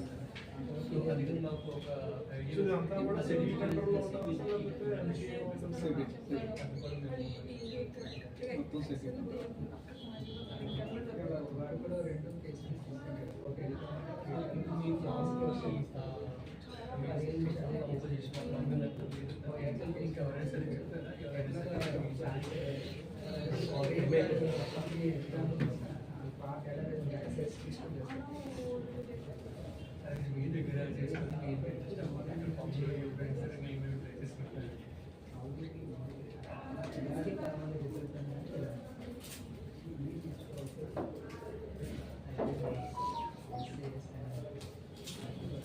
ఇవి మా స్టోర్ లో చేపిస్తాం మా స్టార్ట్అప్ లో చేపిస్తాం. ఇవన్నీ ఒక స్పెషాలిటీ ఉంటుంది అన్నమాట.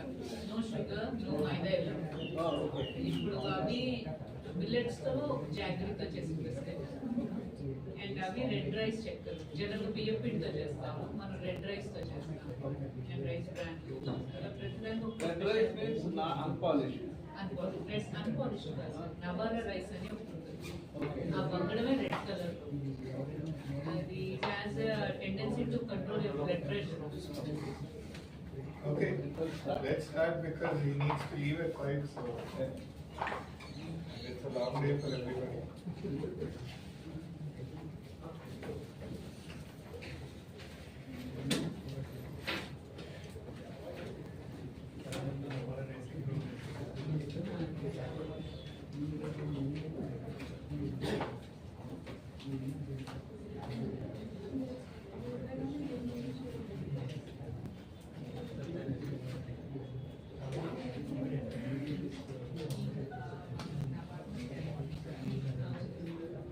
We start and so third is operational risk. Risk related to internal process, system, technology and logistics. So whatever risk involved in our operations, standard operating procedure, ఇది mitigate చేయాలంటే మనకి operations ని standard SOPs చేసుకోవాలి. When you clear SOPs, you can mitigate the operational risk. Risk management framework, technology adoption and supply chain management. Through these 4, we can mitigate this operational risk. So best example, T-Mobile. T-Mobile operations.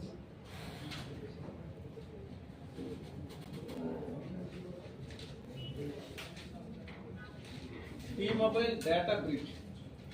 T-Mobile having some software glitch, the customer's data, that what is it called? Data breach that express personal information over 37 countries because of the software glitch. So 37 countries, the T-Mobile users, consumers' personal data got leaked. Just because of the operational glitch, they huge loss for the company. So recently LG Polymers in our Vizag accident, that is also an operational risk. Because after COVID, this type of units, they have to clear SOPs and clear maintenance. After maintenance only, they have to restart it. But they started. Because these type of operational risk, you can associate with the business. You can, mitigate this operational risk. For mitigation, these are the standard SOPs, risk management framework and technology adoption. These are the mitigation process for the operational risk.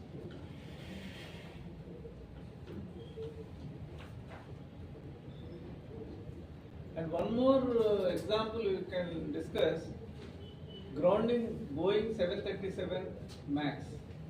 Because this Boeing 737 MAX, there is continuously 2 accidents happening because of some software glitch in the operations. So this when it's happened, 2012. Because of that accident, 2019. Because of that accident, almost 7 months or 8 months grounded all the flights. After clearing of this technical glitch only, they allowed to operate that this thing. Grounding continuously until 2020, almost more than a year. So grounded all the flights. Cause of the grounding, because of software issue. One software issue, faulty malframing characteristics, augmenting system. Software leads to erroneous activities. So training deficiencies. The Boeing 737, they are not giving proper training to the pilots. And design and oversight flaws. These 3 reasons, they sent almost 1.5 years, all the flights are grounded because of the operational problem. That's indirectly financial impact, huge financial impact to the company. And reputation damage, second thing. Third thing is operational disturbances. These 3 risks got occurred. So, on that top of that, regulatory responses, increased security and regulatory oversight board and on that industry. So, the restrictions also increased. Learning lessons, importance through safety assessment and regulatory testing new systems. So, they are not continuously monitoring or regulatory systems, they are not monitoring. Because of that, these 2 accidents happened.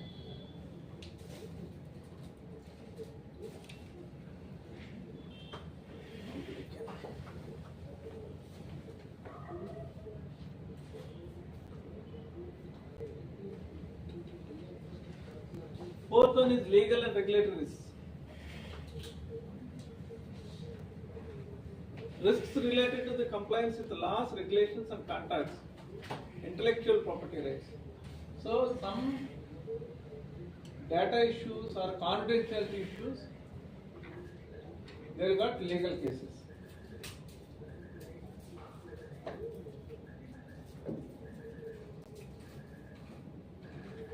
So how to mitigate it? You have to ensure proper counsels, legal counsels, validate our documents and contractual agreements, strict contractual terms and all, and data protection and insurance coverage. Anything happen, but some insurance coverage you have to take insurance policy for this contracts and all. So that we can mitigate the risk.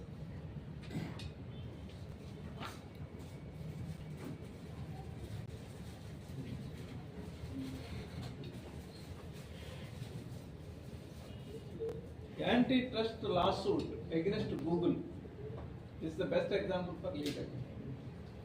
So what is this? October 2020 and December 2020, the US Departments of Justice and multiple states filed antitrust lawsuits on Google. Allegations centered of Google monopolistic practice. The search engine automatic marketing advertisements what only they are monitored, they are promoting that. So because of that, the Google got sued.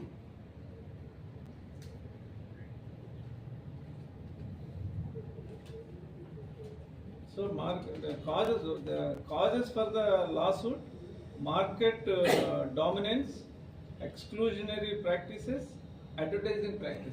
These 3 reasons Google got filed against Google. They filed a suit.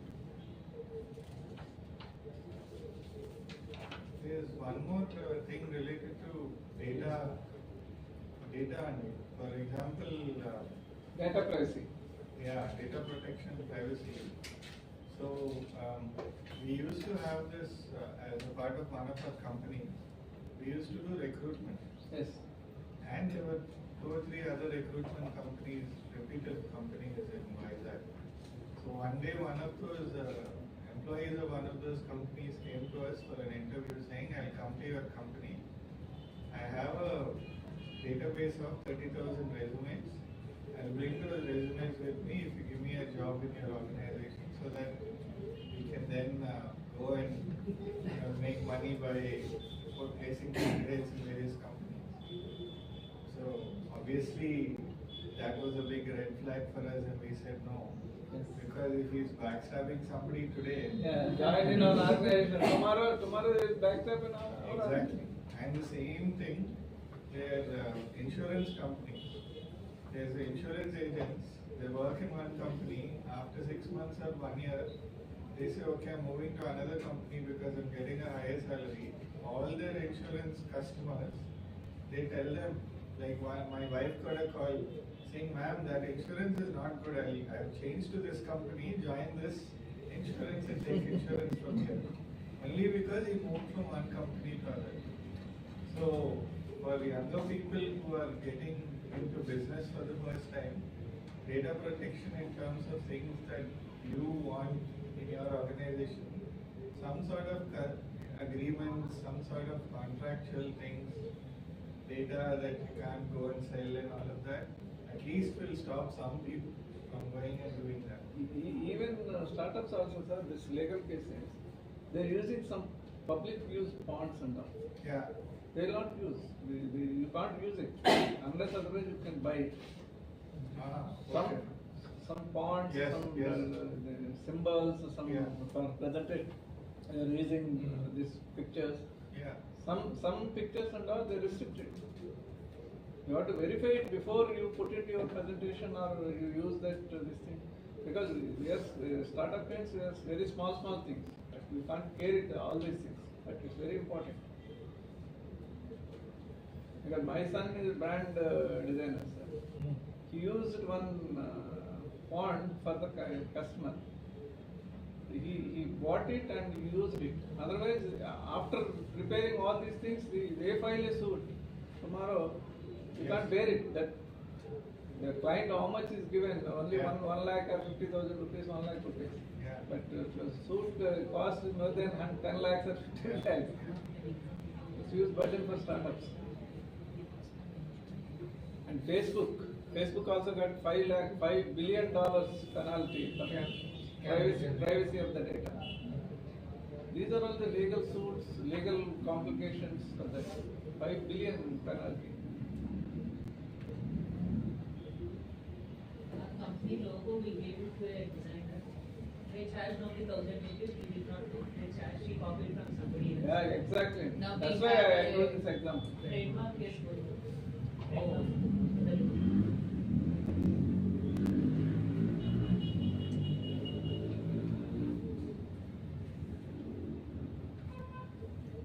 Sir, if you want, I will give the Word document also. In this whatever the cases, risks, what is the cause of the issue and what is the learning lessons, everything is there inside. So if you want, I will share this Word document also.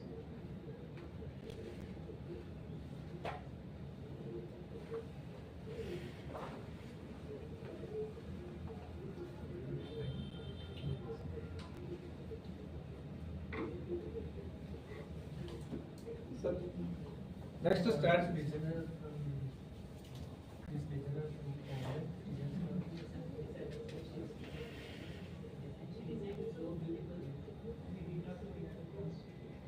Can you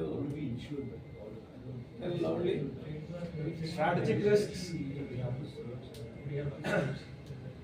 Definition: risks related to strategic decisions, partnerships, expansions, and competitive positioning. So the risk is strategic decision. If you have taken one decision, maybe it's right or wrong. So if it is wrong, there is a huge risk. But before taking that decision, you have to actual situation and you have to take the data and forecasting. You are set now forecasting. So if anything, the risk, strategic risk always be, because take a decision, but we have to start a unit from here or other place. That we don't know whether that place, suppose say some example, I will take one plant set up in, say Tata's. Tata's start plant in West Bengal for this Nanapa. So strategically they start the business there in West Bengal. But unfortunately that government decision because of that local issues, they move to another place. Strategically there is a risk. So mitigate out and strategic planning. So planning is not always be correct and this thing. But at least at most precaution you have to take before taking the decision. So you have to risk assessment. You have to conduct a risk assessment and partnership due diligence, competitive analysis. Okay, sometimes competitors, because of competitors also there is a huge strategic risk involved.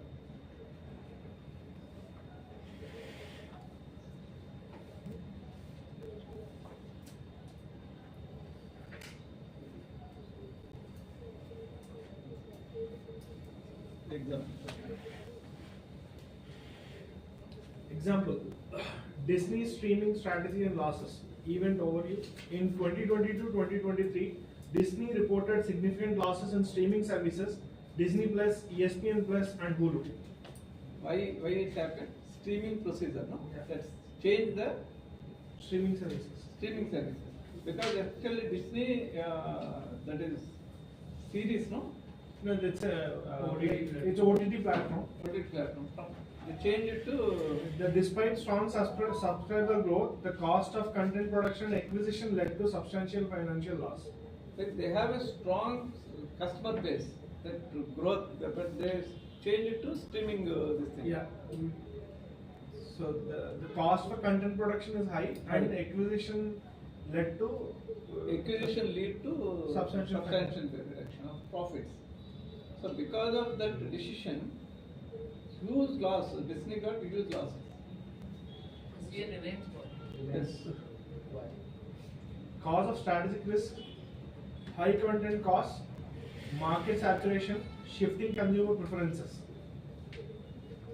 Learning lessons. What learning lessons? That.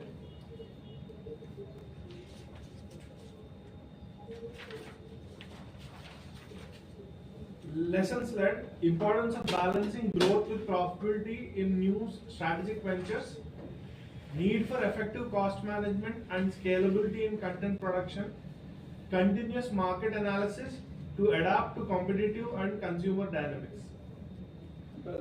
They missed that consumer dynamics and also cost for content production. They missed it, they got huge losses. So last but one, human resource risk. So risk related to recruitment, retention, employment performance and organizational culture. So some of the organizations after COVID, they allowed work from home, or because of that, the facility changes, and some of the organizations they put it 2-tier, 3-tier, they are concentrated. Because of that also, some organizations, their employees are moved. And the risks also, the human resource, better opportunities. What are the people started moonlighting basically? Yes. So always the human risk associated with our business. So what mitigation? Talent acquisition, training and development, and employment engagements.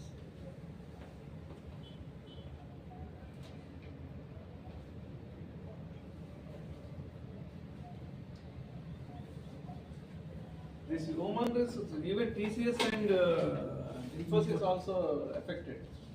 Yes, because they took some decisions. Infosys employees retention rate, huge high rate, Infosys retention rate of employment, attrition rate.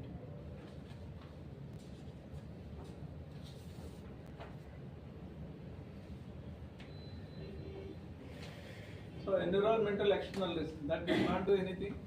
But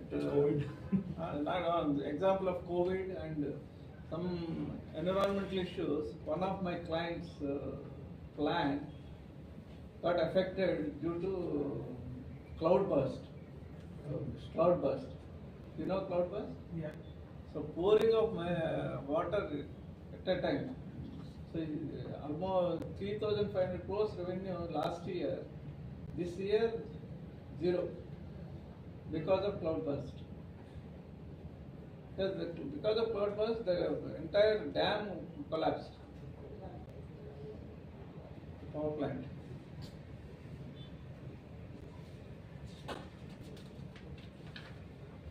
So apart from these risks, you can go back to financial risk. There is again financial risk we can analyze in three categories: liquidity risk, interest rate risk, and credit risk. So the liquidity risk in the market depends on the market condition because of COVID, environmental. Now say our client plant, now it's a zero revenue. So huge liquidity risk. So this financial risk we can categorize into three. So interest changes. Suddenly the government changes, government took a decision with the interest rates because of inflation, they increase the interest rates. Because of the interest rates, use burden on this existing organizations. Earlier we took only 12% or 11%. Suddenly it's increased 14-15%. It's a huge burden. This liquidity, because of liquidity, Jet Railways also got closed. And Kingfisher closed, IFLC, S Bank. These are all liquidity crunches. Because of liquidity crunches, all the businesses are shut down. And interest credit risk.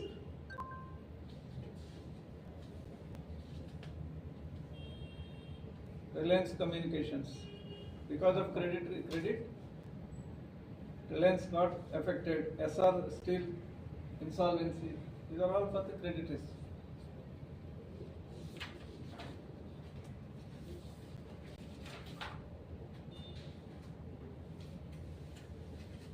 Interest rate risk. Suddenly interest rate increases, the real estate, RBI also, they'll study the trends of the economy. If anything goes wrong in that sector, they will put some restrictions. In the what way? Increase the revenue, increase the interest rate, and margins increases. Suppose say every industry will get 25% is required for the promoters' contribution, 75% they will provide. But suddenly that margin increases to 40%. Or some restrictions they are put, this is a banned sector, you can't give the loans. So because of that decisions, the industry, that sector will got affected. These two sectors recently, real estate and automobile industries impact. So interest rates changes and restrictions.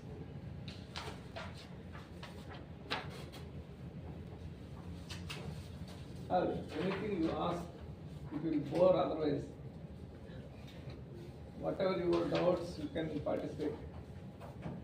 One way, we can't receive so much of time.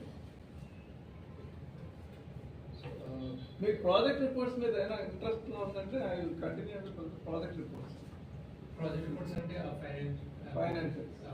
Projections When you go for a loan for a Loan. project, they'll ask you what your forecasts are.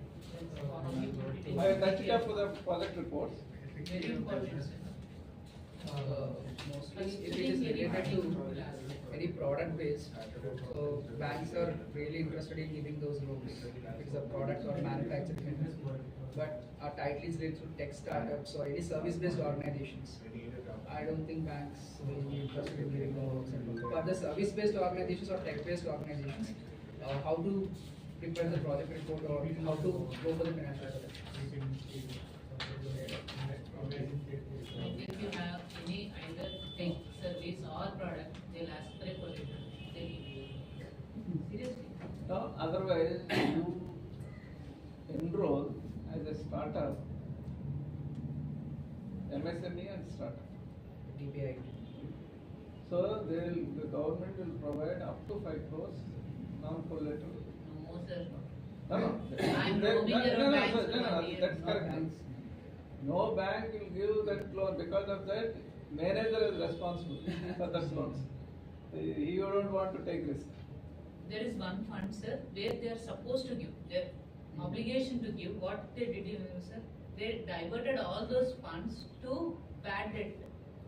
There are bad debts which are not performing. They gave loan to them again, got their loan closed. They moved this money to that. So now for us, I went and fought with them. So we have this fund, you are supposed to give it without collateral. Then one person in the bank told me that has been already moved to some bad debt companies and they are showing it as repaying interest. That whole stream has been social. Actually, that's not correct process. Collateral also at least 1.5 times. So that we are asking. 10 lakhs mudra loan I am not able to get. 10 lakhs. Forget about 5 crores.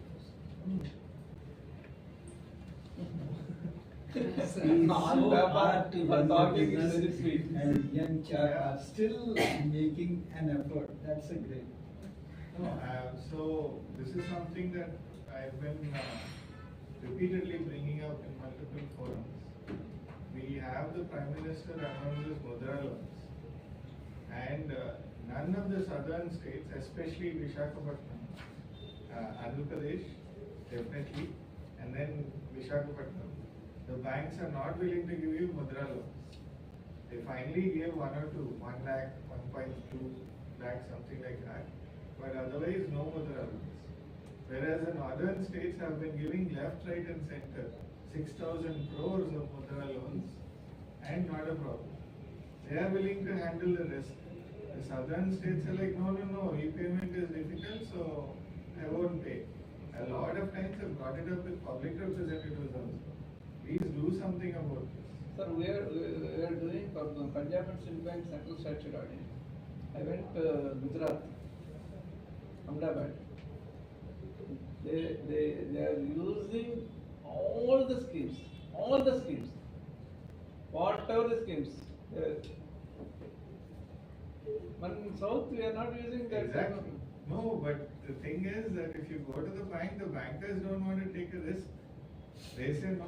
There is a one scheme for manufacturing, small manufacturers for 99 lakh against FDs. 40 lakh rupees FD.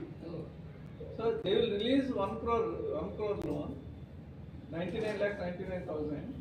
Out of that 40 lakhs they convert it into FD. 60 lakhs only they will 59 lakhs given to customer. That's a subsidy scheme. That is a subsidy scheme. That 49. And out of the 1 crore, you have deposit 40 lakhs into deposit. No bank will give this south to the customers. They don't know it also. The customers they didn't know. Yeah, that's a challenge. So that. Sir, so many loans, more than 50-60 loans. Same criteria, same this thing, same. One chartered accountant will only sign almost 10-15 proposals.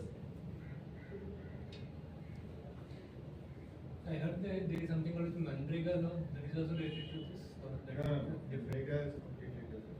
There is no loan for Manrega. Scheme. It's a rural employment guarantee thing. If you work a day, they give you some money. And you're guaranteed to get 100 days of employment because you don't have employment. Dave, that is a completely different story. You go off into something else. It's supposed to be for places where they don't have agriculture, they don't have any way of making money. And so they said, okay, these places where there is rural distress, we'll give you employment for 100 days. Your family members, anybody, if you demand, will give you. So they'll give you 200 rupees for that day or 300 rupees. That only 100 days. Only. They'll go for 2 hours. They'll sit there under the tree. They won't work. They'll take 250 rupees per day, come home. Morning 2 hours sit under the tree, evening 2 hours sit under the tree. 250. All agriculture labor stop coming to the farms to work because they get 250 rupees sitting under a tree. So, yeah. After 100 days, what will happen? Nothing. They can work only for 100 days. So for 100 days they'll go to that scheme. When there is no 100 days, they'll come to our processing center to work. When that 100 days is there, they'll stop coming. I have 15 women employees who work with me in the processing center. When that scheme starts, they will stop. So the challenge is this is supposed to be in the places where there's drought. There's no agricultural land and employment opportunities. So the villages go and create tanks and roads and other things, so that when it rains, the tank will get full, and they can use that. The rivers or the streams that they produce, all of that. So for all of this is where the scheme is for. But because of how our representatives work, they brought it into fertile Krishna, Godavari deltas, where there's plenty of work. I mean, plenty of opportunities. They brought it there, so she's right. I mean, there are people I've seen If them. you wanted to start a unit, don't start it in a labor area, not in a rural area. They won't come. They have this scheme. I mean, they'll come when there is no work under this 100 days. So that's what. And that scheme only 1 hour, 2 hours only they will work. Yeah. I know because All they need, basically, because there is a supervisor. That supervisor, they're supposed to get so much money, 200, which is now 300 or 250. But the supervisor needs to check and say they finished the work. So the supervisor gets a cut, and they don't have to work. Everybody is happy. The government is happy we're giving money. The labor, they're Actually, happy. behind that scheme, very good objective, sir. I completely understand, and it's but coming to the reality, it's entirely is different. I completely understand. I am 100% for that. Even today, Because all rural areas, by this 100 days, some unseasoned this thing, maintenance of these tanks, the roads, everything. But the objective is gone. Yeah, but at least in some places they're doing something related to that. But over here, even here, Andhra Pradesh, if they did it in, let's say, March, April, when there is no harvesting, no planting, all of that, she wouldn't mind at all, because she's not going to use them at that time. But they give it when it's pure harvest time. Harvest time, if you don't have people, after that what do you do? I am 100% with you. we sent representations to connect those people to agriculture. Yeah, it's I necessary. pay that money. So if you correctly So- implement that scheme, That would be you nice. can do the wonders. So those external risks that he's referring to, this is one of those external risks. Sir, we can have so many examples. But Recently, one of my friend runs a company and the cashier stole 7.5 lakhs. But insurance coverage they're able to get under 10%. That is one must for all startups. Insurance, you feel it like a liability, this much amount I'm paying, but that thing during Hudud, when most operations got lost, people who ever got insurance, they survived. But insurance culture, habituated the insurance culture, very good and very safety first, each and every time. Even sir, insurance advisors and insurance reviewers also there for advising the organizations. Because the project, one of my clients' project got affected due to floods, roads and all damages. Project includes the roads. They have to spend. But the policy says it's not covered roads. Because this roads are used by public. But who lays? The project owner only lays that road. So these small issues, we are not giving importance, but it's huge impact. That impact almost 200 crores, sir. Insurance, roads and all, Sikkim, earthquake happened, sir. Because of earthquake, roads are weakened. So all roads got strengthened. Because of the strengthened, the project one only has to spend.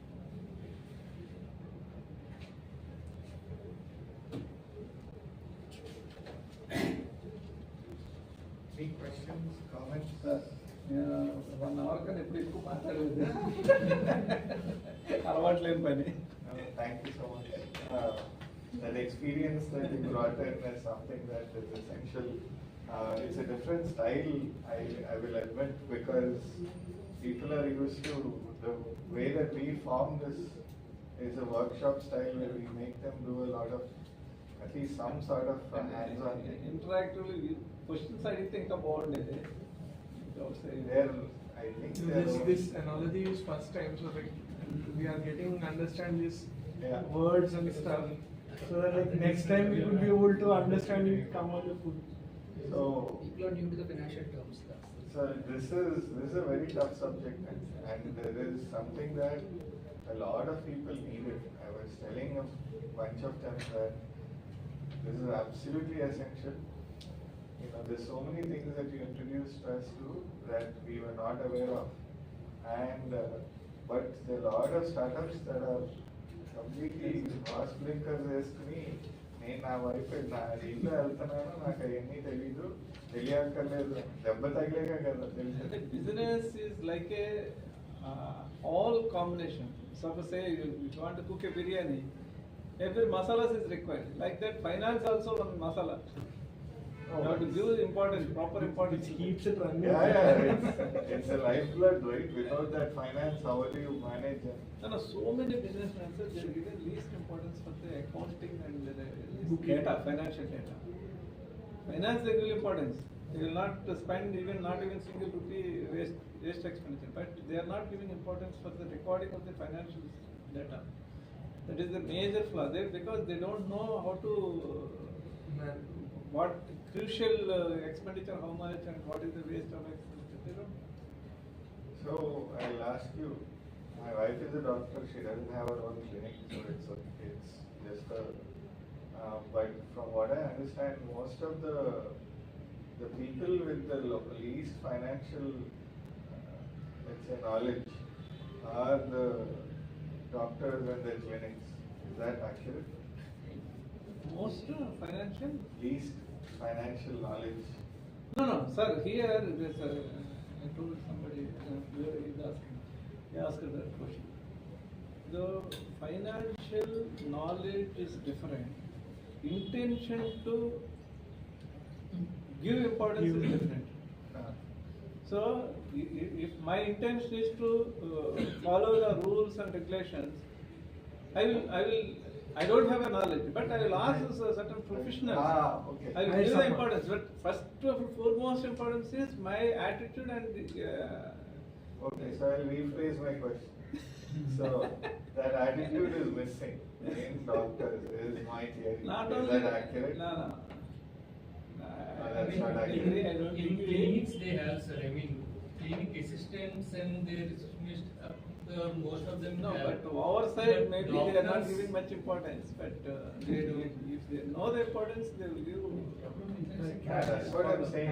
They don't understand the importance. And they have no obligation to maintain the Because cost, nobody they there. make money, they know how to treat patients, they know that okay, based on that I get money, surgery, money, check all of that, but then the how do patients you roll in money, where do you put the tax, how do you do the accounting so that people don't steal money from them, from the side. I feel that they don't know what so much. I don't know, my theory. Yeah, it's partially true. Right, so this is getting recorded. No, we can. Most of the doctors